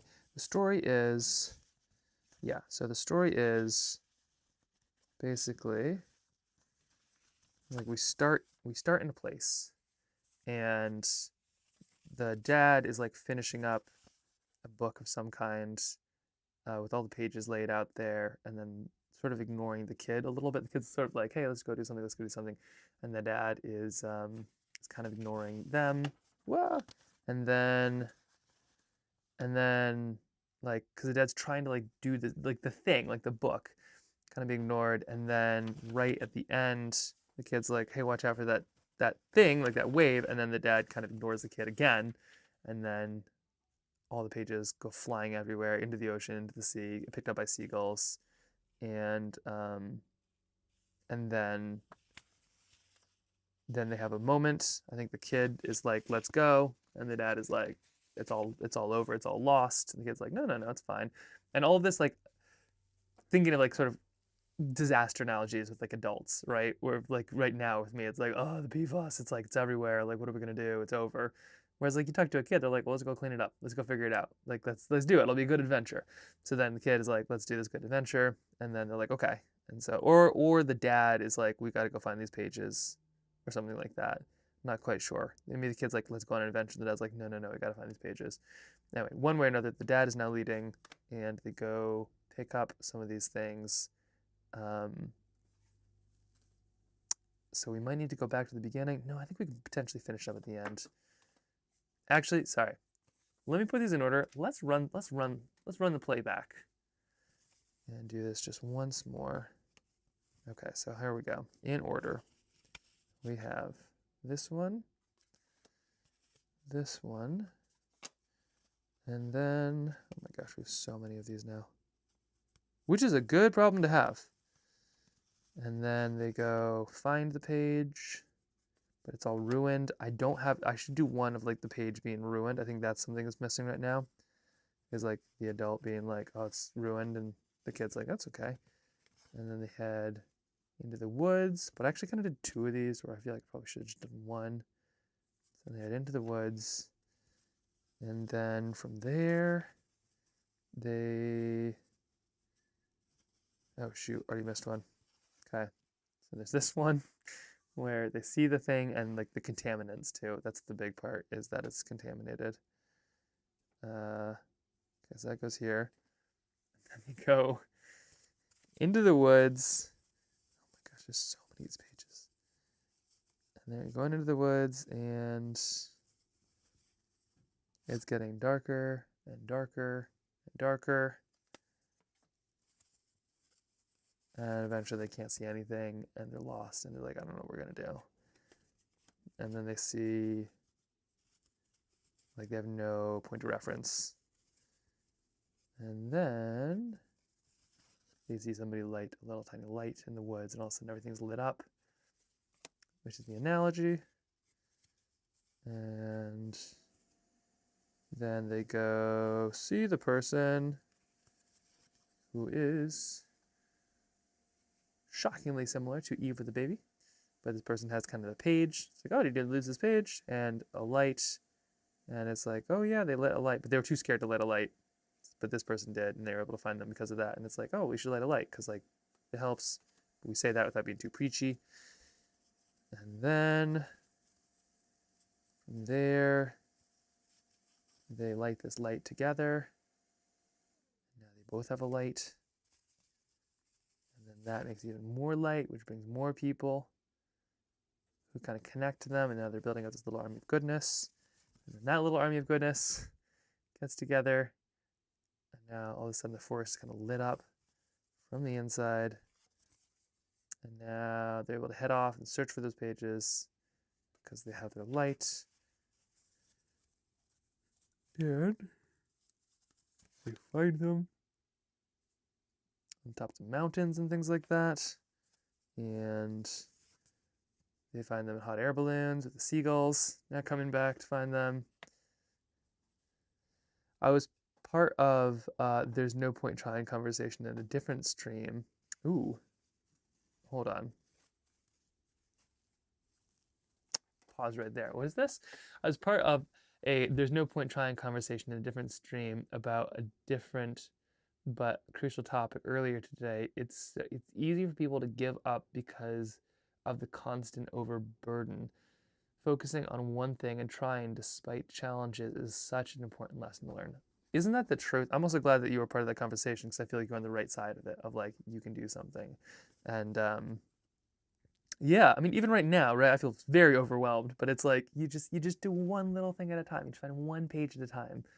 Maybe that's kind of the thing, is like the dad will be like, the book is lost. And it's like, no, go find one page. And it matters. Whirly Man, hello, Dad. Welcome. My dad has entered the chat. Also, hello, Helen. There's no point in trying, drives me crazy. It really does. So let's see. So we're here. So now they're like finding the pages. They're in hot air balloons. And then they are, you can see the hot air balloon right there. They go find them in the Arctic. Here's the page right here. Or you can kind of try to find. Can you see the page? It's kind of a little penguin nest. So then they go and they're looking for pages in the Arctic. And they find them in nests way up high. And they find them in the field. Oh wait, no, and they find them, this would be the order, wouldn't it? They find them in the, where's the sewer? They find them in the sewers, way down there. They find them in the fields, by cows. They find them from beekeepers. So you gotta appreciate the beekeeper cat. And then they find them in the market, in a thing of stone fruit. And then eventually they find them in coral reefs. And then they find them in a boat with the help of an orca. And then they head back to where they originally were, in that boat. And that's where we are. Feels like it is too inconvenient for people to try taking from getting a recycling program at work. Oh, feels like it's too inconvenient for people to try taking from getting a recycling program at work. Yeah, it's kind of wild. And there are things that should be a big, like the recycling program thing, like that should be, like we should all do, like the amount of stuff that's recycled is like 9% or something. Like that should just be a thing. And it shouldn't even be a thing that like we have to do. Recycling should be one of those things that's like, it is crazy easy. Like the manufacturers of bottles should just have to like, okay, there's 3 kinds of bottles that you make. That's it. You can be creative within that. That's it. And then those bottles, like there's recycling bins everywhere. So it's like easier for us to recycle than throw something out. Like that's how it should be. And it's just so simple. Even like Disney did it. They basically saw where there was trash. Because where there's trash, people put more trash. And so they figured out that every 30 feet, somebody usually drops some trash. That's what it was. So then they're like, cool, we're gonna put a trash can every 30 feet. Disneyland, wildly clean, expensive, but it's like it's more expensive in the long run to like have stuff trashed.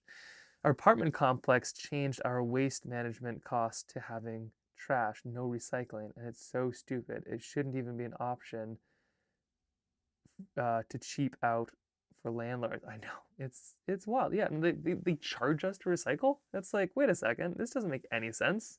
In Alaska, you have to like pay to recycle. It's bonkers, absolutely bonkers. Get me all riled up.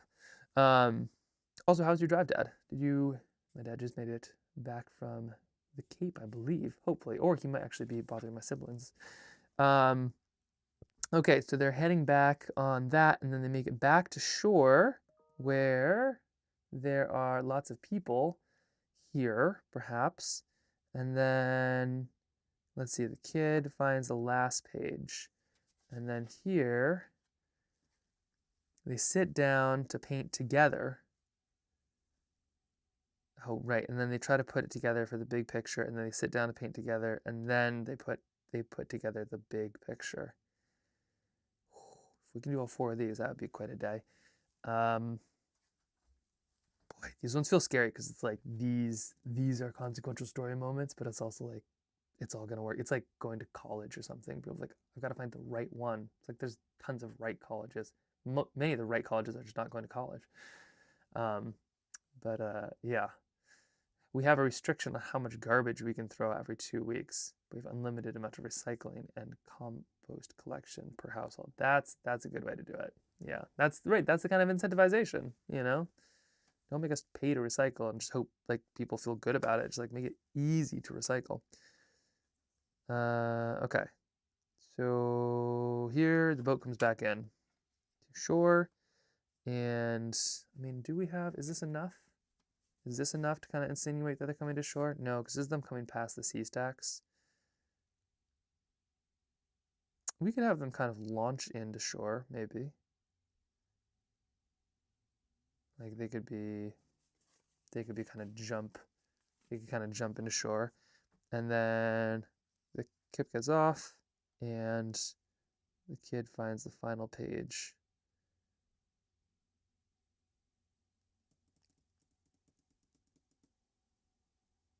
How do we do this here? With more paper. Gonna need some more paper.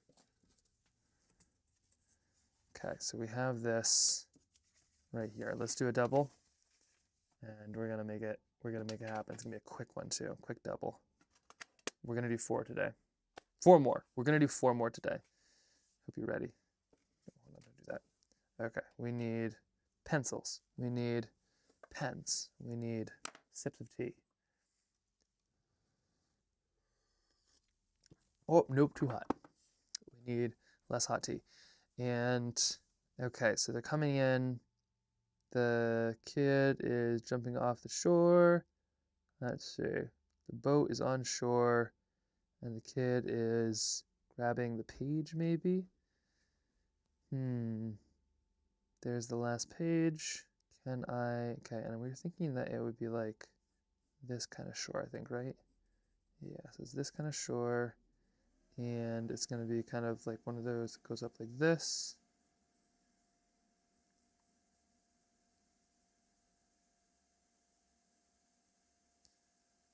There we go. The boat, maybe the boat is like parked here.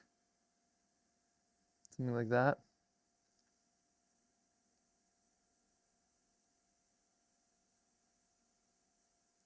And here is our boat. We're gonna leave the sail fully sailed, because why not? Here's our boat, and we'll maybe scoot this all the way around. And then the page will be right here in the sand. Oh, yes, yes, yes, yes. The page will be right here in the sand. And the kid will be like, look, here's the page. Look, look.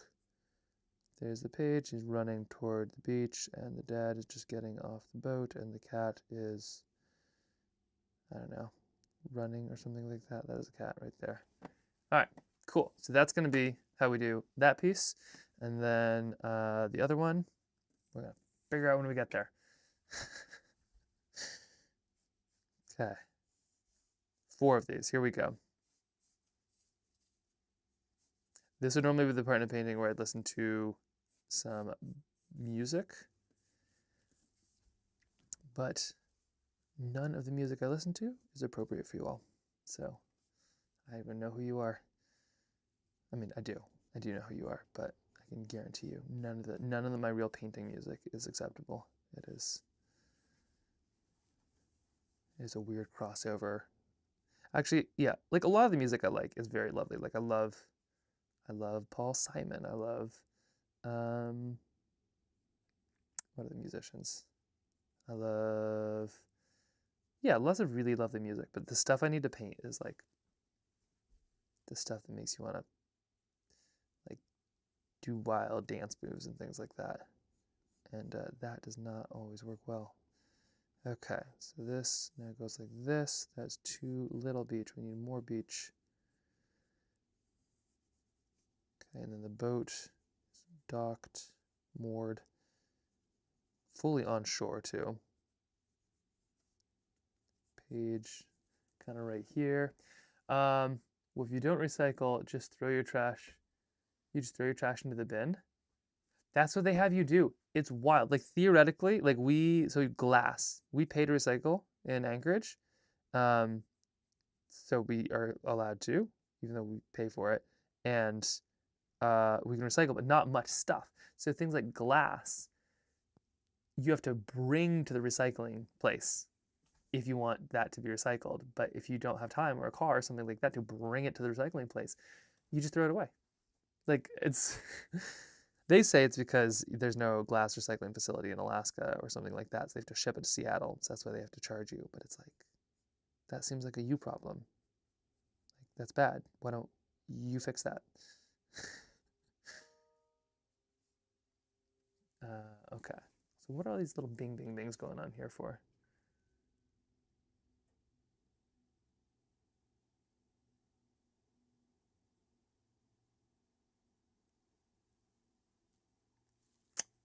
Work stuff. That's crazy. It is crazy. Well, especially coming from somewhere like that does recycling seriously. Like it's there's no excuse for it. Like it can be done. It can be done well too, and like effectively. And yeah, it's just wild. It's just wild. Okay, so a little person running. Look, the page. Little cat.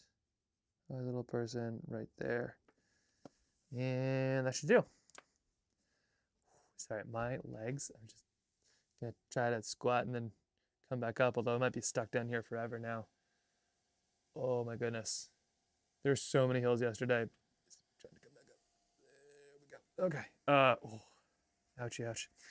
My city takes almost all recycling, but it's annoying to find out a lot of it doesn't actually get recycled and they just accept it. Hope cycling is what they call that. And that is very annoying. Yeah, it's like kind of a wild world. And then the reason all of that happens is also really frustrating. So like a lot of the recycling, the reason recycling is so, ineffective, at least in the US in a lot of ways, is because we just subsidize oil so heavily. And not to get all political on it, but basically like we make oil so cheap that it's like, why wouldn't you just make new stuff? It is cheaper to make new stuff than it is to recycle old stuff into new stuff, which isn't as good always as just making new stuff. So economically, we make it so hard to justify recycling, aside from, of course, that it's the right thing to do. So what we really need is just like less of those subsidies or less of that kind of like pushing of new oil, because that's what they'll do is the oil company realizes, and this isn't like secret knowledge, they admit this in shareholder reports and stuff like that. They realize that they're going to run out of new markets for cars and stuff like that. They know that that's going down. They know less people are going to buy trucks. EVs are going to be a thing. And so their plan is just kind of like the new market is virgin plastics. And then the more that we make, the more we buy, and it's big money. So recycling is kind of a threat to that. Glass is a little different. You have to take the recycling bin nearby, but sometimes people just throw it in the regular trash bin. So frustrating. Even as a child, everything here is always sorted. One bin for paper, one for packaging, one for general waste. If you want, you can also have one for organic waste. Yeah. Yeah, right? I mean, that makes sense. That makes sense. Should that be our next book? We make something fun about recycling. Not like, guilt, but like we could make like a fun we could make a fun recycling book. What would the story be? Okay, we got to get our little C stack here, kind of in the distance. And down, and then this one goes up. Last week, people in my building threw their empty beer bottles in the plastic bin. The garbage collectors don't empty the bin. Yeah, I know. Poor they must go through so much stuff. That being said, they have a great job. I know a trash collector, and it sounds like such a good time. Like you are literally the hero of every small child when you come up. Like today is trash day, so it's very apropos. But like little kids love trash collectors so much. Like they're so excited always about what they're doing, and you just get to like drive around and probably listen to podcasts and like just do cool stuff. Pick up trash, have fun, do recycling. Okay, here we go. This is our little scene coming together. You've got a little kind of group running toward the pages, little C stacks in the background, and they're kind of heading straight for that one. And then the little kid finds the page and holds it up, and he's like, look at this, it's the last page, can we paint it in together? And then the dad, because I think what's going to happen is in the beginning of the book, he's like, can I paint this in with you? And the dad's like, no, I've got to make this book. Like, I've got to make this book. And then gets washed away. Books everywhere. And he's like, oh no, my book is ruined. And the little kid is like, no, it's not. Let's go find some pages. And it's like, we'll never be able to find all the pages. And it's like, okay, well, why don't we start with one? Actually, this feels really good. Let's write this down. Hold those thoughts, everybody. Wait a second.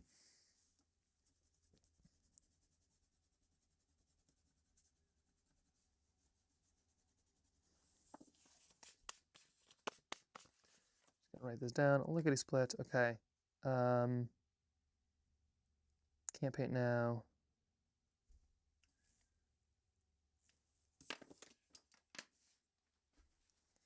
One moment. Okay, it is time. It is time.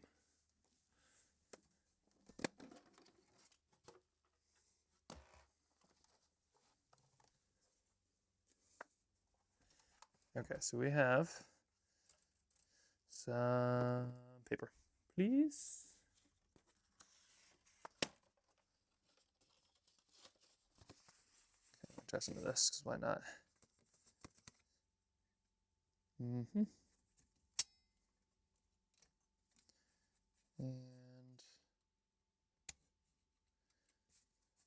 perfect.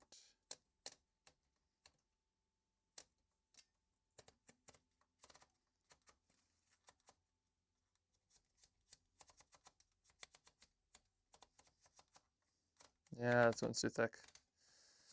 Not gonna do. Simply not going to do. Let's see if we have any thinner paper around.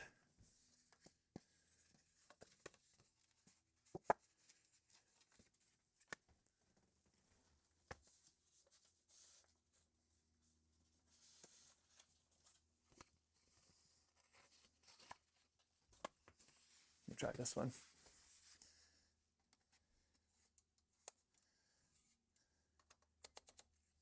Oh, now we're in business.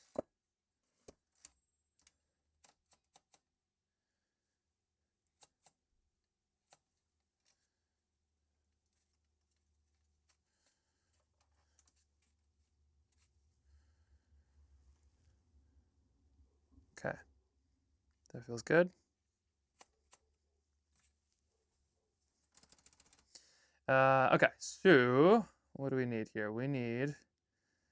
Um, we need the kid is talking about, can I help paint? Can paint. Not right now. No, I need to finish this book.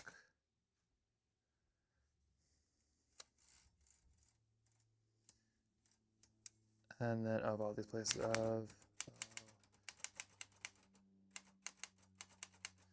places, and then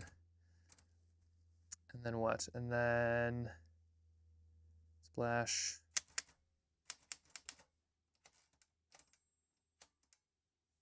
Oh, it's having trouble here. You can do it. You can do it. You can do it. You can do it. Here we go. There we are. And then it's ruined and all gone. And the kid's like, no, it's not. Oh, this is some thick paper. Let's see.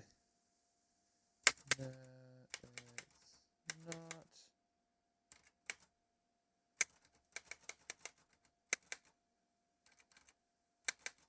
A page.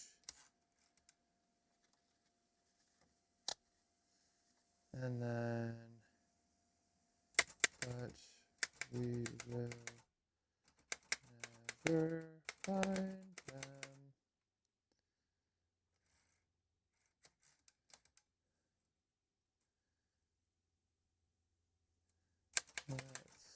Let's just start with one then.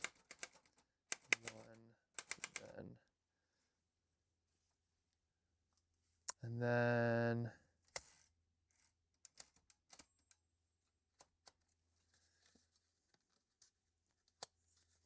so okay, then they start as one, and then where do they go from there?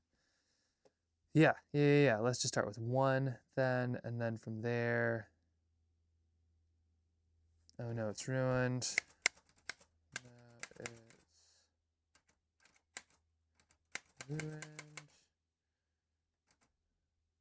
All lost. And the kid's like, no, it's not. No, it's not.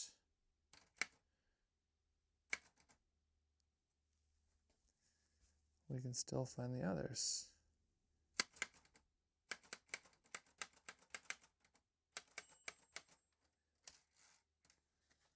This paper is way too thick. I see why I use thinner paper now. Find the others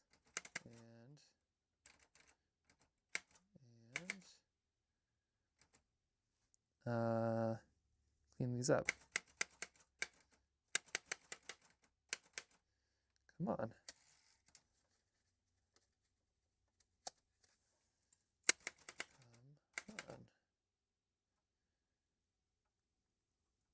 And then so you find those. Oh no. It's too dark. We will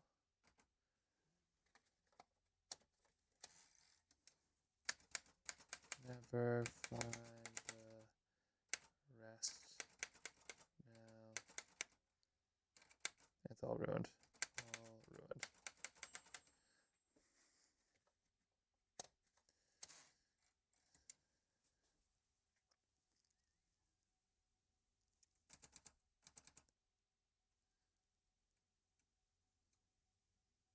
Maybe we just need a bit of help.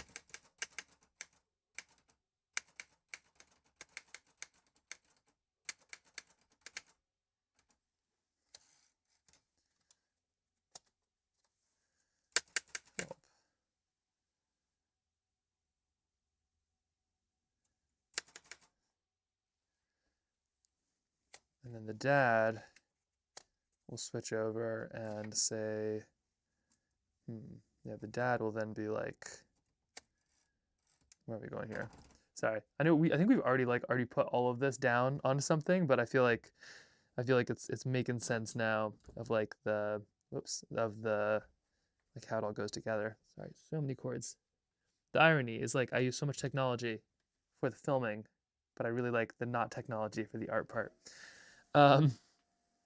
Maybe we just need a bit of help. Light happens. Light happens. All of that part. And then we go back to the bit.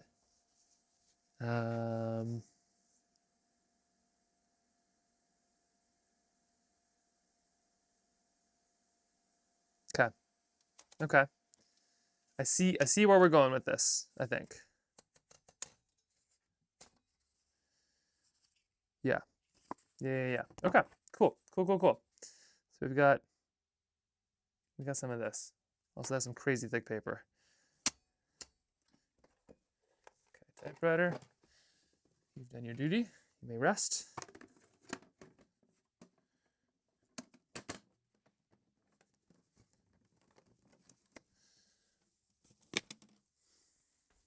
Now where were we? We got some stuff to sketch. Okay, this right here. So yeah, so oh no, it's ruined, and then one page at a time, one step at a time. Sorry, this recycling conversation kind of has me going on that stuff.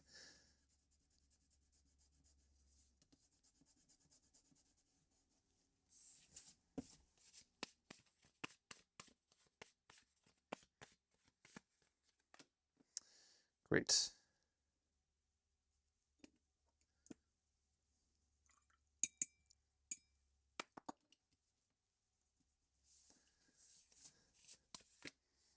So we need, what do we have? This last one, I think we had a little bit of cloud in there. We did. Okay, a little bit of cloud. So we'll do a touch of cloud. Just a hint. Just a little bit.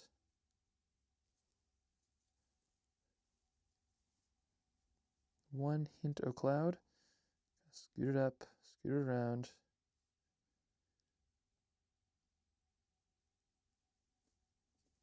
And a little bit of water kind of over the top of it. Just like this will should kind of mollify all of that. There we go.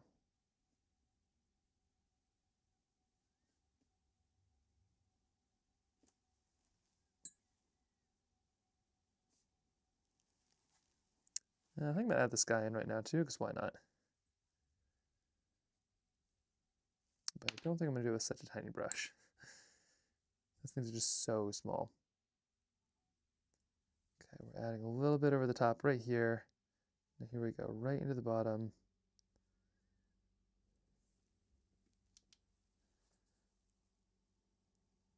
Right over the top, and working our way around. What's funny is this is how I edit videos too.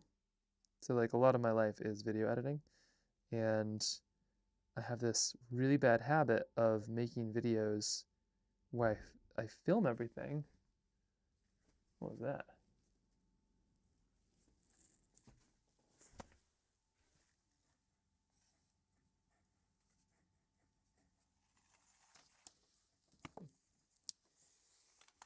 Anyway, I have this really bad habit of filming videos where I make everything without having any of it done. Like I don't have any of the words I'm going to use necessarily. I don't have any of the, like I have all the visuals, but I don't have any of the words. And it's kind of this fun challenge where it's sort of like, okay, great. Here's what we have visually. Let's see how that all fits into the words. The struggle though is you can have a video that's like basically looks like it's done. It just is so far from done. It's like having a person without a brain. Looks done, not done. Sometimes people basically don't have brains, but yeah, that's kind of what we're doing right here. Sort of same deal, same stuff. Okay, we're adding a little bit of our sails now. They were kind of this creamy yellow, a little bit of orange in there too. We're just gonna get those down first. And then of course our boat color, let's get that in. A bit of our red. Add a little bit right there. Wonderful. The beach, let's see, what color is the beaches versus sea gonna be? I think we're gonna do, I think we're gonna do a nice light beach for the most part. So we'll avoid a bunch of this. I think while we're working on this one, while we're waiting for this one to dry, I think we gotta work on this next. Kind of jump right into it. So, okay, so they're going and they find the page and then the little kid is like, look, the last page, can we draw it with you? And then the dad in this case is like, yes. So beforehand he's like a real Scrooge and now he's like, yes. So we'll see. Okay, so here is, what would it be? Little kid right here, holding up the page.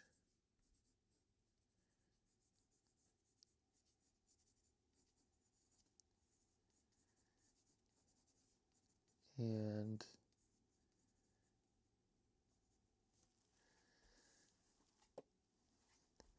oh, right. Look at the last page. But it's got to all fit together, right? Because there's all the different. Look, the last page. We almost have the complete book. Look, the last page, can fill it in together. We almost have the complete book.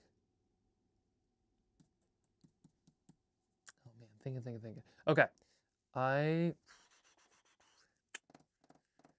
gonna be right back. I need to grab something. Oh, I feel my mind. It's like shifting from first to sixth gear. Like we need to get there, but I feel my mind just like shifting. Okay, I will be right back. One moment. Everybody behave themselves.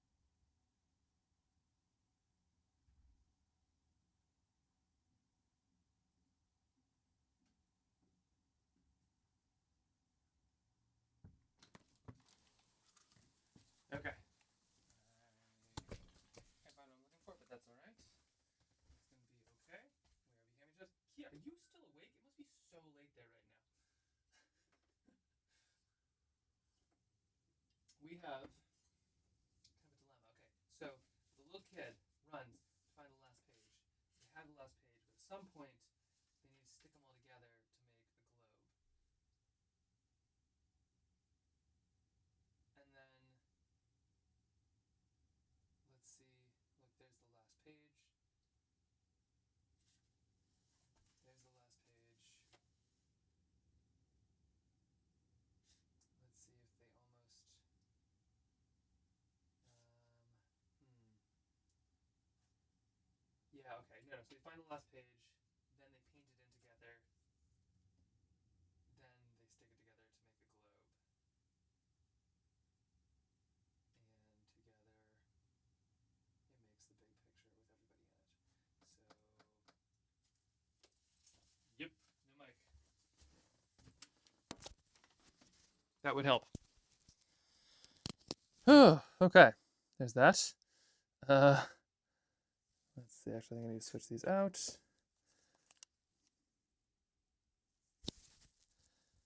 Let me see here. Just needed to grab this.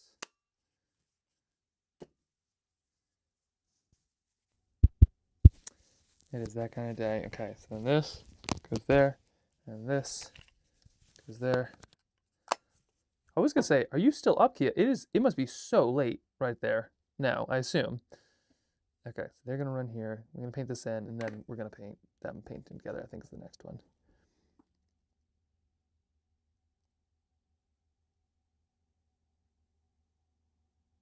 Oh, and then they can leave that sketch.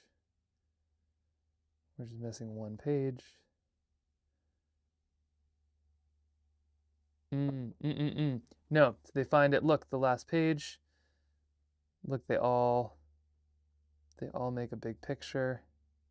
There's the last page. They all make a big picture. We're just missing one last page. What shall we sketch? And then they sketch all of their friends that they met along the way. That's how it ends. That's what it is. Okay, I know what it is. Past midnight? Yep. Oof. Yeah, I'm assuming so. Late, late, late. Okay, I think that we have to do the C first.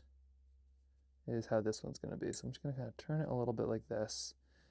And I'm going to put a couple little sort of wiggly biggly bits like this. Maybe a touch of brown in them.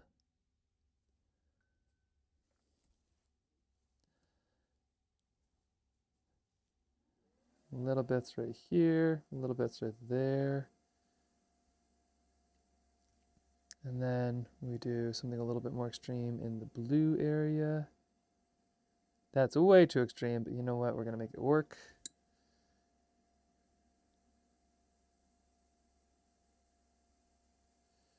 Maybe a bit right here.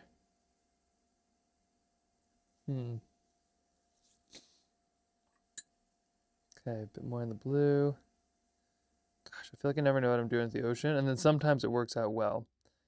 It's like one of those annoying ones where... There we go. Okay, so something kind of like this. I think we kind of have to do maybe one of these.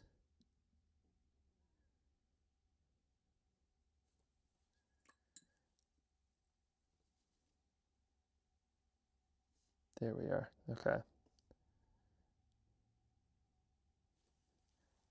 It'll do. It'll do. Something will work.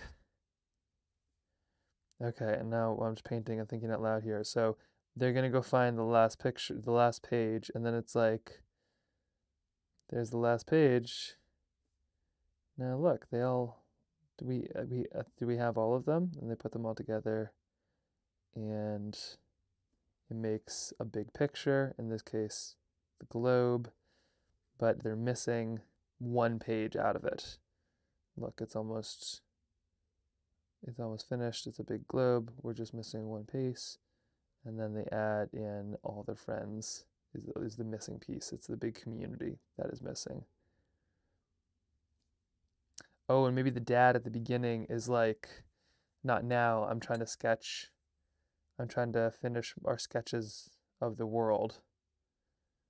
but then it shows that like it's more than just the places, it's the people that matter. Overthinking for sure, for sure, for sure, for sure. But I think it'll work out. Okay, little boat goes right here.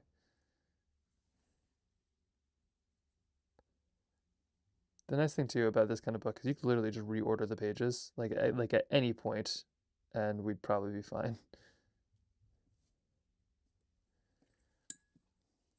All right, this not my best C I've ever done. I think it'll do, but it's not. I think what I really need is like some kind of interesting bloom or something right there. So I might try to add one of those. We'll see. This can work either okay or terribly, but like nothing in between, it feels like usually. So maybe we give it a try. Where's the midnight already? Oh yeah, Germany. Yep. Way out there.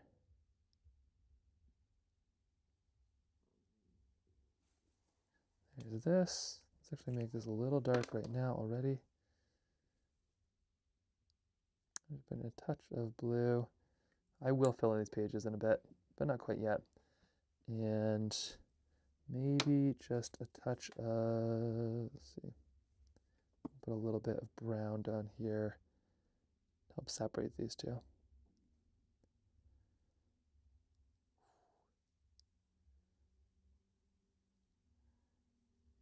What number is this? This is number 5 today, I think. Where are we at? We're at number 1, 1, 2, 3, 4. Oh dear, this is number 4. No, hold on, that can't be. No. Okay, 1, 2, 3, 4, 5. Yes, this is number 5. Yikes. All right, so we have a little page stuck in the sand right there, and we'll add the rest of this in just a moment. Here we go. This is kind of my moment to add some blooms if I want to. So there's again a couple little bits of stuff right there. And now, let's add maybe a bit of rock shoreline.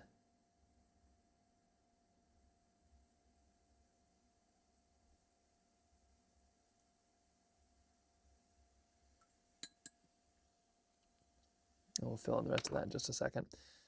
Okay, so now little kid goes to the spot, finds the thing. It's like, look at this. And what happens from there? I think from there we go, well, let's see, where do we go from here? From here, I think here we go.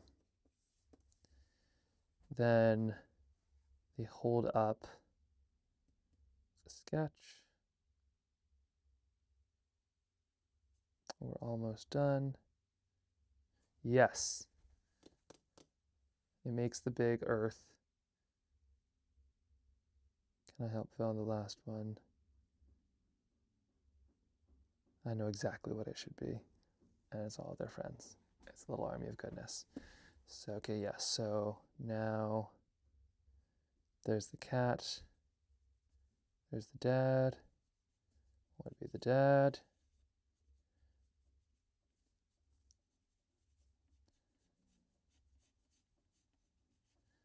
And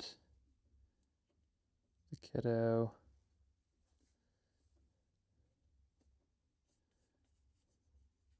This feels exciting because this is like very much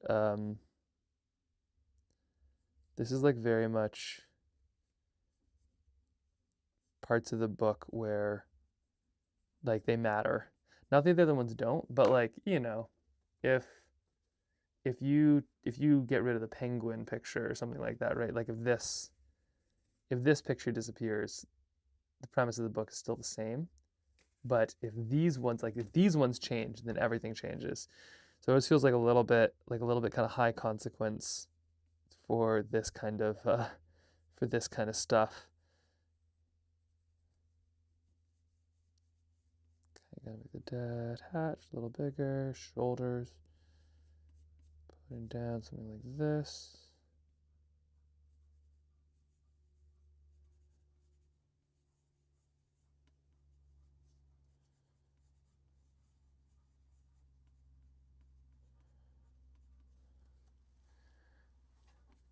somewhere like this maybe.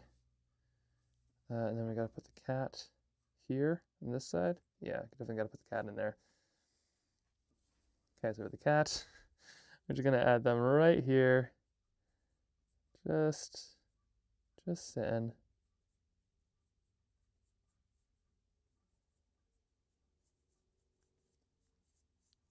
Oh, that's too close.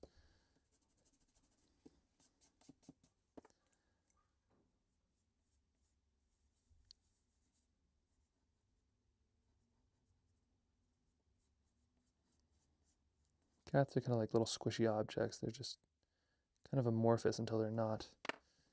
That's a good cat though. That's a fine shape of a cat. It's kind of like ears down, checking it out. Feel good about that one. Okay, here we go. We're just gonna work our way over. Working on number 6. Then 2 more gets us 8.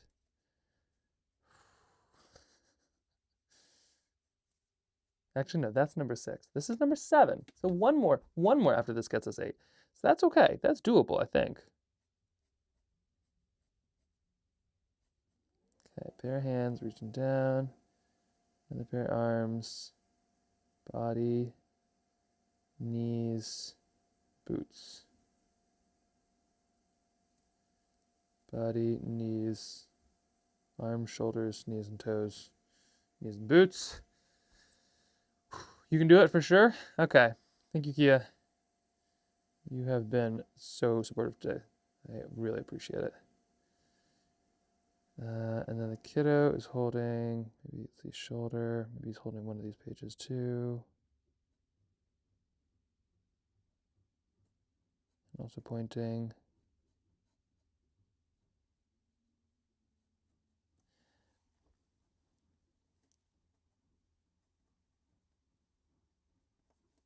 And then, of course, the cat.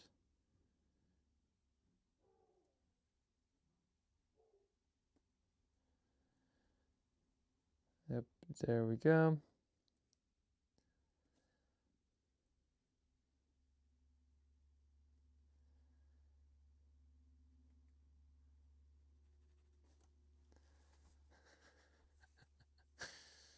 Oh, man.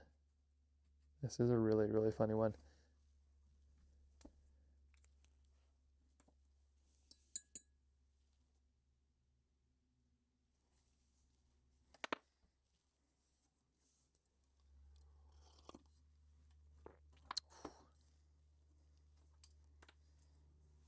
Found out there's a chance I might be going to the Kendall Mountain Film Fest in England this year in November.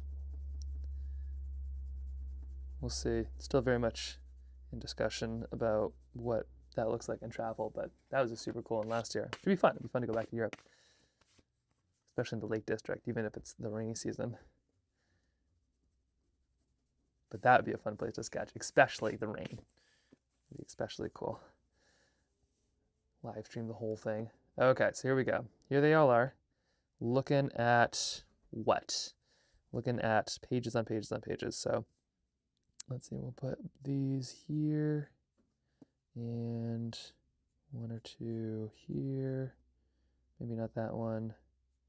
Maybe one like here. Put one here.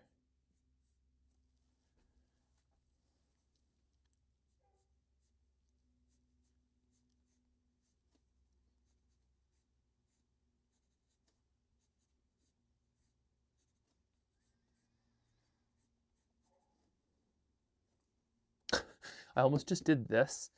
There's so much, like, the double tap is how you undo something and like Procreate or like so many of these art softwares. I just wanted to switch out this box and I literally just almost double tap my paper. It'll be nice cold rainy weather. Yes. Yeah, Kendall in that time of year. November is lovely and cold, but it's kind of like cathartic in a nice way sometimes, you know? It can be, I think. I've been told. Okay, a little bit here.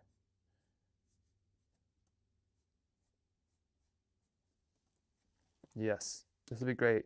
And then the following page, which I'll grab one out of now. How do I lose our paper so fast? Literally a tin. Just sitting there. You're not it. You're not it. You over here? Wow. There should be a record. I do great at it. Okay, and then we have this one right here. So this will be where it's all laid out here. So what do we have in order? We could do 1, 2, 3, 4. 1, 2, 3, 4. Let's do 1, 2, 3, 4, 5. 20 sheets of paper.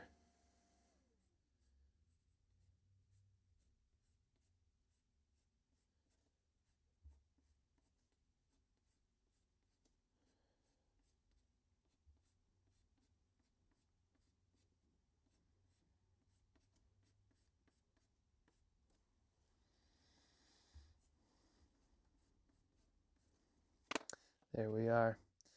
Yeah, the bird's eye view. So we have kind of this, like they're looking at all of them together, and then they put all of them in. And then we'll have kind of like maybe Kip or somebody putting the final one in. That one right there. And then we'll be missing this one right here. So it'll be like, oh, we're missing just one. And it makes this big picture of the earth already. And you can kind of start to see it. And it's like, oh, we're missing one. And then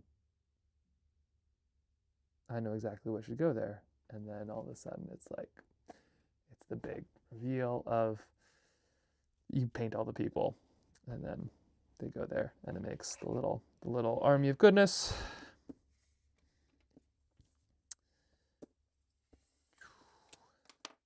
But we need to figure out what these are, and once you figure out these are, then we can start filling in all the pages on the other spots.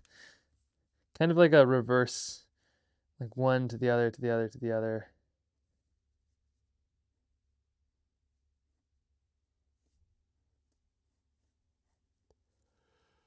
Whew.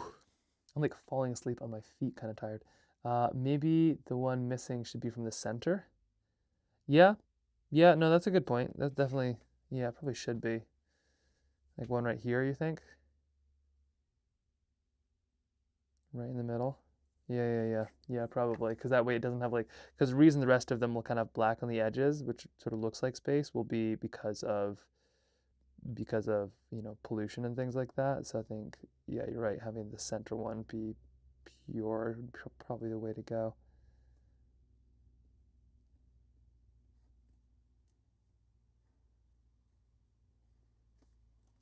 Okay.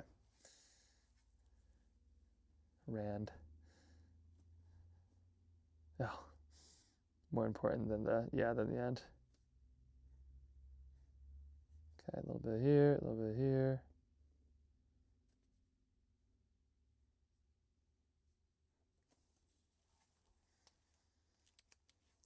This is feeling, I'm liking how this looks. I'm really, really liking how this looks.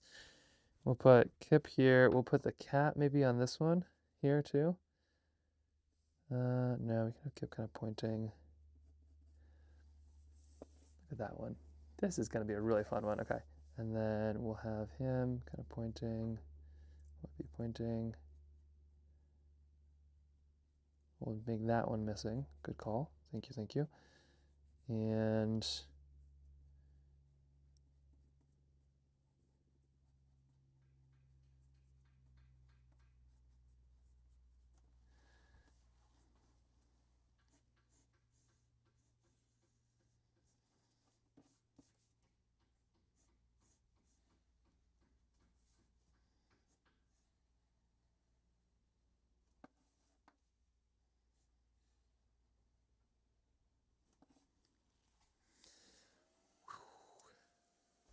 okay.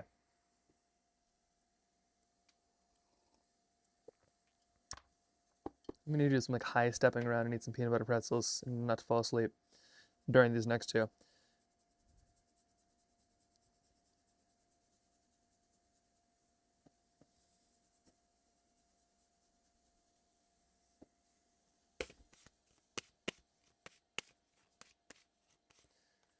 There we go.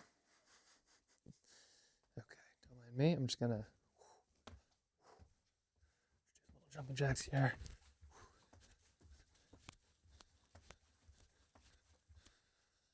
Ooh. Maybe try to touch a toe, or if I can't, maybe a knee. Nope, not that flexible either. All right, I'm just gonna crawl myself back up to standing. Don't pass out. Do the leg circles.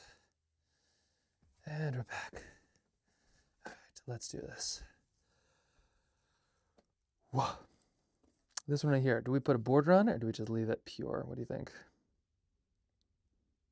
We could go right to the edges. No, we could put a little border. I don't think breaking a border makes sense on this one either. Yeah, let's just do, well, we'll do a full border. That's fine. Maybe, we'll think. Now we'll do action. There we are. There we are. And there we are. Okay. So once we have pretty good look on this, should be doing pretty well by that. Huh, it says it's been streaming for 29 hours and 27 minutes. That would explain it. I feel that. Whether or not that is true, I certainly feel that way. A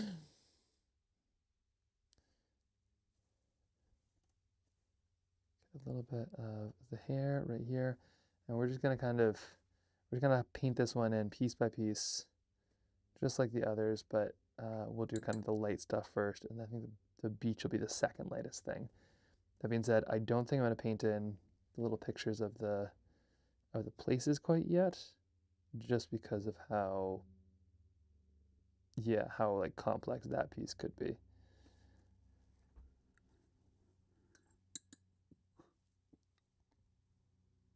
I'm sorry, the yawns. It's like,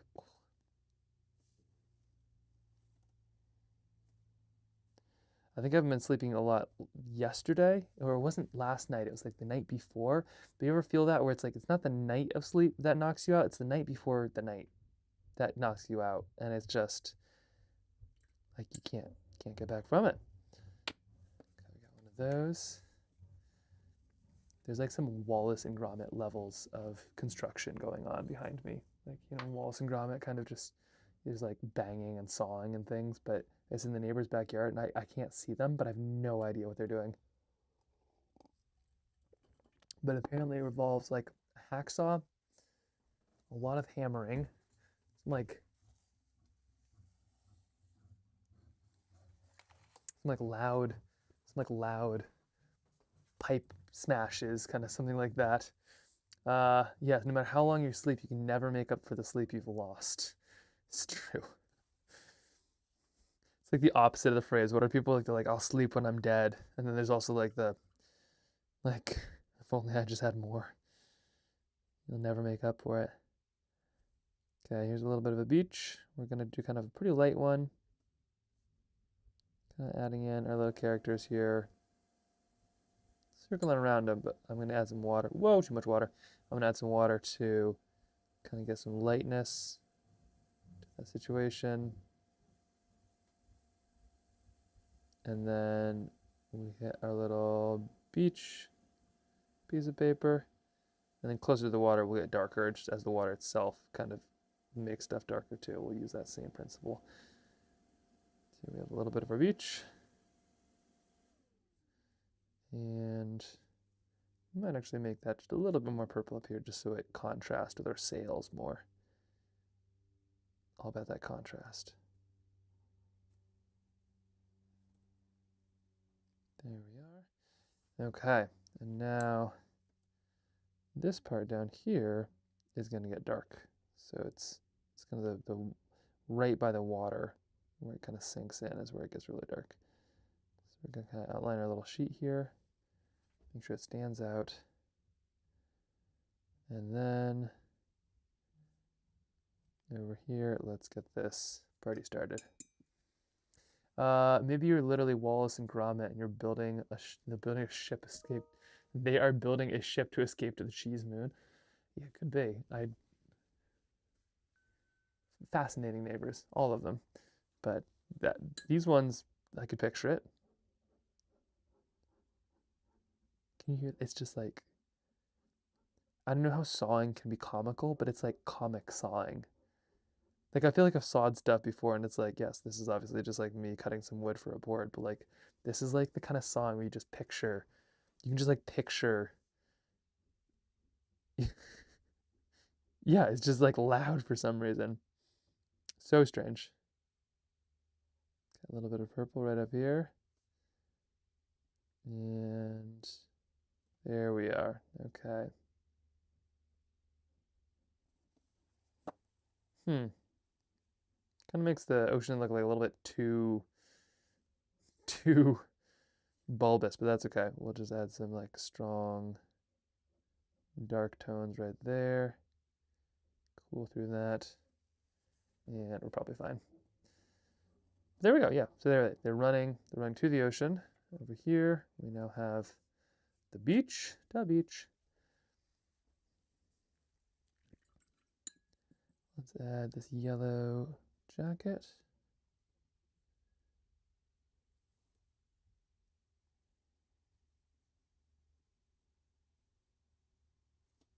There we are. And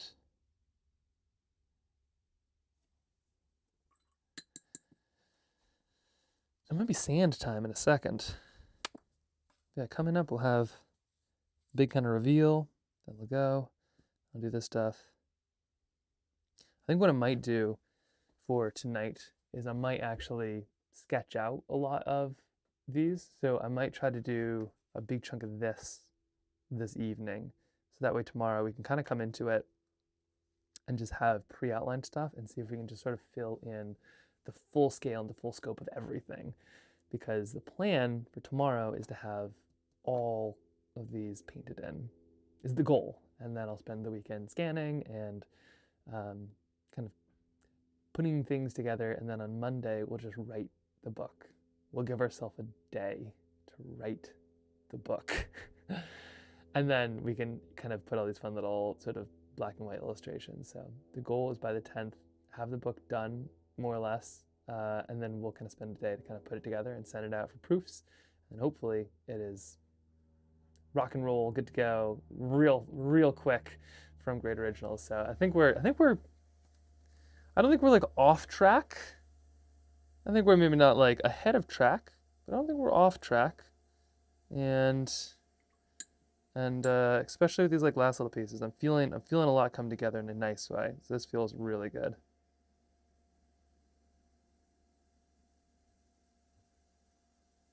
Okay, a little bit here.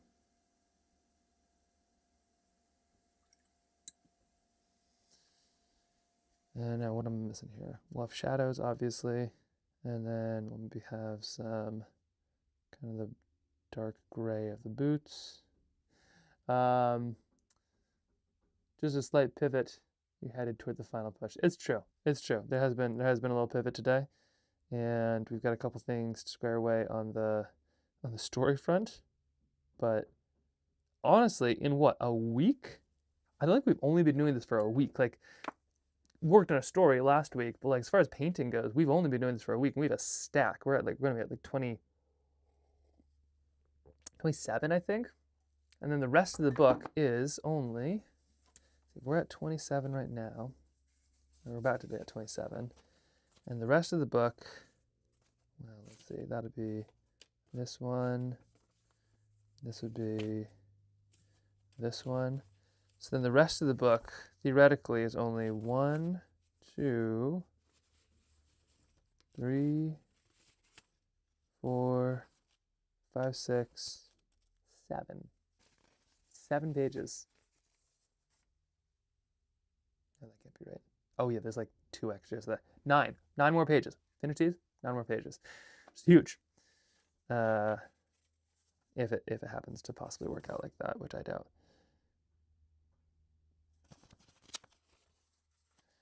All right. Now what are we missing here? Okay, so we got one of these. We got one of these. We have all of our little sheets of paper.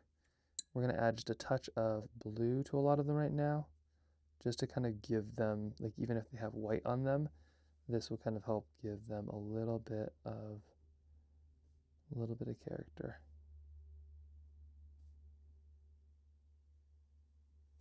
Something like that. The cat, the beach, see the red. I think we're rapidly approaching where we're going.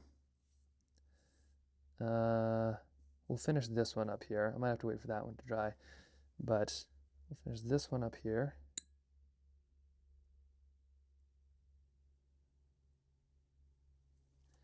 A little bit of green on the tops.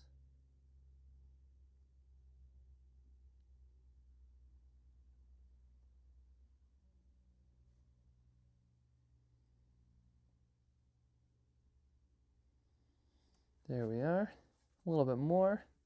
We're real close. Silas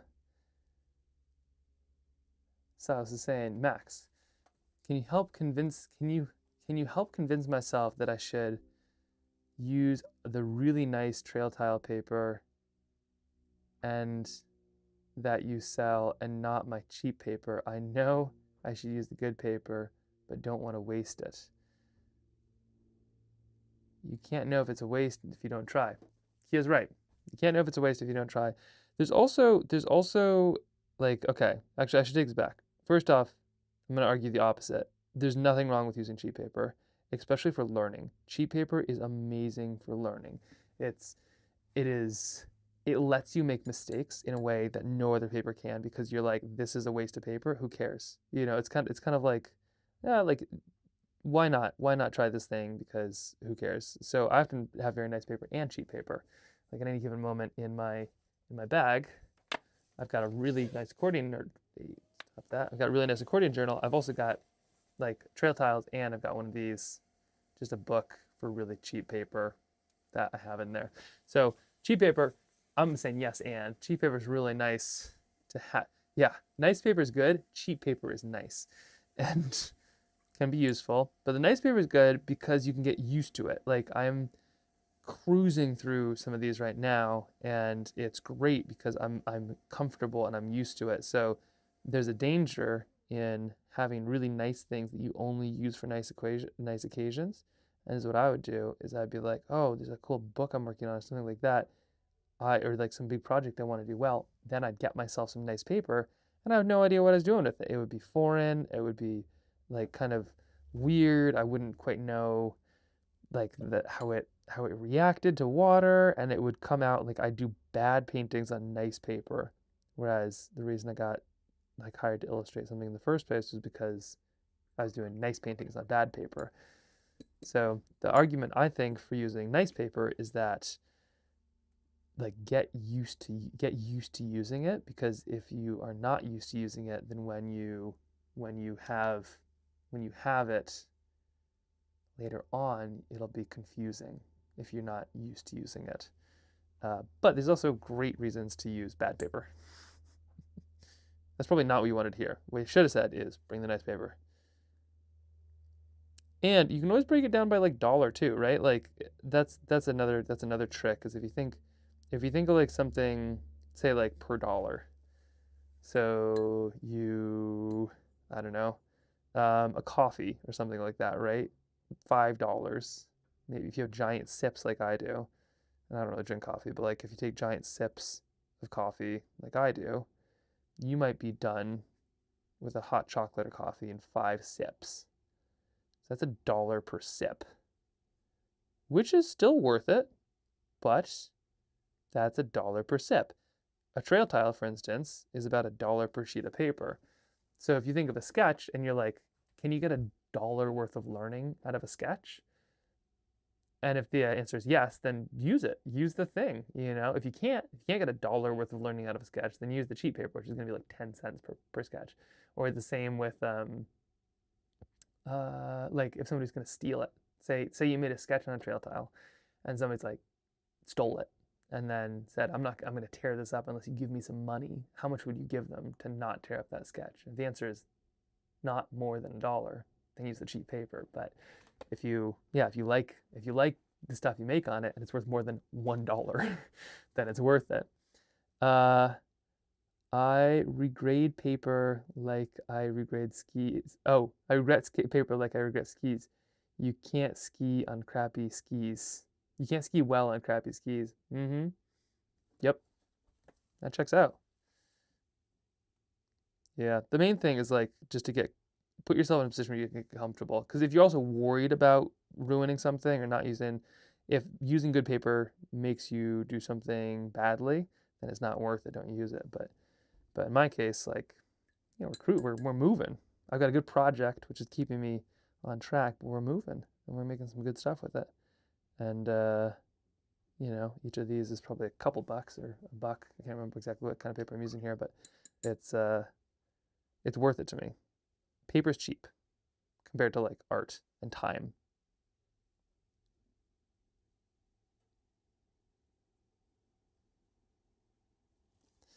Okay, so here they are on the boat, zipping forward onto the shore now.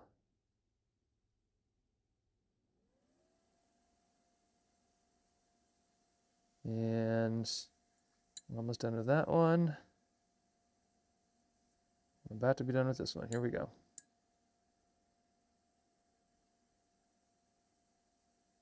One arm outstretched. Putting these in first because the colors I'm going to use for the dirt are going to be pretty dark, I think, and kind of cover up a lot of this.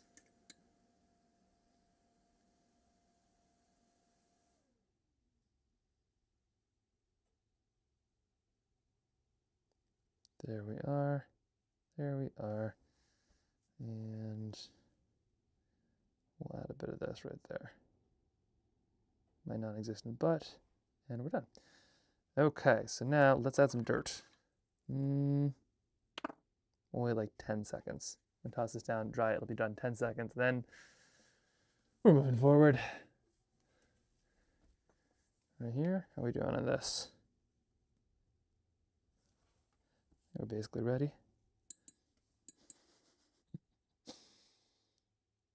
One of those days.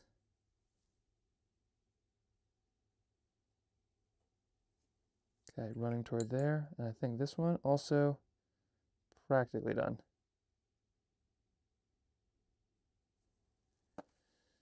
There we go. Okay. This one, I think we're done. So you can see, running toward that page. Sorry, there's like the tiniest bit too bright when I do them like this. Running toward the page. There we go. That is number 6, I think. Let me triple check here just so we know. So we've done. Where's our sewer? 1. And 2, 3, 4, 5, 6. Oh, yeah, okay. All right, that's number 6 then. All right, we're moving. All right, I think that one counts. Now, let's see if this one's dry. And then I need to tell me which one is your favorite. And then I think today, this is probably all I can pull off for today, but I'm going to do some sketching a little bit later tonight. So tomorrow is going to be a big one. Tomorrow, anything that needs to be finished gets finished, I think is kind of what it's going to shape up to. It was always that way, but now it's definitely that way. All right, here we go. So we're just going to fill in all of this. A lot of brown. Good beach color. Beachy brown. Kind of like a Pacific Northwest beach. There we go. And we just got to make sure at this point that we don't have too many, like we can have some, but we do not want too many hard edges. And the best way to get around that is just to fill in the entire thing basically at once. Just one fell swoop.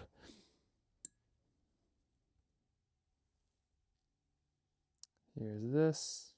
Here's this. Okay. Just gonna move through this one. And then I will be adding in all the pictures later on. So all of these will have different paintings, but we'll make the paintings be whatever the places that they're found in. So technically the paintings came first. So it's like there will be a painting of a coral reef, and then that's why they have to find the painting in the coral reef. But we'll have done the picture of the coral reef first, and then we'll make the painting of the picture of the coral reef. It's real matter real quick. So we're just gonna move right through it. And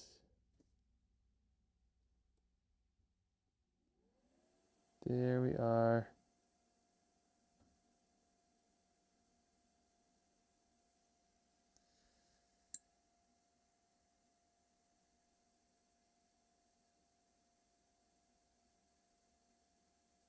Just a touch. The cat, don't need to worry too much about because he is all black from this angle. There's like this patterning, it's like counter something patterning. It's what orcas use to keep from being seen. They're black on the top and they're white on the bottom, which means they're harder to see from below and harder to see from above because they're being balanced on, the edge of, when you look below, you're seeing them against the sky. When you look from top down, you're seeing them against the inky bottom of the sea floor. But the cat has the same thing. I don't know if it matters because I think rarely are you going to be below a cat and not need to see a cat. But they have a lot of the same markings for some reason. Although for some reason I also don't think like tuxedo cats have been apex predators for very long. They seem a little too fancy for that. A little bit of purple on the edges here, just to give something that's slightly different than pure brown.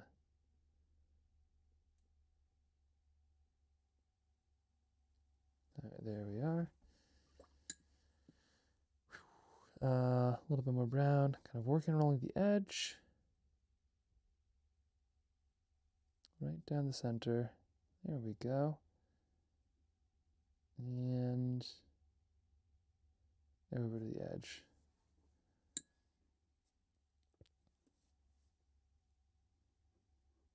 Okay. And yeah, now tomorrow the plan is to do all these paintings. I'll start at 9, just like last time. And if you're looking, we have a fun new thing, which is like a little sign-up sheet if you have any interest in seeing where this book goes. We still haven't really talked too much about like whether we're gonna make a real copy to get to people, but when we know any more information, we'll pass it off there. So if you're interested, that's where you'll find it. Or of course, we have a sweet newsletter, and we always put like little stuff in the Sunday updates and things like that. So you can find that there as well. Mostly we're just kind of trying to stay alive for the next day and a half and finish this up. Okay, a little bit right there. Now, because I've kind of gone dark here, but like it'll still follow that capillary action of all the other little bits. It'll kind of spread itself out. Watercolor is amazing that way. It does a very good job of kind of figuring itself out. How are we going to get it printed? We're going to print it locally. So we're going to print it locally, and they're going to do like little spiral bound notebook. It's physically going to look like this. It'll look it'll look like this. Little spiral bound thing. We're going to literally have the words torn this page. So we're just going to scan this, and then that's going to be kind of the look of it as it comes to life. So it'll be quick. At least that's the way the version that I'm taking with me to the National PFAS Contamination Coalition conference is going to be, because they are in just a matter of weeks. So that is the fastest way to print something as far as binding and all that jazz goes. But then once this is done, we might do some regular book, some like typical book stuff. But my dream is that this could just like be in a bookstore, right? Like you could just make something and that could go into the bookstore, but then all the profits and proceeds would go to them, as well as kind of raising some good awareness. Would be kind of a cool, I don't know, I think that'd be a very cool thing. So we'll see. That I have no idea how to do either. So I'm literally taking you through every step of the like zero to book portion of this. I've never done something like this before, and it's been kind of an experience, but you're making it really fun. So thank you on that. Okay, a little bit right here. And then we need to rank these. It's very important we rank these. Find out what is the favorite painting of the day. Okay, a little bit there. So there we go. Got this big, long sheet. Now we're going to use some purple and a little bit of what looks like moon glow, I think, just to kind of highlight out Dad in particular, because that yellow jacket is going to be kind of hard to pick out. There we go. So we're just doing a little bit of this, and then of course spreading it out, moving it around.